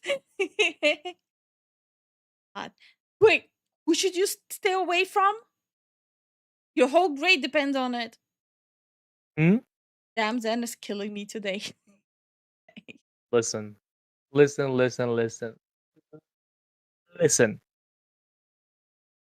Yeah, Skill I'm issue. listening. Okay. Never trust Zen when he says listen. Never. Yeah, same when you say hear me out. But hear me out. Hi Ace, how you doing? Zen, what's the answer for question 3? Oh, streamers On your own. never trust a single streamer. Not. Stay in your own little bubble. Don't even trust yourself. I mean, look at what the fuck happened to these creators. Yeah. Dude, it just happens over and over and over again. It's high school Stop drama right there, shit. criminal scum. Nobody breaks the law on my watch. Thank you, it's definitely something I've interested in. I've been trying to look into it but I get so lost. It's time. What about 3D models? Is that what you're using? No, the one I'm using is a 2D model which I rigged myself. So it's literally, so you see the drawing here right now? That's literally the base of my model. And I just rigged it. So basically you need to do like different layers. I have some old VODs on the channel. If you sort my streams by oldest, you find my old VODs of me making this model. So basically, if you want to make a 2D model, what you need to do is this, okay? This is my personal recommendation. It looks 3D, it's amazing. Thank you. Yeah, I started learning making my own models for this channel. It's like I went into this, and this is for everyone to keep in mind, so no one feels discouraged. I learned how to make digital art while streaming, okay? I learned how to make my model. I started off as a Vroid, okay? I wasn't a 2D model before. I started off as a free Vroid. What I did was, I have a graphic tablet. Originally, my graphic tablet was for work though. So, do not overinvest on graphic tablet. Get the one without the screen first. Also, yeah? You have to clarify that you have a background in traditional art. Yeah, but it's a very different. I had to relearn it. But yeah, so for that, what you need to make your own model, you need a graphic tablet. There's the no screen ones for $25 to $50. Okay. Oops. Good night, Spin. Good night, Spin. So Then the second thing, what you need is Clip Studio. That's the program I'm right now using for drawing. Okay. Clip Studio. If you get the annual subscription, you'll pay like $8 to $10 a month. And then you need, for rigging, to make it actually move, you need what's it called? Cubism Live 2D. That's how it's called. The first 3 months is free. 3 months with this program is free for Live 2D Cubism. Okay. After that, you have to pay. And again, if you get a annual plan, it's like $5 a month. It's fee. So yeah, and as for classes, when you're just starting, I started off with free classes on YouTube. I only recently started buying classes, and you guys started gifting me classes only recently. So like free classes on YouTube. So in total, you would spend like, let me think. It would take like maybe 5 months to make a model, right? 5 months. So like 10 times 5 is 50. 6 times 5 is 30. In total, you'll spend $80 on making your first model. That's it. Oh yeah, the graphic tablet. Okay. 80 plus, let's say 50. 130. There you go. Your first model, $130. That's all you need. All I know is that I'm bad at math. To become a VTuber, you just need to have $130. Because all the programs you need to use as a starting off one is free. For tracking and streaming. And once more, thank you so much for the support, Prince. Thank you for the support, Prince. You can go about it 2 different ways here. You can be a streamer / content creator, or you can be an artist / rigger. Yeah. Or be a Mad Lab and have Lifu do both. So yeah, I genuinely hope all this information helps you. I feel like VTubing is so gatekept with like that if VTubing is super gatekept with the financial aspect, which never listen to anyone who tells you that for VTubing you have to spend thousands of dollars. The second someone says that to you, just leave. Ignore. And don't look back. Yeah. Was gonna say I have background in traditional art too. Glad to hear someone else does. Feels like an artist now never touches pencils or paper. Tablets still feel foreign to me. Yeah, the tablets still feel foreign. I actually still, before we moved here, I was still doodling by hand. I have a lot of doodles by hand, like the base doodles, which I'm planning to turn into stickers. Sometimes, instead of drawing on the graphic tablet, I doodle in my notebook for ideas for stickers and stuff. So yeah. He has a doodle book. Bamboo tablet? What? What graphic tablet? Traditional tablet, baby. But yeah, I know this is a lot of info dump. Oh yeah, Zen finally reached his cows, huh? You mean we reached our cow?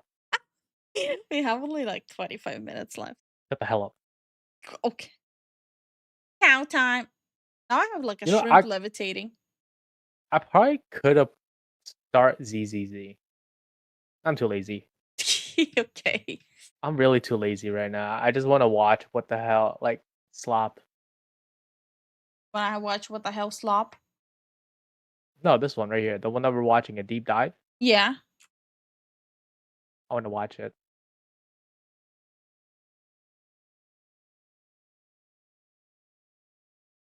What happened? No, I was trying to remember the toggle. I don't remember the toggle. That's what. I don't remember. Hold on, was it? Then don't do it. Well, Lifu's playing it, so I should play it too. She recommended me Billy. And I was like, you know what? Fuck it, we ball. There's a special screen cover for tablets that make it feel like paper. Yeah, I heard about those, but I also heard like really mixed feelings about it. The problem with that is why I don't really recommend it is one, it's expensive. Two, it still doesn't feel like paper. I actually tried it when I was trying to draw on the iPad. On the iPad. Yeah, it doesn't feel like paper at all. I do not recommend. No FD sloppy. Well, Crimea River. Oh no, John. But did you die? Did you die? But did you die, John?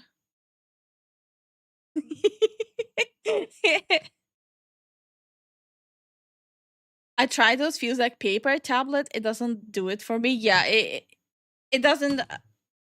It doesn't work for me either. I feel like the only people who like it are the ones that don't really do traditional art. That's my personal opinion. Oh, by the way. Yeah. We reached 15.2. Did we? Yeah, it happened yesterday, but I didn't want to say anything. That's pretty good. Yeah. Oh, we're going quick, honey. I find the tablet difficult, need the screen one, but that's a lot of money for my skills.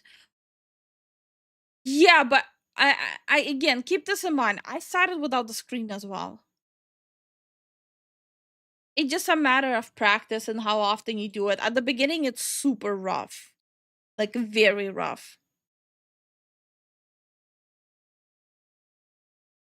Yeah, I guess. I'm assuming I answered all the questions. Yeah.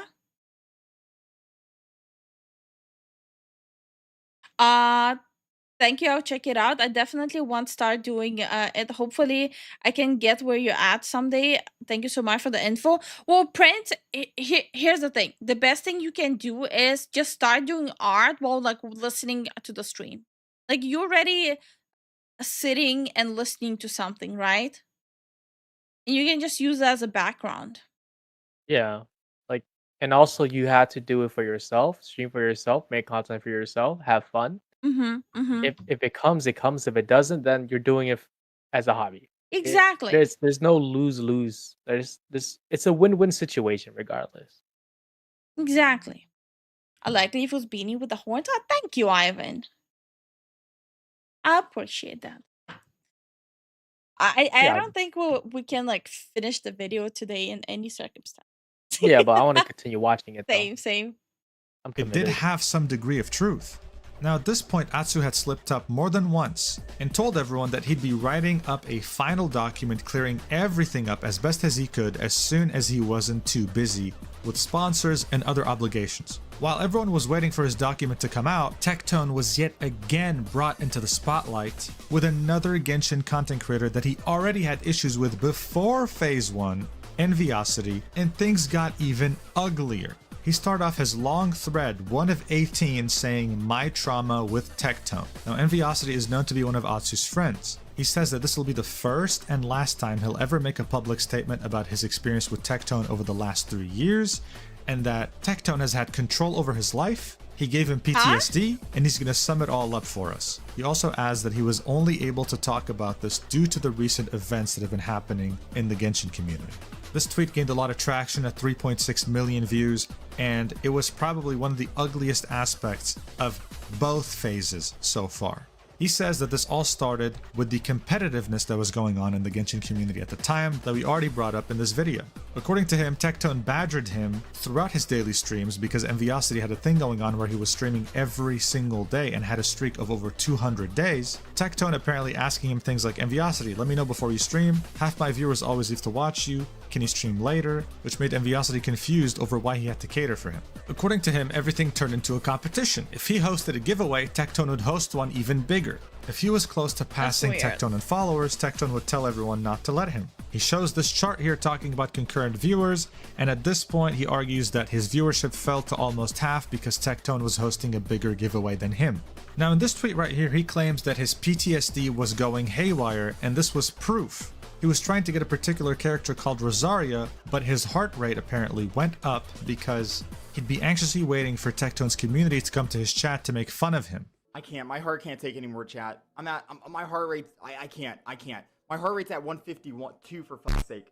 I can't take any more of this shit. I know you guys keep fucking pressuring me and telling me, Envy, keep going. Please. Keep fucking going. I never heard get of this Rosaria. person. And there's gonna be some fucking toxic people later today. They're gonna be all like, oh, imagine tuning in to watch Envy and he didn't get the Rosaria. Imagine how fucked up that is. Well, welcome here. We'll get Rosaria for you. You know, toxic people fucking saying shit, whatever. Chat, I just can't. I can't. So for you to understand this clip, other than the fact that he has a high heart rate, there are some other indicators you need to understand. As I mentioned in this video earlier, Tectone had a thing with free-to-play players where he made fun of them because he spent money on the game and they didn't. Enviosity saved up a lot to try and get a character he likes, and Enviosity was notoriously free-to-play, never spending any dime. So every single time he spent more of the in-game currency, he was depleting his reserves that he had earned through gameplay, which made him stress. Enviosity made a video about this that has over 300,000 views, and it caused many people to start talking about how gacha games are naturally addictive, about the harsh reality of being free-to-play and how you're pressured to spend money to get a character you want when you don't get felt them. pressured Mtast to made a video spend about money. it reacting, saying why Enviosity almost made me quit Genshin Impact again due to the fact that he felt that the gacha system was at times so predatory that he couldn't deny it. This was the first time Enviosity had ever mentioned PTSD, and for the most part everyone just thought that he was reacting this way with a high heart rate because he wasn't getting the character he wanted after so much hard work. PTSD is something very serious to claim. Saying that someone made you have PTSD is a massive accusation. Whether you want to believe him or not, this is up to you as a viewer. But I just gave you as much context as possible pertaining to this claim. Enviosity complains that Tectone kept building this false narrative that this was friendly banter, of him roasting free-to-play players. All these things led Enviosity to have a panic attack on stream where he cried, and he argues that Tectone has made fun of this more than once. So what caused this? Because Envy gets one guide a lot and gets riled up real easy, like that one time where people asked him who was going to join that game show and he cried on stream. Enviosity's gonna cry. So after all these things had happened, the PTSD, the panic attacks, etc., they had squashed the beef, as I had shown you in this video initially, in the summer of 2021. He claims that even though they made amends, Tectone would still make fun of him later, and links a clip of Atsu pretty much saying that. Now this is arguably the ugliest part of the entirety of Phase 2's drama. Enviosity in his 12th tweet out of 19 says, "Unfortunately, I had to isolate myself and block out anything involving him due to the constant stress. Because of this, I ended up missing some pretty big news and disturbing clips involving him, which I just found out about a couple of days ago. Inexcusable behavior." This clip is a clip of Tectone and his ex-wife Freem. They were driving, doing an IRL stream during a subathon. And if you don't know what that is, I know about this clip. This is where he found out that she was cheating on him, right? it's pretty much where people donate subs to you and increase the timer, making you like when he found out that she's cheating on him, and she kept like egging him on with saying like, "Am I not the best partner?" Wasn't that the thing? able to stop the stream for a set duration of time or sometimes unlimited. During that subathon, this clip emerged of them in the car, and it's 4 minutes long. Guys, I'm not even kidding. I have never in my life felt more uncomfortable watching anything. Like, I can't. But they pretty much get into a nasty argument where Tectone is clearly way more aggressive than Freem, and Freem just takes it. Enviosity was now crossing Tectone's line, which is including either his partner or his roommates or his close friends or just anyone other than him. I'm gonna show you like 10-20 seconds just so you understand how crazy this clip is, and then I'm gonna give you context surrounding it. It starts off with Freem reading a message from chat asking her, how do you deal with him? AKA, how do you deal with Tectone? How do I deal with him? I love him. Don't touch me. I'm patient. No, you're fucking not. You're like the most impatient, moody fucker I've ever met.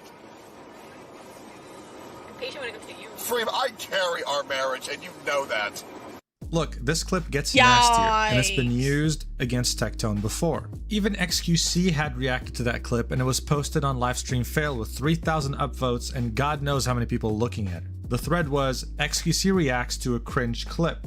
People felt very bad for Freem and blamed Tectone for being an asshole. Tectone commented on this clip and had one of the most downvoted comments in this subreddit's history. He was married to Freem for 10 years and argues that it went well the first 8 years and that the last 2 it was really hard. Content creation put a lot of pressure on their mental and their relationship, so they divorced so that they can at least try to remain friends. He says he regrets a lot of things and seeing this makes him feel like shit, which he deserves. No excuses. Even Freem had said on Twitter, we both had our faults, we accepted them, but in the end we didn't work out, that's okay, so please, this is me asking, cut the poor guy some slack. This isn't the end of this clip and its context, but for now it made Tectone look really, really bad. This was one of the most viewed tweets of this entire thread, but it was also a low blow, and this is staying neutral. Bringing someone else's marriage into an argument you have with them is the definition of a low blow, and Enviosity did so, fully knowing this. You shouldn't do that. Thought that he could get away with this low blow by asking Freem directly if he could share the clip. Freem gave him permission by saying that you can't really escape that clip anyway, so feel free to use it. It doesn't bother me. Then he apologizes for saying a particular sentence during the height of the whole duality of man argument, where he was seen as overly positive for the game and not criticizing it. This is what he said. Why do I have people on Twitter trying to tell me, Envy, why are you not speaking up about it? As if a YouTube video is going to do anything about it. As if 1 star in Google Classroom is going to do anything about it. As if unfollowing Genshin Impact is going to do anything about it. I should be the only motherfucker getting praise in the Genshin community because I don't spend money on Genshin Impact. So the sentence in question he's apologizing for is that whole, I should be the only guy getting praise. He then says he's not the best with words, that he's been under constant harassment, but that there's one common denominator in all his stress, and that this cycle has been repeated multiple times where Tectone will continue to defend, deflect, and villainize. He then says that this is his piece, he is free, and that he only feels pity for Tectone. Now regardless of what you might think, right, from Enviosity's perspective, a lot of his grief truly did come from Tectone. Look, this is his point of view, it's his opinion. If we're going to look at this from a neutral standpoint, this is the case here. But what about his PTSD? What about including Tectone's ex-marriage in this? What about all the things that he said? This is completely up to you to decide. Regardless, that's fucked up. When it came to the Genshin community itself, this did not help Enviosity. I'll never respect anyone who brings in someone's relationship into the discussion of content creation. Yes, you can use the argument, but hey, they were creating content together as well. Like, it doesn't justify it. At all, because while Atsu was coming up with his final statement, all the hate that was being directed towards Atsu completely took a turn and targeted Enviosity. Tectone had expressed multiple times that there's a line he does not cross, which is including friends, partners, roommates, whatever, in dramas. With Enviosity including this clip with his ex-wife, for him, this was free game. He revived the term of mint collector that he used to use for free-to-play players in 2021, and this time it was mint picker. Tectone would hereby refer to Enviosity as mint picker exclusively. The whole I should be the only motherfucker getting praise became a complete meme in his community, and the whole my trauma with Tectone also became a meme that he references quite often. And Enviosity started losing a lot of credibility in the community. For example, I'm recording this on June 12th, 2024. As you know, this all happened in January to February 2024, so a while ago. His last video on his YouTube was this one, uploaded 3 weeks ago, so end of May. Look at the dislikes. Every single video that Enviosity uploaded after this incident has a huge amount of dislikes, and the comments are always riddled with, as you can guess, pick more mint. Not gonna lie, I only click on this guy's videos just to read the comments. Where do I mint? I should be the only motherfucker getting praise in this community. Did Enviosity truly make this thread to make his peace? Did he do it to deflect off of Atsu? Or did he just do it because he didn't like Tectone? It's up to you to decide that. But one thing is for certain, this did not help his reputation. He wasn't mentioned in this drama at all. He decided to come forward with this, insert himself in the drama, and the result was catastrophic.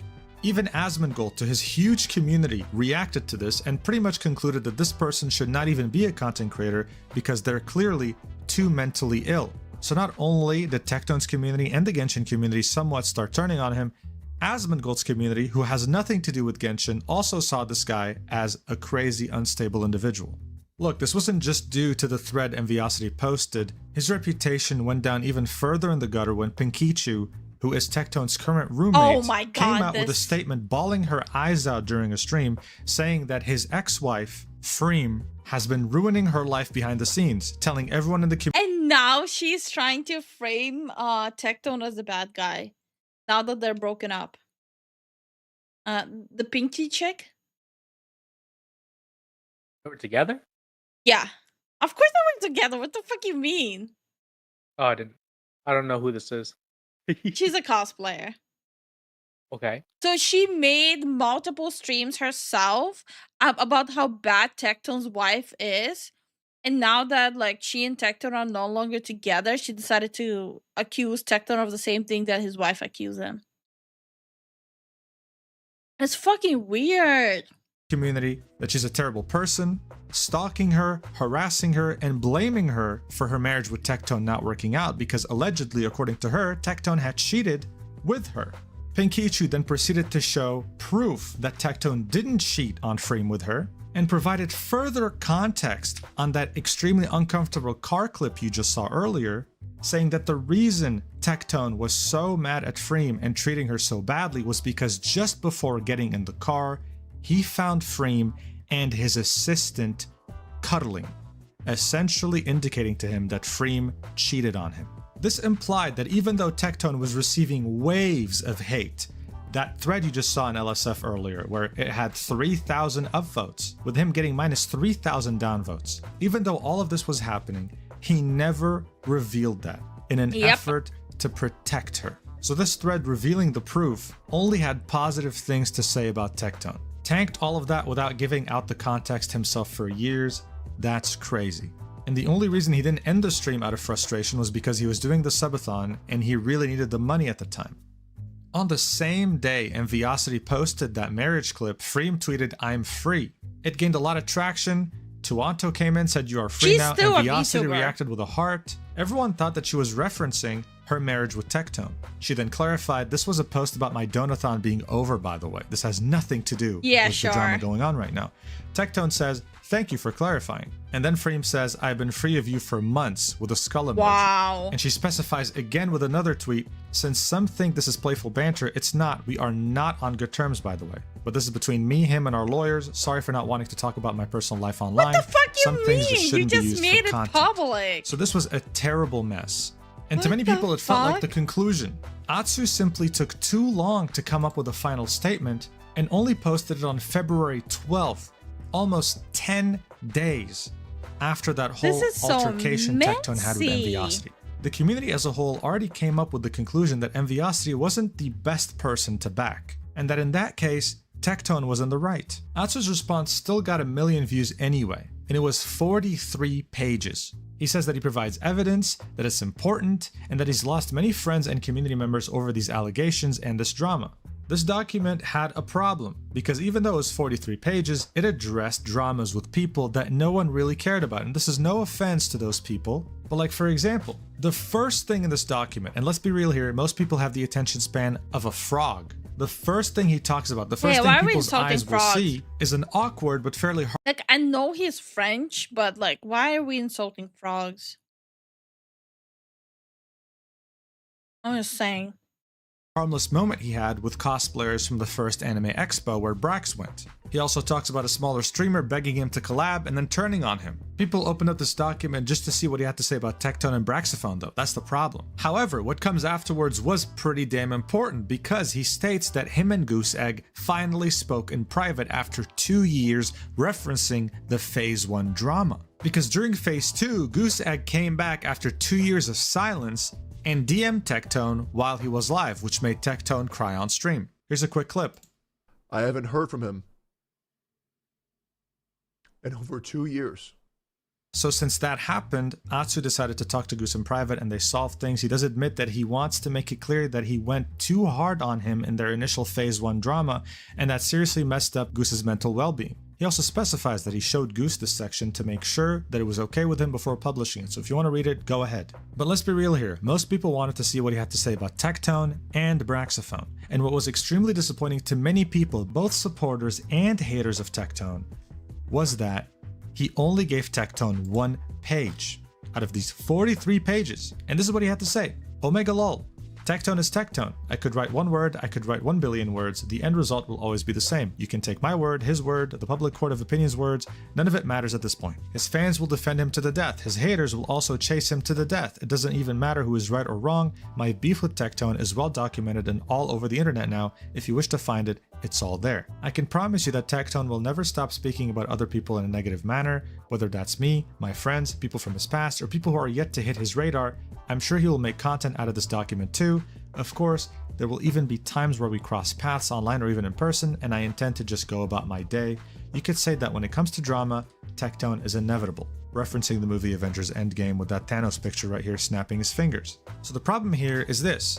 If Atsu had written this about Tectone during their drama back in 2022, back in the phase 1 of his conflict with Tectone, it would have worked.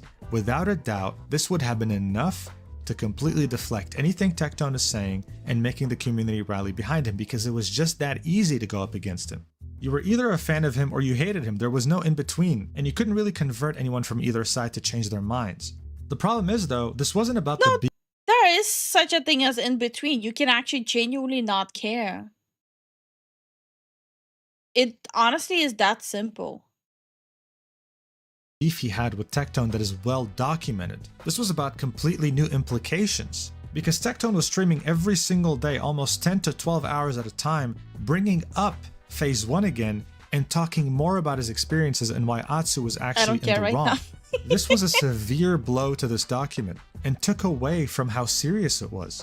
And as a TLDR, he ends up messaging Brax in private and says, Brax and I are good, we've apologized to one another and had some long talks to quash any misunderstandings or grievances. We found out there's another party within our overlapping circles gossiping about Brax, and we've also found out some people have been untruthful to both of us. Of course, this exacerbated the situation for both of us, and we both want to find out what's going on. However, we also don't want this to spiral into a public manhunt. It's something we both intend to deal with in private. I did not blacklist Brax from events, nor do I have the power to influence or manipulate Hoyoverse to do my bidding or let me select which creators get opportunities.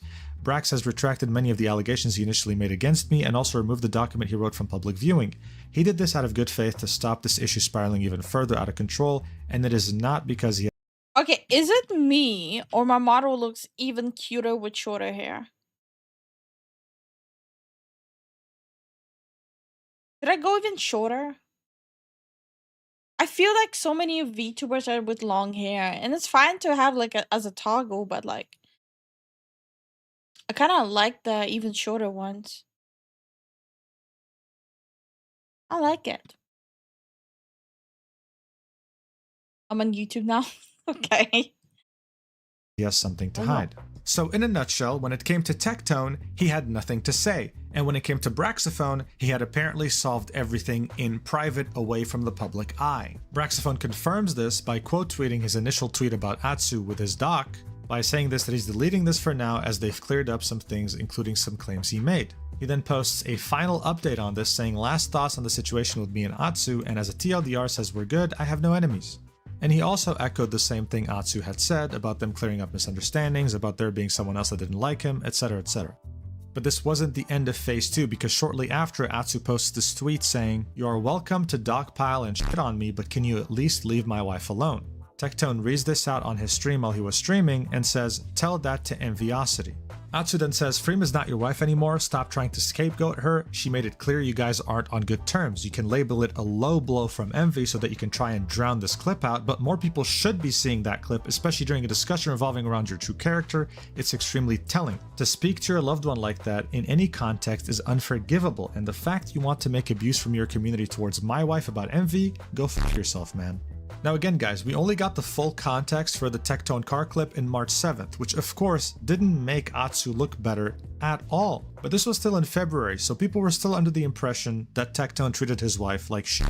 However, even with that context in mind, This had 370 replies. Atsu was insinuating that it's okay if it's Tectone, it's not okay if it's me. You have two different perspectives here. It's up to you to decide as a viewer. Atsu makes another tweet after that one saying that he's tired and reiterates what he had said in his... No, I think if you can dish it, you should take it. Yeah. There shouldn't be like a situation where like you get to pick and choose. Reply to Tectone, but in a more calm tone. I'll let you read it and pause the video if you want. But reading the replies gives you the impression that, man, we are tired of this. Just resolve this in DMs if you have to. We don't want to see this drama anymore. This has been going on for like 2 weeks. The final tweet Atsu made about this is that he called Braxophone and Goose Egg separately to air out any grievances and clear up any misunderstandings.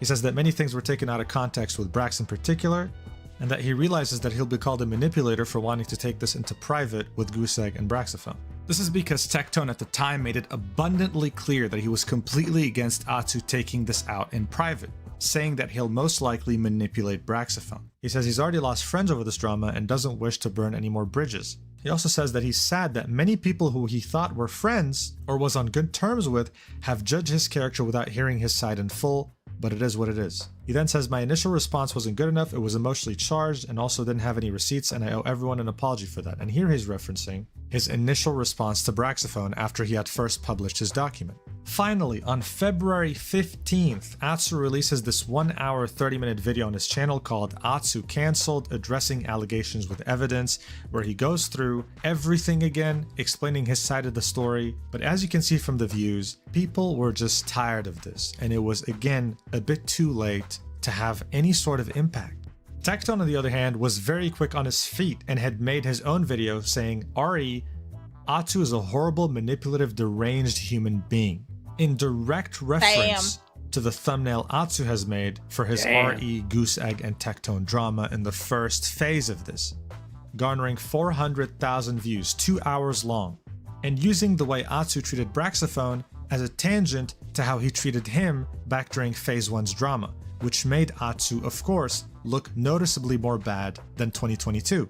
This goes back to why this response was so disappointing to find on Atsu's document, because there were things that he needed to address that Tectone had brought back up under the context of how he treated Braxophone.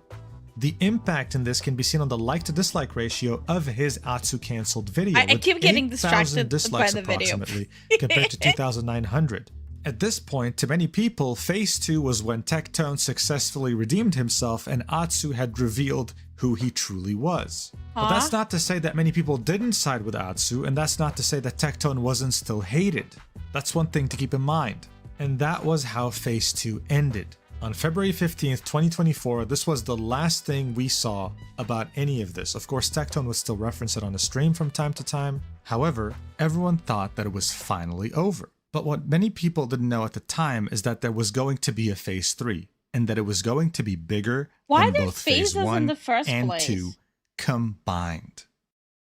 I don't know. Like, am I tripping or is kind of weird? Yeah, I know what you're probably thinking. How can you possibly top Phase 2? Well, you're about to find out. You've no doubt had to make some very tough decisions so far. And I wish that I had good news for you, but I don't. Things will only get harder from here on out. And the hard decisions you'll have to make might make you hate this entire thing and not end up siding with anyone. Things are about to get real, so good luck. You're gonna need it. Let's do this. After Phase 2 had ended in mid-February, the following months had some buildup pertaining to Phase 3 beginning in June. People kept going to Enviosity's chat and calling him a mint picker, and as you saw even very recently in June, people were still doing so on his YouTube channel, even disliking the videos massively. His role in the Phase 2 drama did not help his public image at all, and this prompted Mtashed to make an entire video called "It's Time to Stop Bullying Enviosity." Here's what he had to say in a few seconds. So someone in chat just came in with the name Mint Picker. Can I explain something here? I don't care if you like Tectone, or you like Atsu, or you like Envy, or Ziox, or me, or whoever it is. And I don't care whose side you took on all the drama, but if you now go into Envy's stream and call him a mint picker and harass him, you are a dick. And now, Mtashed had the purest of intentions making this video, but some people argued that now even more people were aware that Enviosity is very affected by people calling him a mint picker, which made more people want to participate, and it's still going on today. Atsu, on the other hand, was still active on Twitter, most notably on his alt account. And on May 10th, he had this to say: "I'm going through the absolute lowest point in my life right now. I am so sad and bitter. I need to be okay for tomorrow's sponsored stream though. I have several sponsored obligations this month and I just want it all to be over." So yes, this meant that Atsu was still streaming, but most of his streams were purely sponsored. And then on May 15th, 5 days after that tweet, he had this to say on his main account: "I have a few more sponsored streams / videos to do, but I've decided I'm going to be quitting content creation, or at least taking an extended break. I'll talk about why I'm quitting and the struggles I've been dealing with over the past 3 months after my sponsors are done. I know I have been really inconsistent the past few months with I'm uploads." confused what's mint picking. So there's a flower in Genshin Impact called the mint. So you can get like points and stuff like that by just walking around and picking it. That's all. It's basically, it's like a quote unquote derogatory way of saying free to play player of Genshin Impact. That's all. Ah. That's all it is. That's why, like a couple of months ago, I cracked the joke that I'm a mint picker in gacha games. Because I don't pay. I played like a free to play game. Because it is a free to play game. And streams, so apologies for that. It's been a really difficult time for me, so I hope to make the last few ones as fun as possible. So Atsu was clearly dealing with a fallout ever since the end of Phase 2's drama, struggling with how it ended and making everyone know that he's not really doing okay. At some point on May 22, on his alt account, he even said this: "Also, for those who have been concerned, don't worry, I'm not trying to unalive. Those thoughts did cross my mind at one point before, but I'm doing better and trying to heal now." Around a week later, on June 2nd, Atsu quote tweets his tweet saying that he's quitting content creation on his alt and says, "I don't know when I intend to do this, as I've been trying to take my time away and enjoy my peace," referencing about him talking about why he's quitting and the struggles he's had to deal with. Then he continues, "Of course, there's still a bitter feeling there that people lied publicly and privately and I took the fall for it, but is it really worth exposing and rehashing old wounds for? I don't know." So here he's arguing, is it even worth it to make a Phase 3 out of this whole drama? Then he replies, "I do want to do a final stream as I miss our community and I didn't properly get to say farewell or explain anything on my end, but I don't think I'm ready just yet." He had tweeted this out on June 2nd, and it turns out that 6 days after this I'm not tweet, editing this he into would videos. post the bombshell of a tweet on his main account that we saw in the beginning of this video, and that had overtaken the internet for a little while after he had posted, sitting at almost 25 million views by the time I record this on June 13th. This was, of course, the official start of Phase 3. He said, "I'm quitting. I lost absolutely everything: my marriage, my career, my livelihood, my will to live. Keeping these secrets to protect others has felt so lonely. I don't want to live like this anymore. This document is for my closure. I want to move on." This prompted many content creators, both from Genshin and outside of the community, to come in support, saying that, "Hey, we're glad you're still with us. Hope you can heal." This was so big that some, let's say, quote-unquote news outlets like Dexerto decided to write on it, with articles such as "Genshin Impact streamer quits amid Tectone drama after losing absolutely everything." And Dexerto weren't the only ones.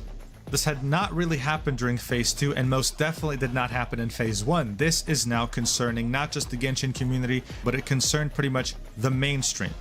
The document itself is 34 pages long, but the first page is arguably the heaviest in this entire document.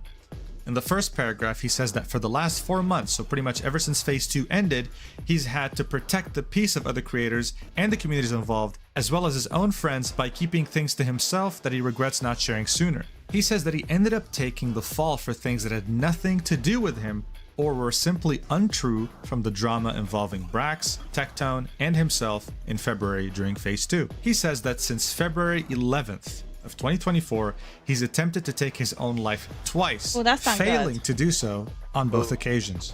And on May 9th, he considered yet another attempt after discovering that his wife and partner of 10 years was having an affair during the darkest period of his life. He goes on to say that he lost his career to defamation, lies, and being thrown under the bus by his own friends, and that he was betrayed by the one person he cherished more than anything, saying that he had absolutely hit rock bottom, but that there is a silver lining and that he had started reconnecting with old friends and trying to rediscover his happiness.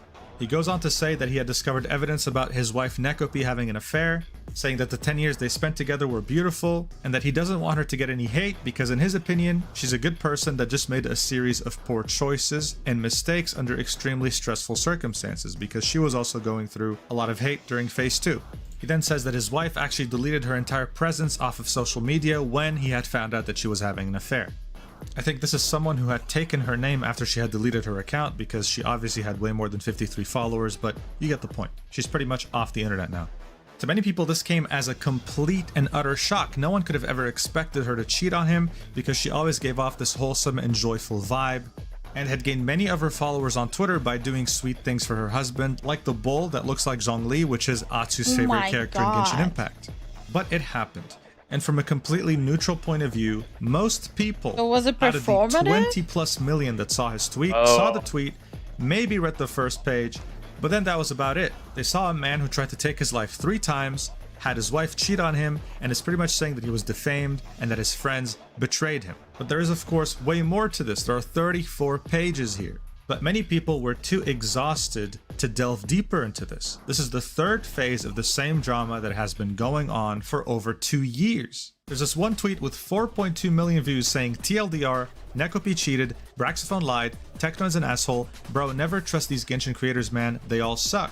Many people's points of views were converging on this. They just didn't care anymore and they found everyone involved somewhat complicit and didn't want to delve deeper. As soon as Atsu tweeted this, Tectone said, Atsu has thrown a grenade trying to take me down with him, bro brought up my name 100 times, going live reacting to all of it. The replies were mostly against Tectone. As you can see here, just leave him alone honestly.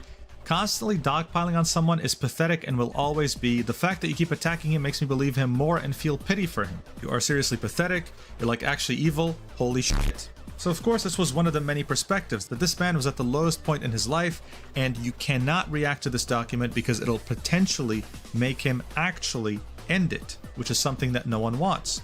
But this quote tweet right here with over 1 million views had a completely opposite perspective to that, saying, I read the whole Atsu doc and honestly it just feels weird. The very first page heavily appealing to your audience emotions with the divorce and talks of suicidal thoughts, right before going into 33 pages, name dropping so many creators reeks of manipulation 101, soften them up with a trauma dump so that they blindly trust whatever you say next. Trust me, I've dealt with people like that. So already perspectives varied quite a bit and most people hadn't gotten the chance to even read all these pages. Tectone did that on stream and then uploaded it to his YouTube. It is a 3-hour-long video. Yikes. So I'm going to do my best to sum this up for you and give you the highlights I'm never so that we can then talk about the massive fallout that resulted from this releasing. Otherwise. Let's do this. So essentially this document was Atsu cocking a grenade and trying to get as many people in the blast radius as possible. This was him going down and taking everyone with him. Almost every single Genshin and Honkai Star Rail creator that has any sort of relevancy is mentioned here, including myself. But I'll specifically talk about that at the end of the video and I will not be neutral. So please don't watch it if you don't want your opinion to be affected. The idea that everyone was mentioned here forced people that typically never involve themselves in drama to actually somewhat have to say something about this, or at least react to it. Because many people still managed to avoid saying something back in phase 2, even though it somewhat involved them as a content creator when we talk about the whole contracts thing. He brings up Braxophone's document again and says that everything in there was never backed by evidence, and that to this day they remain a speculation, which severely impacted his reputation. And he said that all other content creators were actually pushing that narrative as well. He then says that his own friends, Tuanto and Dish, made very public commentary on the drama, distancing themselves with words that would protect their own brand while utterly throwing me under the bus and painting me as the bad guy. He then says, I confronted both of them in private at the time and their responses and apologies were extremely disappointing, with a sentiment that felt like they had excused themselves of any wrongdoing towards Braxophone or myself. He then goes on to say that him and Braxophone are okay. They discussed things in April during a dinner, face to face. He doesn't believe that he had any intentions to ruin his livelihood, and Atsu said to him that he truly didn't want to do, well... Here's the thing, this video is not 3 hours long, it's like 2.5 hours long. And I'm still not done with it. Something like this document, but then said that he had to sleep, bro. Because if he ever was going to come back to content creation, either Tectone or Braxophone had to say that what they were saying was false. But he knows Tectone will never do that, And if Braxphone were to do that, it would affect him negatively, so he can't expect either of them to do it. Immediately, he addresses what he found to be the most absurd narrative, that he has the power and influence to blacklist creators from working with Hoyoverse. Yeah, because I've been he says it's ridiculous. But then, he says, I have vouched for people numerous times and gave my recommendations of promising creators, and these are not limited to just my friends. I have vouched for creators who I have never even interacted properly with, and he leaves evidence. We can just look at that right now. So this is him talking with Hoyoverse staff, being in situations where he has pretty much recommended other creators to do sponsored segments. This was about a podcast style event for Hoyoverse. They wanted someone who used a face cam, but Atsu felt like he wasn't good enough for this, so instead he recommended many creators in the Genshin Impact community to do it instead. As you can see, here's the list. Now I should specify, just for context, that it seems like for this event in particular, judging from the conversation, that they're being paid with in-game currency and not actual money. I could be wrong, but I do know that for some creator events and programs, they pay in Primogems, which is the in-game currency, not money. He then gives another example here where Hoyoverse was hosting a special event in the UK and they hired a UK-based agency to take charge, so they just went ahead immediately to Atsu, but he doesn't specify why this third-party agency contacted him first before anyone else. Regardless, they went ahead and asked him if he knew anyone else in the UK that did Genshin-related content, and he gave a list.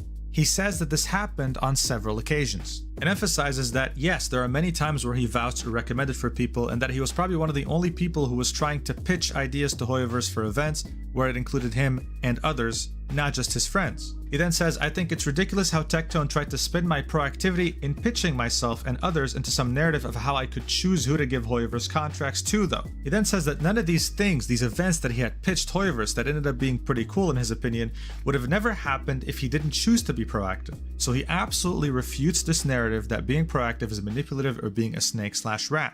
So for people wondering what I'm he doing, had pretty much this is done how his you best check the to pitch silhouette of ideas your and do model. cool things in If it's a relation to a game memorable he likes, design. and had tried his best to recommend others whenever he had the opportunity. From Tectone's perspective, he does wonder why Atsu specifically was being asked to provide certain names, why he had that ability, or why this was even expected from him when it came to Hoyoverse. And of course, this goes back to MTAS's argument when he had the call with Atsu, saying that if Atsu had the power to recommend people, then what's stopping him from not recommending people he doesn't like? Because if you guys remember, in Phase 2, Atsu's first response after Braxphone's document had a paragraph pretty much insinuating like, yeah, maybe me not liking you ended up in you not being invited to the parties, and for that I feel sorry for you. So of course, as always, you have two perspectives, very varying and differing in terms of opinion, and when it comes to the contracts, it's up to you to decide. Did Atsu truly manipulate Hoyoverse into giving contracts to only people that he liked, or was it truly just a few innocent recommendations and him trying to pitch some cool events involving him and his friends? Up to you completely. But don't decide too quickly because there is more context on the contracts.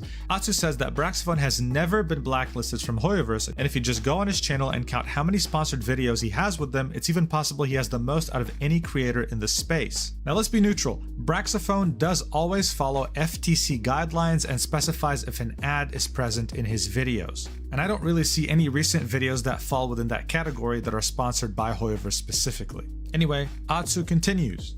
He argues that Tectone has for the longest time been trying to destroy the livelihoods of creators that have worked closely with Hoyoverse, and wonders how has this become a community that demonizes a creator for being able to work with a game or brand they love and earn a living doing what they love. Saying that Tectone knows he can say whatever he wants about these contracts because the people who signed them can't speak about them because of NDAs, non-disclosure agreements, which are legally binding contracts that don't allow you to speak about anything in your contracts regarding Genshin Impact and many other things in life in general.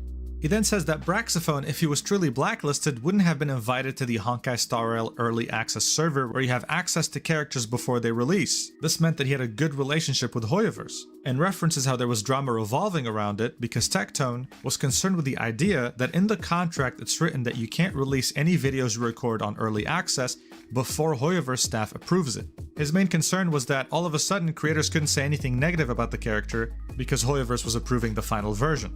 But then it was explained to him that that was not the case.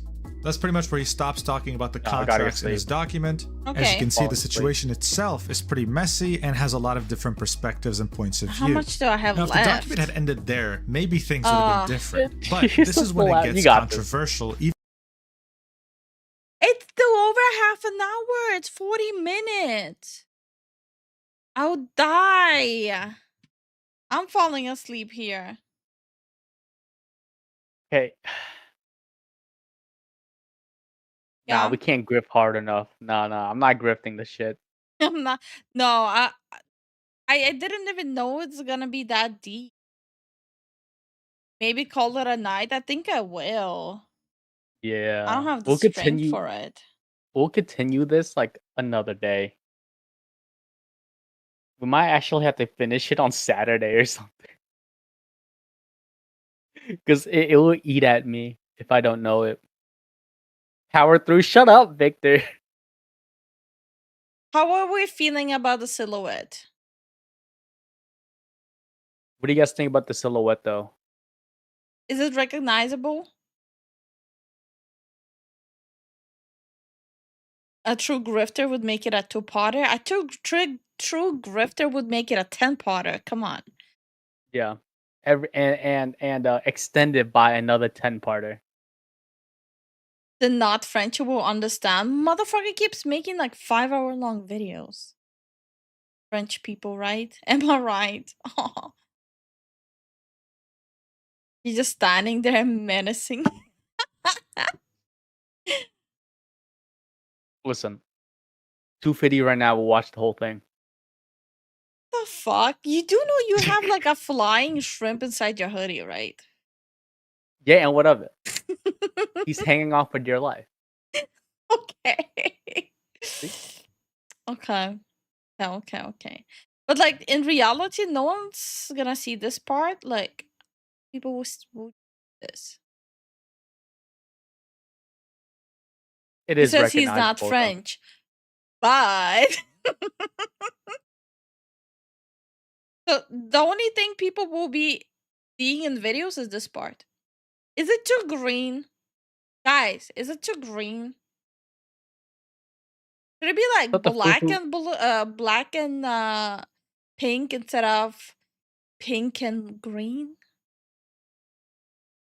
If I didn't see Lifu, I wouldn't be able to guess properly. Stop the cap, you bitch. You've been with us for way too long. You're capping so hard right now. Is the cowlick new? Yeah, I'm changing my cowlick. Yeah, I feel like the one I have right now, everyone has it. Like this one, I feel like everyone has it. Don't forget, Victor's been with us since May 11th, 2024. Yeah, I don't know why he chose violence today. I don't get it. Like, is it?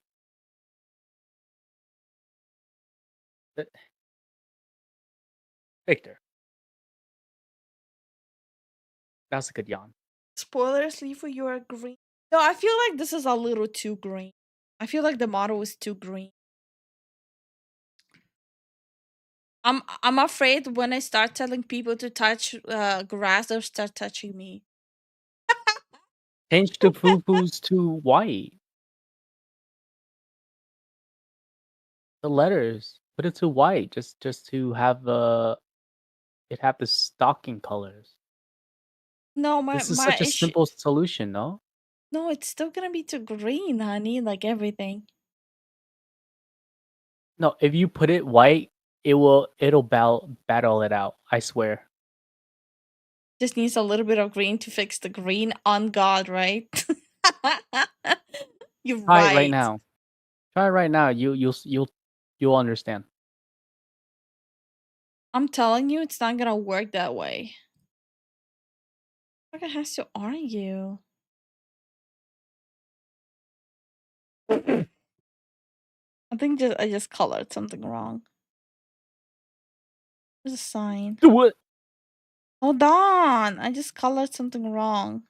I know. My reaction is late.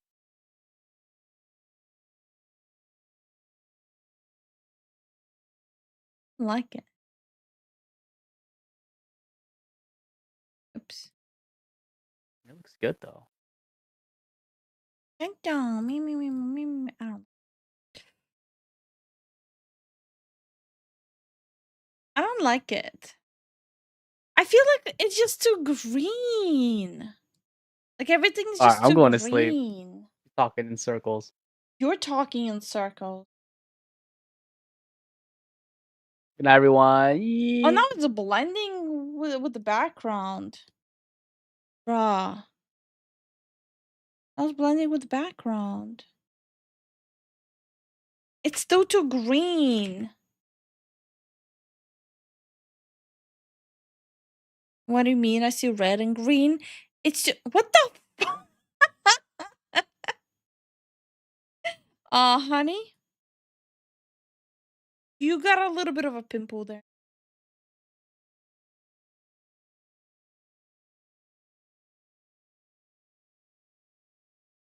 Why are you so weird?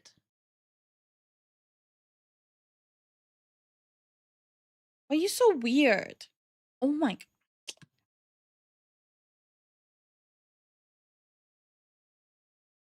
Then just being a menace.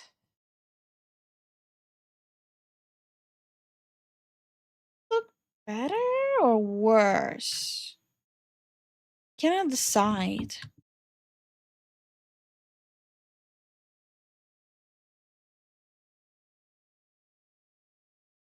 Does this look better or worse?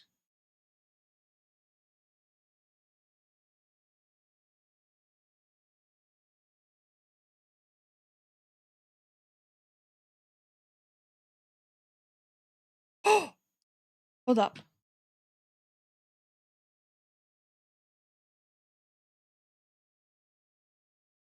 I think I might have a solution. What if? What if?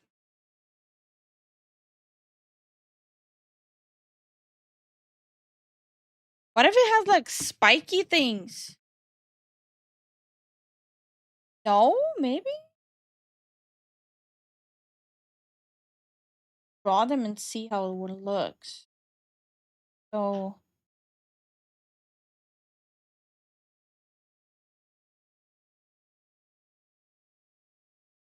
what if I add spiky things? Oh, I kind of like the spiky things.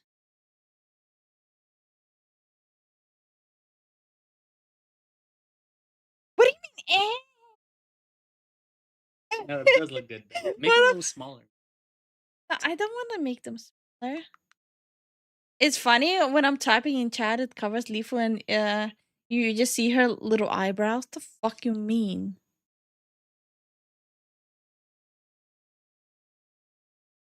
We cracked the code. No, but like actually, what if it's spiky thing? No? See, you see, I don't know if I'm tripping or I'm onto something. That's the problem.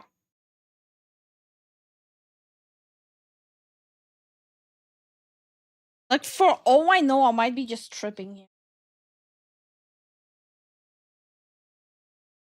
If I add a little detail and just see how it looks. Damn, someone's being chased. See.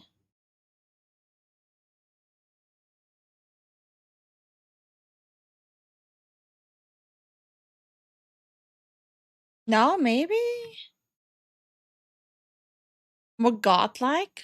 Is it godlike or is it like more Bowser-like? I feel like it's more like Bowser-like. No. And like maybe here.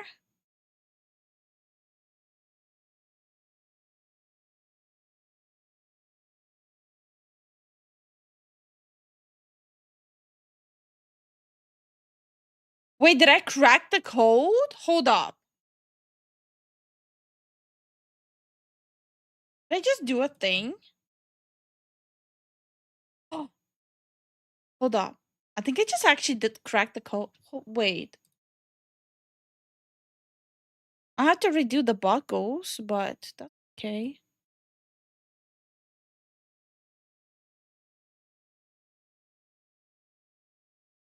I think I actually just figured it out.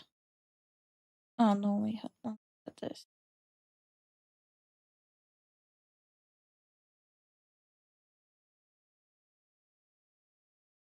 Am I high or this kind of makes sense?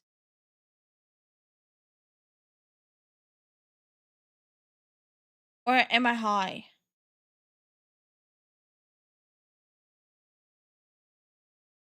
Crack the Da Vinci Code. Shut up. But like, yeah? Did that make sense? No?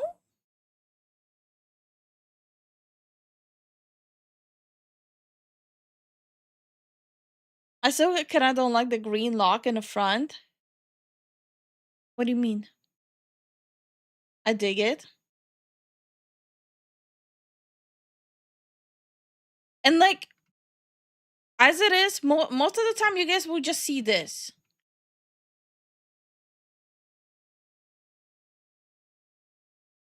Considering I barely ever show my full model, you guys will be able to just see this.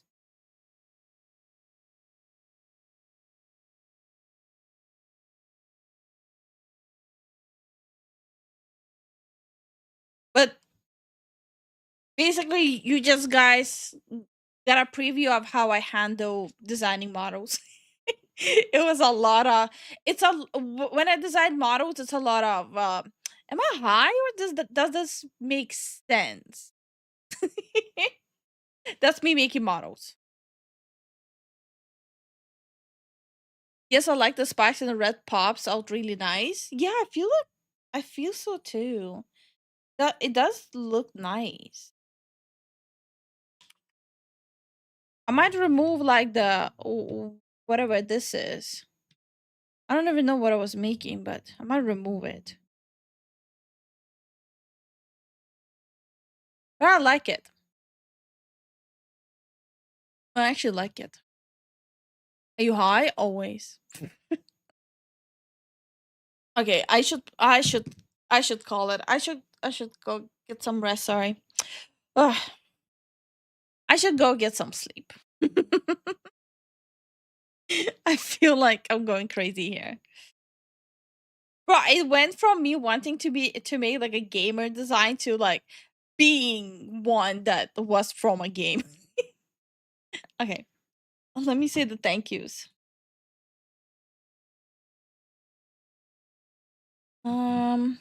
Jason, thank you so much for the support. Moose, thank you so much for the support. Starwin, thank you so much for the support. Prince, thank you so much for the support. And Jesse, thank you so much for the support. And on Twitch, Kuro, thank you so much for the biddies. We really appreciate all the support, guys. Thank you so much.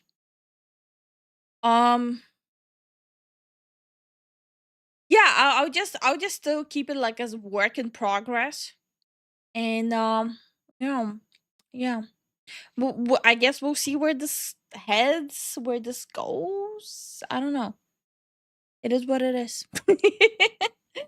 Good night, everyone, and see you all tomorrow.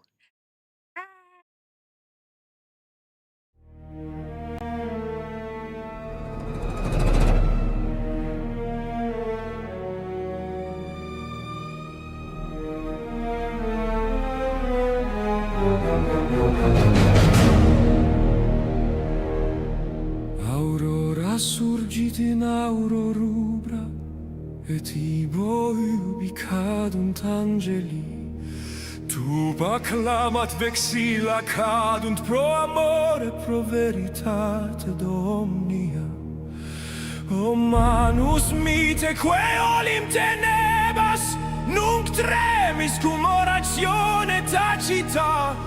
Ventus portabit votum meum te inveniam etiam illi.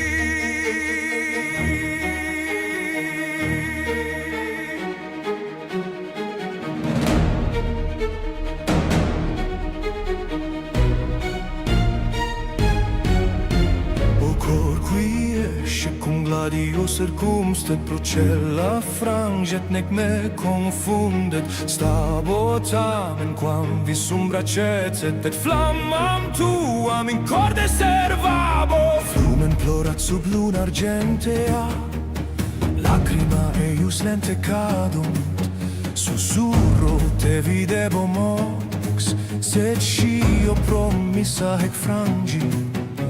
Vultus tu somnium fugere non possum, vox tua spiritus superventum.